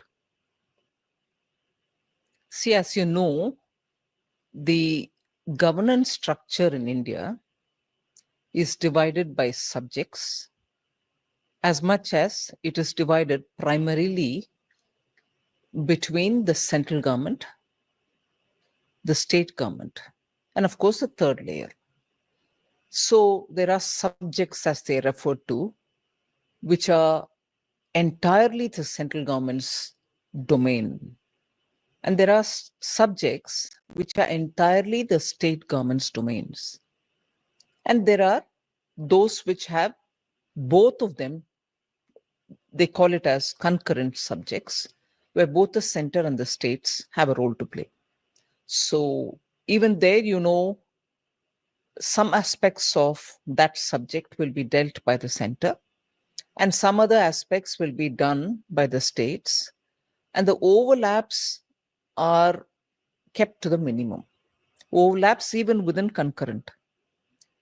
So when we refer to the subjects, those can be fantastically done by any one center or the state, but even in those, nowadays very clearly, the interests of the states need to be given a voice, and in subjects which are states exclusively, even their local bodies, because they're also elected, they also have aspirations, they have people's representatives sitting in them, so they are answerable back to the voters. So the local self-government, or the third layer as we call urban local bodies, will also have a very decisive role to play to the limited area in which they operate. But of late, the one big glitch to this whole thing is being felt because local governments are not yet into that groove. Because eventually, when you take a investment to some area, it is in that pocket where they have to be located, many of the clearances will have to emanate from. And therefore, there is a need for the local bodies to understand why they have to be easy with people who are coming. Easy meaning well within the rules. Make it facilitative rather than obstructive. Because when you think you want to regulate them, control them, or bring more rules on them, you think you're having a hold, but that can frighten people away from your place. So it is that kind of a understanding and participating with the same intent that you need to have all the layers working together. That's why I had said that. Could you help me understand this as an example, ma'am? Any example will be, let us say, now you're having all these semiconductor chip manufacturing. Earlier, you had the Maruti, was it that the smallest car? Nano, which was going to be manufactured. And where they went, the state government and the local body did not make it easy for them. And at that point in time, before 2014 election, typical of Gujarat, which was business friendly, they said, no, you come over, we'll do it. And therefore, leaving the area where it was to be established in Bengal, Tata rushed to Sanand, and the Gujarat government, together with the local body there, enabled within, I'm told, 10 days, the permissions, required clearances and everything, so that they could invest. Now, without looking at any ill will or malafide, why wouldn't that happen in Bengal? After all, the same investments by Tata was going to happen there. Correct. That insensitivity, or call it indifference, affected a big prospect of a business. Similar is the way in which you have private Indian investors going in for manufacturing semiconductors. It's no good repeating the example. Gujarat offered them favorable. Anyone could have offered. And that got proven by the fact that, would you imagine, Assam gave them the opportunity. You tend to think Northeast states need a lot more pushing up to even be at par with many of the states so that industry can go in there. But what did Assam do differently from many other states, which in manufacturing, except for core industries like cement or something, you don't have any of those new technology-driven areas or IT-driven industry being there, but Yes. they drew them. Yeah. And a hard-nosed business house like Tata's found it possible to establish not a cement factory, not a integrated steel factory, but a very coveted semiconductor manufacturing place. So that is the point in which the state government, working together with local authorities, can do what you would otherwise in common sense think is impossible if they only move that fast and understanding the need. Very Solid two interesting, ma'am. examples. Very interesting, ma'am. Ma'am, you mentioned about ease of doing business in Gujarat, and I've read this countless times. In fact, we made a case study on Gujarat, and we often found out that a lot of entrepreneurs have given a statement publicly saying that it is very easy for us to set up our factories in Gujarat versus in any other state. In fact, Ratan Tata ji himself gave out a statement that while many other states were offering Tata lands, it was only Gujarat that was not just offering, but also kept the land ready. And that is because of the land banking system in Gujarat. Man, why is it that we have not been able to scale the land banking system all across the country, ma'am? Why only Gujarat? I wouldn't think you're right in that. There are many states which went ahead with land banking system, keeping certain demarcated areas ready for industry who will come forward and so on. But what is the distinction between what Gujarat's approach is as regards the others compared to Gujarat is consistently they're doing it. Oh, okay. Whereas in other states, take the example of Maharashtra. After all, the same bullet train was approved in Maharashtra as well to be one of the terminal points for it. The other terminal point in Gujarat, and it runs partly through Gujarat and comes partly through parts of northern Maharashtra and reach Mumbai. Yeah. It was approved. Okay. It was all cleared. Japanese came in a big way, both for the technology and for building the quality that is required for the track laying, for the bridges which are going to hold them and everything else. But what happened? With a change of government, that particular agreement or understanding was put in the back burner. So from the terminal point in Gujarat till almost the border of Maharashtra, the work was almost 2/3 complete.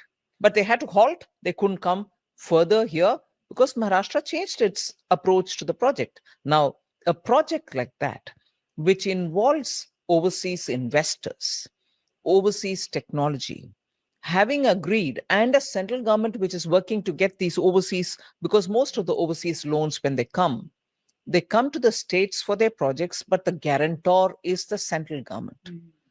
Now, with all this done, suddenly when a change of government happens, and for you, for political considerations, you say it's not required for me, the impact it has on the overall approach to making investment in India attractive just falls flat. All right. Then again, with a change of government, that's getting restored. All right. Okay. Now, what happens to the overall completion of project? It gets What delayed. happens to that portion of the project which got delayed and its cost escalations? Yeah. What happens to the loans that you have to pay back? What happens to the timeline that this business is going to become revenue neutral, or you're making your ends meet and there is no loss per se, and you enter the stage where you can start making profit? Everything gets pushed. So when you say, you took the example of land bank alone, I take it as even the attitude towards development, attitude towards economic benefits, and the collaterals arising out of a positive approach towards economy as opposed to disruptive, for want of a better word, disruptive approach. Governments run in continuity. Economy has, it's like building, let us say, a dam or a mansion or a house or even a small kutir that you want to build. You lay the foundation and then start doing something. Even as you lay the foundation, if you say, no, I'm not laying it for one floor above, I just want the ground, although the whole understanding is you want the whole thing done completely, it affects everything that you think in terms of businesses. So states, not just for land bank, but understanding this principle that governments are in continuity, and you cannot, for such major things, take a decision which is completely going to turn upside down decisions taken earlier. Okay, so if that is the example that I've taken to explain, not just in land banks, but in general, governments being in continuity, you have to go ahead with some of the decisions, however much you may disapprove of it, because they have been already taken. So if this is about decisions, there's one other point which is necessary to add here. So not only the government in continuity, economy also runs in continuity. Correct. Unless you give it enough leeway, you cannot change a decision. You can always now pit a question against me or on me to answer, saying, after all, India has been a socialist economy all these years. Yeah. We've had public sector undertakings. We've had a lot of investment in running big companies by Government of India. Why would you therefore, because going by that economy is a continuity, government is a continuity argument, why would you want to go ahead with privatization? In 2021, I'm glad to say I was part of this government when we took a call on public sector enterprises policy, whereby we said it cannot any longer be the prerogative of government alone to be in one area of business.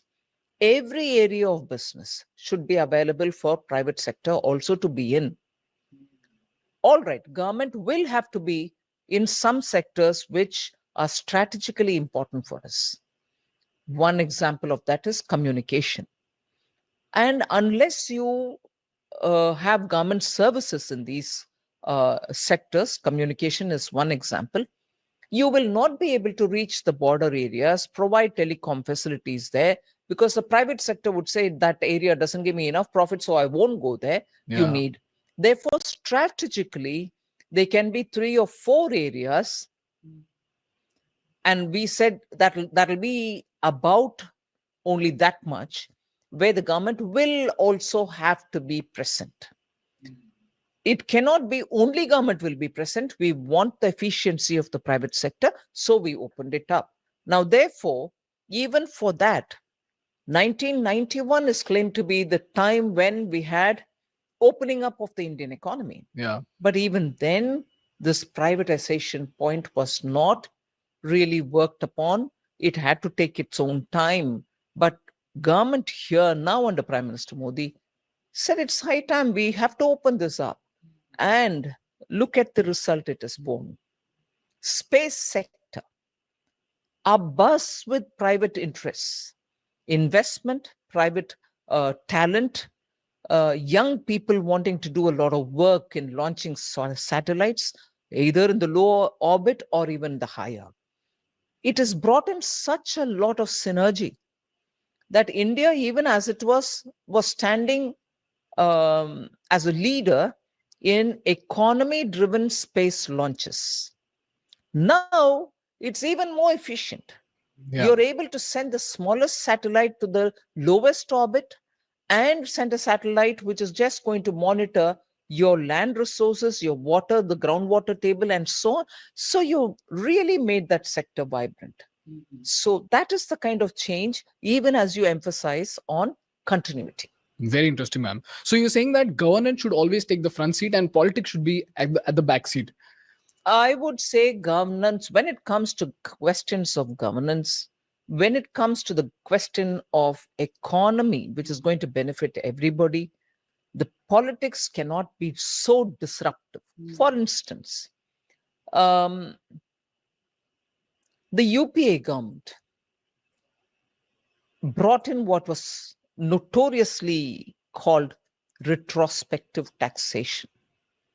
It started to tax for years long before and called it a correction related measure. They had to take it back and ask people to pay up tax for periods which were long gone, although at that time in their business model they would have calculated the tax that they have to pay to the government per that prevailing rate at that time. But 10 years forward, you bring in a law which says a certain tax will have to be paid. Going backward in time, businesses and their business model can no longer take that on because they've costed themselves in such a way that for tax this much is given, for dividend this much is given if profit is earned, or else the cost of a product that they produce would be this much, is all predetermined.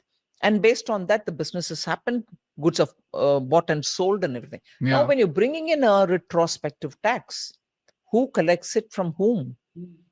Can they go back to searching each of the product consumer? Correct. So when I tell you this example of going backwards is always disruptive. So you're talking about governance, which is going to take the back seat and which is going to take the front seat. Is governance going to take the front seat and politics the one behind? I wouldn't look at it like that. I look at it as, so long as you're not disruptive and you're taking it forward, governance and politics go hand in hand. But the moment you decide that you have a different agenda, they're not just going forward and giving the benefit to the people who are doing business and the citizens who are benefiting from business, you're bound to disrupt it negatively. Very interesting, ma'am.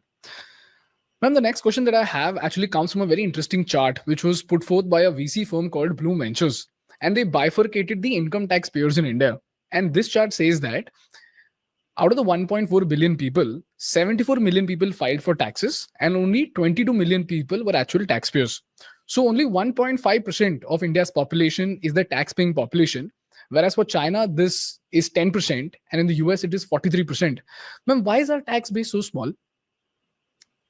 Yes, it is small, and the attempt is to make it wider. But taxation is such a matter that you really can't impose. You'll have to find out where that revenue lies so that you gradually bring them on board to say you should also be paying the tax. And therefore, in India particularly, it takes a very interesting dimension in that as long as you are earning more, you and your family are happy. Yeah. But the moment you are under the tax net, you think the government is regressive. Correct. There is a moral issue here. And therefore, it will have to take its time. How do we solve this problem, ma'am? Nudge the people is the only solution. You have to bring in civic consciousness. But above all, I think there's also an argument which the taxpayer has in his mind. And I think I would respect that. And that thought is, look, what do we get for the tax that we pay? Exactly. This has been a question, I think, now for 50 years. Correct. Because the taxpayer thinks, my road doesn't improve. I don't get proper drinking water in my house. Yeah. Three-phase electricity also was something very aspirational. Yeah. And then going to a proper hospital was a big thing. Private sector probably showed the way, saying better quality medical attention is available, but government hospitals were not really up to it. So you thought even if you were paying only 100 rupees towards tax, you thought my 100 rupees is important for me. And truly, Yeah. it is important for everybody. But in that 100 rupees, I don't seem to get anything better. No value for money. So that anxiety still holds. Although Prime Minister Modi, I would generously credit him for one thing. Every rupee of the taxpayers' money, he is clear that he has to safeguard. He's clear that that cannot be frittered away. He's also clear that, like the way, once upon a time, Prime Minister Rajiv Gandhi said, if I send 1 rupee to the beneficiary, he ends up getting only 15 paisa. Correct. The rest are all gone away. So by adopting technology, prime ministers ensure that that kind of leakage doesn't happen. 1 rupee sent is 1 rupee received. So you're saying that once you start providing value for money to the people of India, they will understand the importance of paying taxes, or they'll at least value the fact that the government is giving them something in return for the tax that they're paying. That's right. Ma'am, this stat itself has another underlying insight. It says that out of the 22 million people who pay taxes also, only 4.5 million, as in just 0.3% of our population, pays 80% of our taxes. Ma'am, this indicates a very big gap between the rich and the poor. And I looked at the consumption levels, and even there I found some stats which were quite surprising. It says that the top 1% of India accounted for 45% of all flights. 1% of Indians took home 22% of India's income.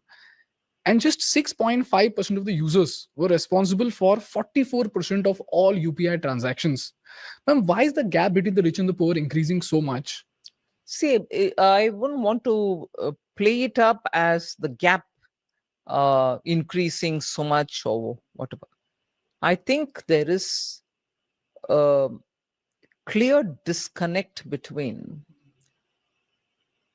the qualifications that you acquire, the education levels that we reach, and the kind of jobs that are available. And also equally, jobs and the skill sets that they require don't seem to matter in the higher education centers. Correct. So I've heard big companies tell me that a properly qualified engineer is recruited, but almost 6 months goes away in making him job fit. Correct. It's an investment for the company. And why should they have to do it? So the qualifications with which people ready themselves to face a job are still not really up to the industry's requirement.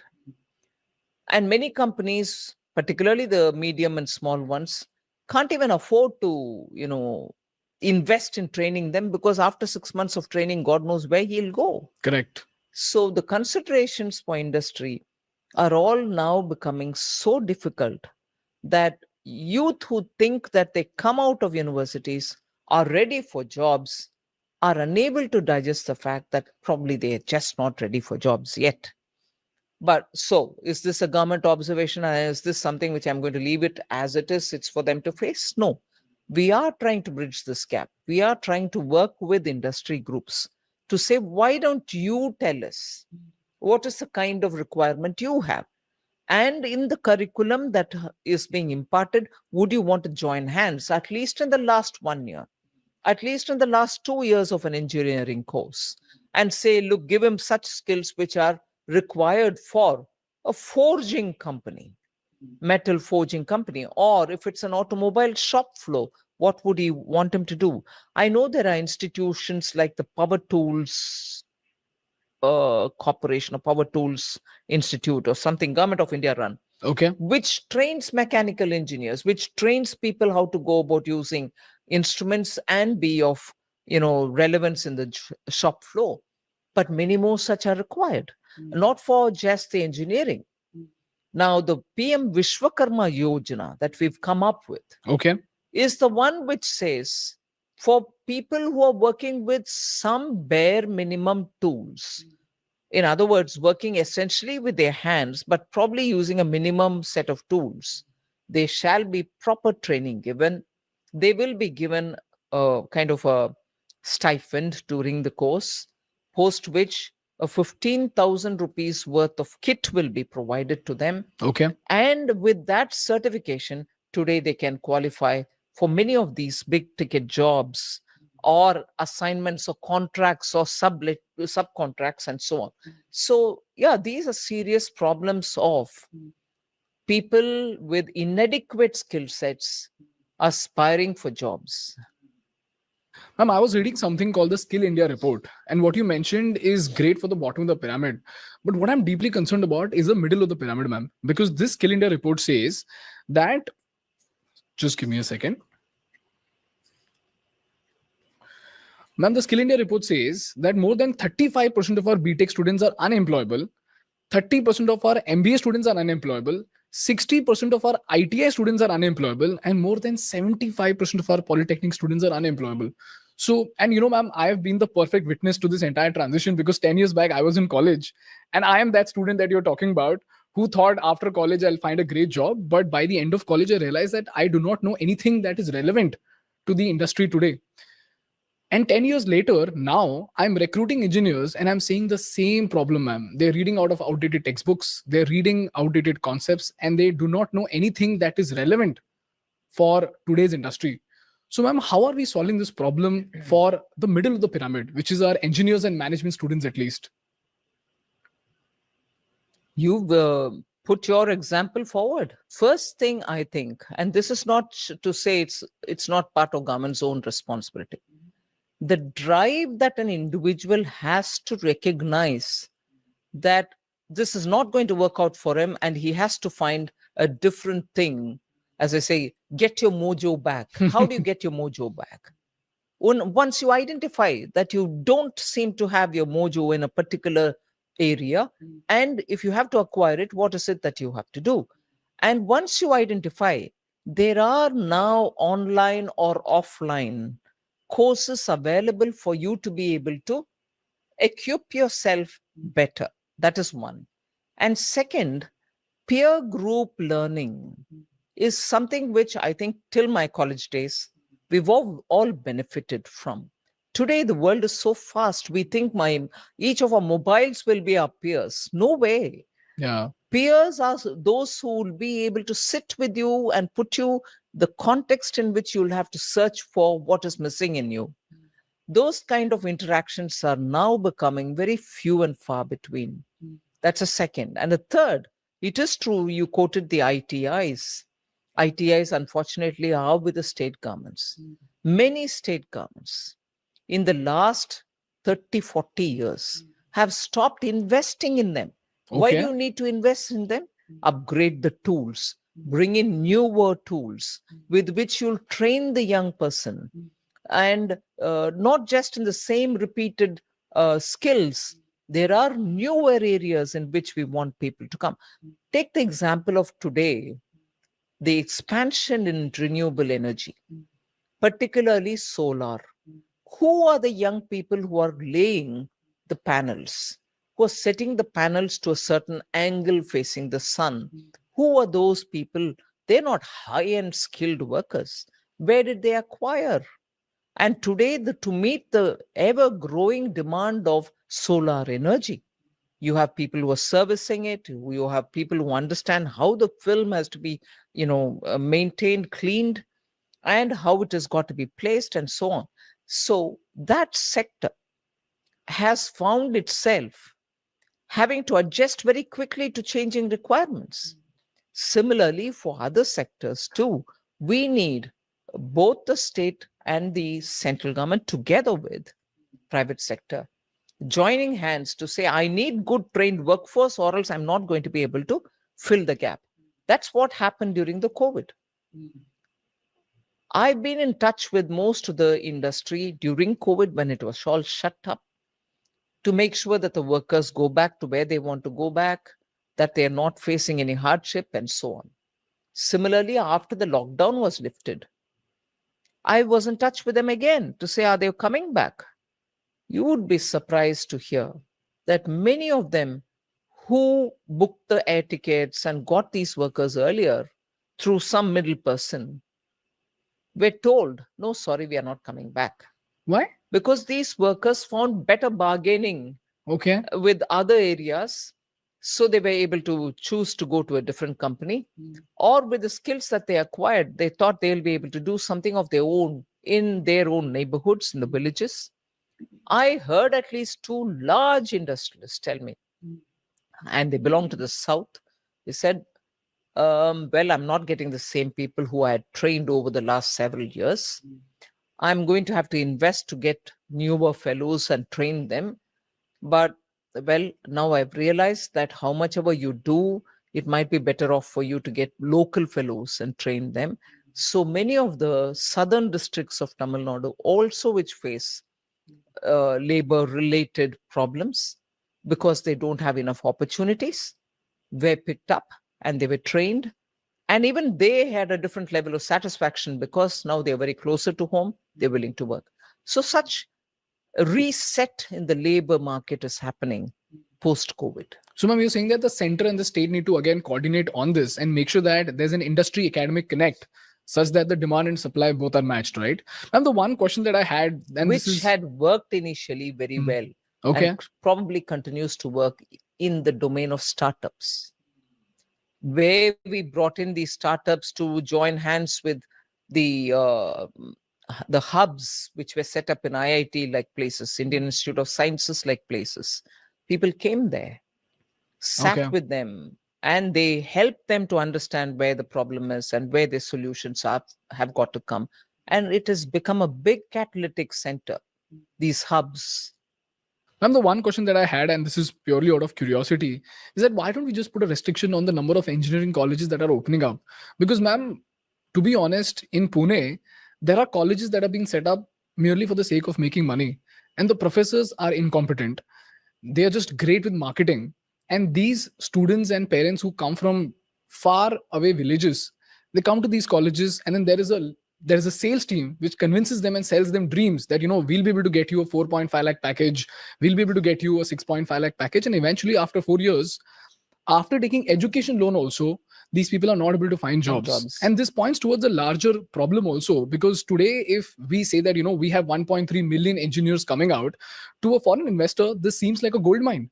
Because if 1.3 million engineers are coming out every year, that is great.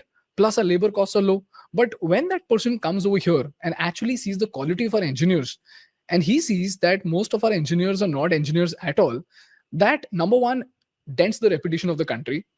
And number two, all of these engineering colleges are not engineering colleges at all. They're just engineering colleges for the namesake. So again, with the center-state coordination, do we have something by which we can curb the expansion of these engineering institutes in such a way that whatever supply we have concrete supply, and the rest of the people can just find something else to do rather than being deceived by these engineering colleges in the name of great packages? Absolutely, a very, very critical question and an issue which is definitely a festering issue.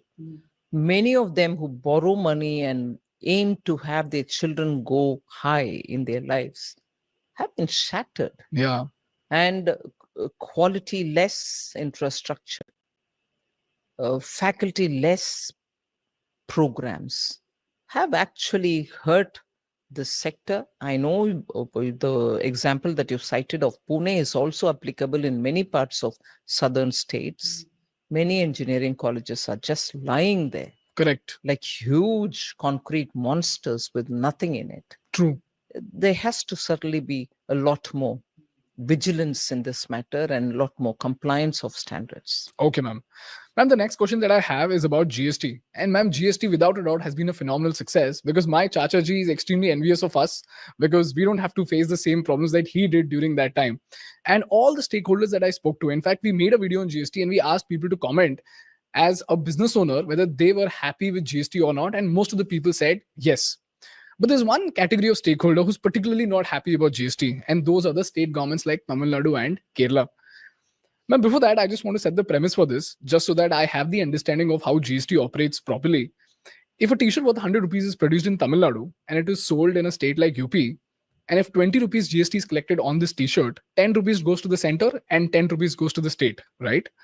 And out of this 10 rupee that goes to the state, it goes to the consumer state, which is UP, and not producer state, which is Tamil Nadu, right? Governments like Tamil Nadu often argue that we've invested thousands of crores into setting up factories, building highways.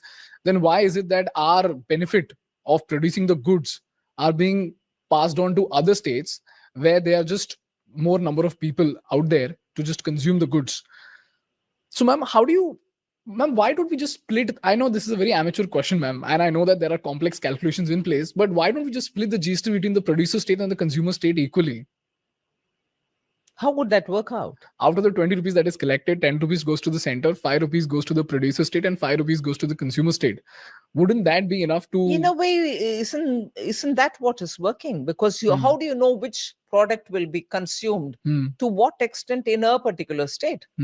Maybe some states consume more of, let's say, hosiery products. Some other states may consume a lot more of metal goods. So for item wise, I'll have to, and some other states may consume one item this month and maybe not the next month. So you can't have a thumb rule and do it. It has to be on actual buying and selling. That is why this complex system was bought simply saying how much gets sold in a particular state. And that is why when GST was launched in 2017, manufacturing states were all unhappy, saying, I lose my advantage. I got so many industries to come to my place, set up the business. Now, are you saying I won't get my share? No, they were compensated for it so that they come on board saying, okay, manufacturing states will be given something, and they agreed to some kind of a settlement because now the emphasis or the principle of taxation moves on to the consumer. You take that measure. Okay. Ma'am, so after this compensation is now applicable till 2026, right? The GST compensation? No, it's over. It was till 2022 and then it's over? Yes, it's over. Okay. What you're getting till 26 is the compensation tax gets collected. Okay. It goes towards the payment of the principal and the interest on the borrowings that we did. Okay. During the lockdown, when nothing moved, no GST revenues were generated, but still states had to be given money because how will they run otherwise? Correct. So money was borrowed and given to states on the understanding that it will have to be paid back by the compensation cess that we use. Okay. And that compensation cess was therefore extended beyond 22, strictly only to pay the compensations due that was to be paid. Assume that during the lockdown, if everything was normal, no lockdown, you would have earned as much as you gave as well. Correct. Without earning, you're giving because you borrowed. That borrowing has to be paid from where? It has to be paid from the same cess that gets collected. So although till 22 we gave it to the states, now having extended it till 26, the collected money goes only for paying the borrowed amount. Okay. And it's servicing of the interest. Okay, so until 2022, they were compensated. But after 2022 till 2026, whatever the state gave to the center during the times of COVID. No. Whatever the GST Council borrowed to pay the states. Okay. And that is now being collected in the form of? The same cess is getting collected till 26. Okay. And the collected cess between 22 and 26 goes for paying that borrowed amount, which the GST Council borrowed to pay the states the compensation cess during the lockdown. See, Understood, between ma'am. 2017 and 2022, states were given a 14% compensation. Okay. Meaning every state, based on the 2015-16 base year, would be growing at a particular level. Each state grew at its own level based on the trend of the earlier collection. But the GST at the time of launching agreed that it will be assumed that all states will grow in, say, at a 14% level. Now, if you actually grew only at 10% level, hardly any state grew at 10, but many of them grew at 7 or 8%. Best performers, the others performed less better, whatever be it. So if you actually grew at only 7 or 8%, the rest 7 or 6% would be given to you by the compensation cess which was levied on extra luxurious or sinful goods. Okay. So that money was collected in the name of compensation cess, and that was used to give the differential between actually what revenue was earned and the protected revenue, which is 14%, will be guaranteed to every state. So between 14 and 7, the gap was paid through the compensation cess. Okay. But that was only up to 22. And the COVID year, because we couldn't collect anything, we borrowed money and kept that promise up. All right. So who's going to pay the borrowed money? After 22, we extended the collection. And with that money, we are paying back the borrowed money. Understood, ma'am. Ma'am, this is very, very clear to us because from the mainstream media, what I understood is that there are states like Tamil Nadu which were protesting because they were saying that it's like penalizing the states for investing so much money into building factories when there are states which are just consuming States is things. not building factories. What are you saying? No, what they're saying is that we put in so much efforts and Every thousands of state crores into has done building it. highways, but all of our efforts are being penalized because our revenue is going to the consumer state. That was the narrative. So I just wanted to ask you that question. Okay. Ma'am, the next question that I have is about this, again, north-south divide that's out there. And I want you to clarify this just like you did for GST. And this is coming from the divisible pool of taxes. By the way, guys, for those who don't know, this is just for the audience. If the center collects 1,000 crores, 41% of it in 2024 goes to all the states. So 1.8% might go to Kerala, 6% will go to Maharashtra, and so on and so forth. And the Finance Commission decides which state will get how much percent. And this pool right now is about 12 lakh crores, right, ma'am? Is that correct?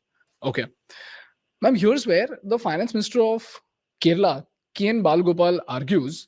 He says that Kerala gets only 21 rupees against every 100 rupee that Kerala collects. But for UP, this number is 46 out of 100. And for Bihar, it's drastically high. Bihar gets 70 rupees out of the 100 rupee that it collects. And here's where the north-south divide narrative comes into play, ma'am. So, ma'am, what is the logic behind dividing this pool of money between different states? And why is there such a drastic difference? First of all, I think this narrative is somewhat distorted. Okay.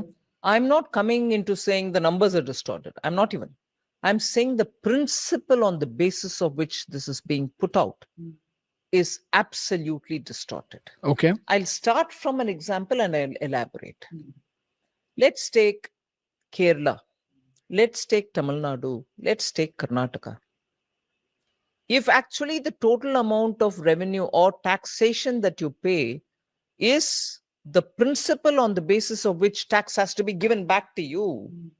Kochi in Kerala would take away everything that is collected. Yeah. All right. Kochi, which benefits from having one of the world's best ports, which is a national port, in which Government of India's money goes in. That port is built, maintained, run, modernized, upkeep, everything is with the center. Look at the way in which complexity gets into the argument. Yeah. All right. Now, Kochi, therefore, also has a airport to which the Central Civil Aviation Ministry spends a lot. Okay. Kochi also has one of the biggest centers of Navy, for which central government exclusively spends money. Now, all of them have a ripple effect on the economy, Kochi. Correct. Right? But even after that, if Kerala representatives say, Kochi gives so much tax, are you, first of all, excluding these big ticket investments, which are giving the ripple effect for the Kochi economy? And pretending that everything that which is happening in Kochi is made out of Kerala's own money. So it starts with a bit of an illogic there. Okay. Second, if Kochi alone is able to generate so much, what happens to Kannur? What happens to Thrissur? What happens to further up Kozhikode? What happens to Pattanamthitta? Are we then saying everything that Kochi gives, Kochi gets back? Be damned with the rest of the districts. So in the case of Tamil Nadu, everything which happens in Chennai or Coimbatore goes back to Chennai and Coimbatore. Be done with Velurs of the world. Perambalur of the world. Forget Ramanathapuram. Would you say that? No. You can't do anything in Ariyalur. So come similarly to Karnataka. Your Chitradurga, your Bidar, Raichur, Yadgir will all be left because every money will have to be going back to Bangalore. So what are we trying to convey? I'm not even getting to talking about, we give 1 rupee, we get only 25 paisa. No, I'm not even coming to that.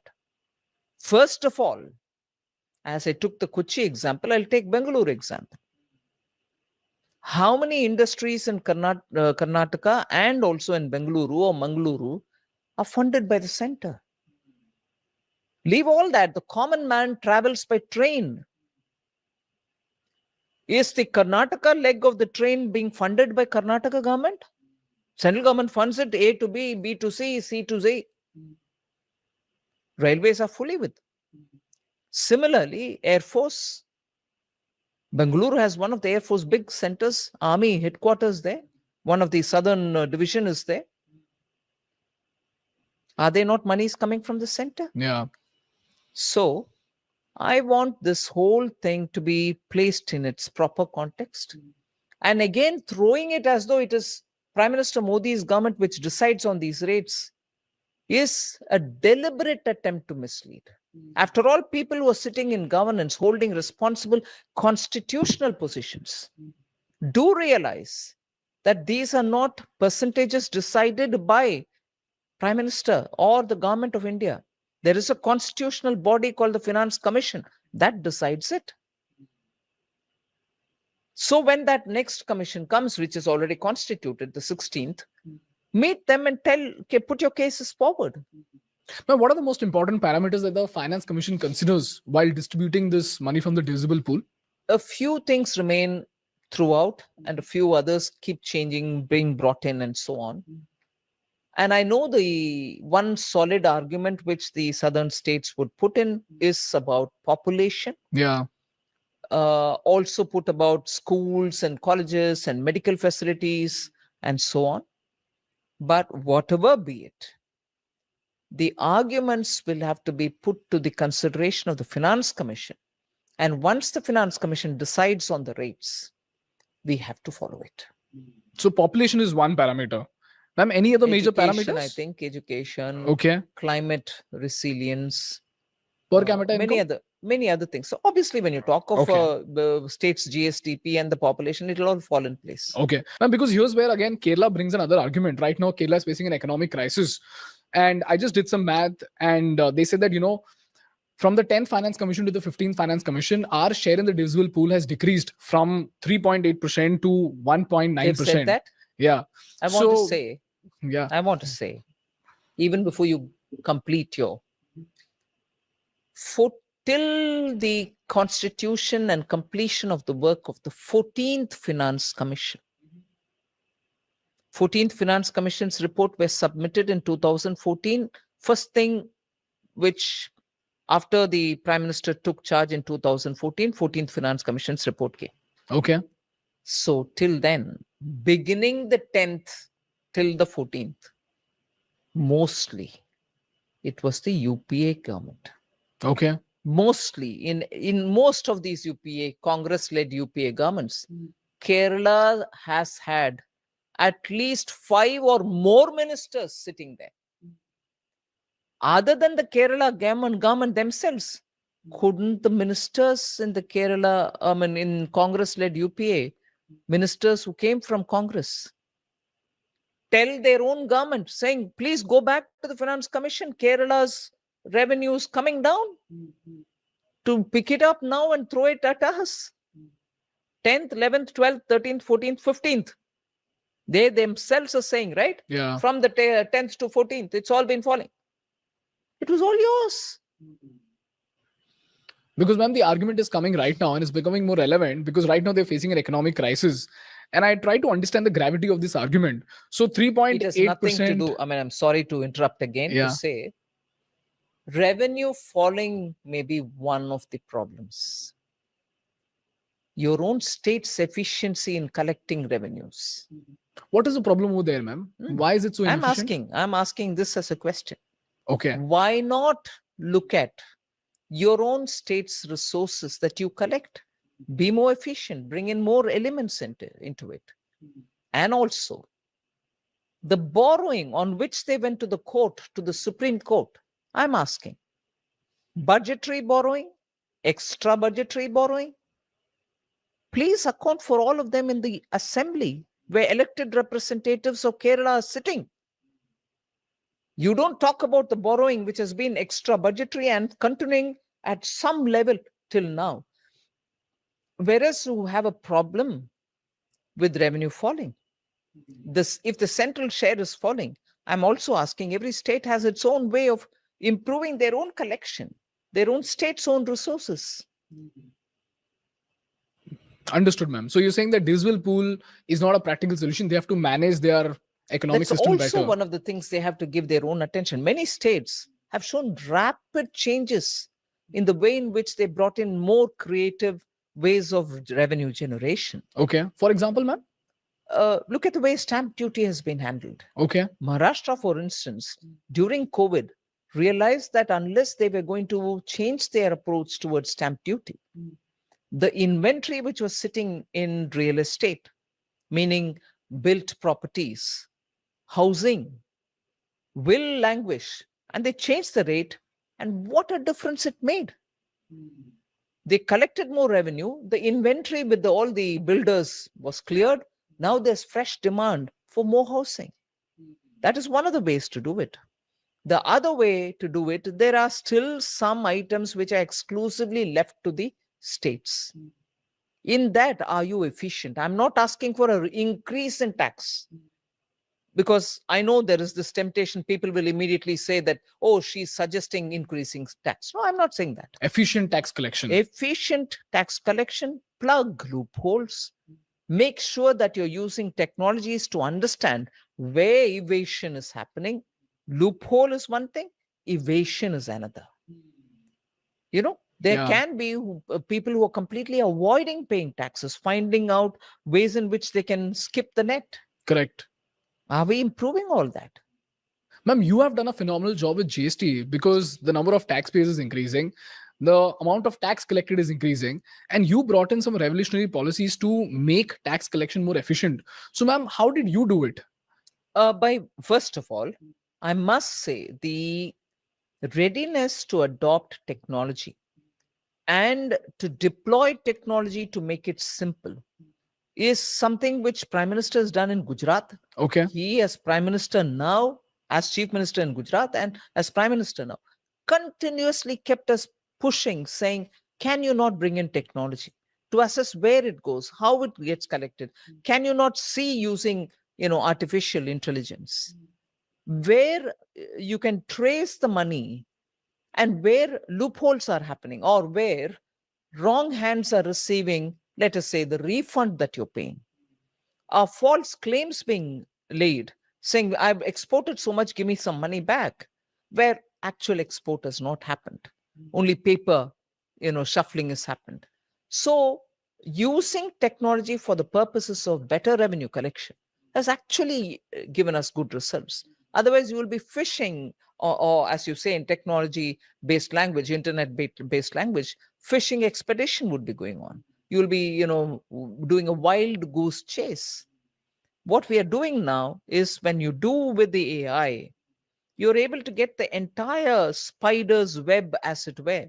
So one leads to another, third leads to the fourth.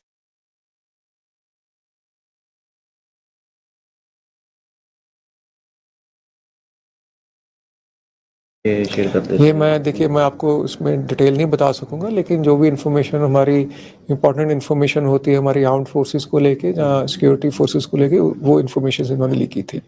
कितनी as है इन दोनों की? 19 से 20 साल की। Study वगैरह करते हैं, इनका क्रिमिनल रिकॉर्ड भी है? क्रिमिनल रिकॉर्ड नहीं, अब ये ड्रग्स में इन्वॉल्व है, और ये तकरीबन 5 महीने पहले भी इन्होंने 1.5 kg हेरोइन आई थी थ्रू ड्रोन पाकिस्तान से, वो भी इन्होंने डिलीवर की थी। जो इन्फॉर्मेशन शेयर करने का जो सिलसिला है, ये कब से कर रहे थे? ये इन्फॉर्मेशन शेयर करने का ये पिछले 15-20 दिन से शुरू हुआ जी। आगे इनका कोई पर्टिकुलर नाम है पाकिस्तान में जहाँ जिसे करते थे इन्फॉर्मेशन शेयर? हाँ, नहीं, वो सारा कुछ है हमारे पास, लेकिन वो सारा अब इन्वेस्टिगेशन का हिस्सा है, मैं आपको यहाँ नहीं बता सकूंगा। कुछ स्टडी वगैरह भी की है इन्होंने? नहीं, कुछ स्टडी नहीं, 8-10 क्लासेस तक।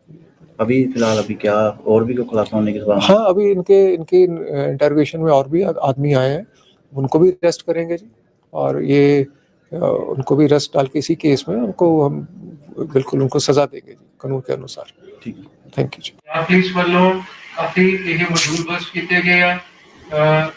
थोड़े दिन पहले जनाने भी ਅਸੀਂ एफआईआर रजिस्टर ਕੀਤੀ ਸੀ, ਉੱਥੇ ਵੀ ਅਸੀਂ ਇਹਨਾਂ ਨੂੰ ਅਰੈਸਟ ਕੀਤਾ ਸੀਗਾ, ਹੋਰ ਵੀ ਫੜੇ ਗਏ, ਸਾਡਾ ਇਵਨ ਰੂਪੜ ਮਹਾਲੀ ਵੱਲੋਂ ਵੀ ਅਰੈਸਟ ਹੋਈਆਂ ਹੈ। ਇਹ ਵੀ ਜਿਹੜਾ ਮੋਡਿਊਲ ਇੱਥੇ ਬਸਟ ਹੋਇਆ ਜੀ, ਔਰ ਇਹ ਕਿੱਥੇ ਤੱਕ ਇਨਫੋਰਮੇਸ਼ਨ ਕਿਹੜੀ ਸੀਗੀ ਮੈਂ ਤੁਹਾਨੂੰ ਉਹ ਨਹੀਂ ਦੱਸ ਸਕਦਾ ਜੀ ਇਹਦੇ ਵਿੱਚ, ਬਟ ਜਿੰਨੀ ਵੀ ਇਨਫੋਰਮੇਸ਼ਨ ਹੋਈ ਹੈ, ਕੀ ਇਨਫੋਰਮੇਸ਼ਨ ਹੋਈ ਹੈ, ਉਹ ਸਾਰਾ ਸਾਨੂੰ ਐਵੀਡੈਂਸ ਮਿਲ ਚੁੱਕਾ ਹੈ ਜੀ, ਔਰ ਉਹ ਸਾਰੀ ਚੀਜ਼ਾਂ ਸਾਹਮਣੇ ਹੈ।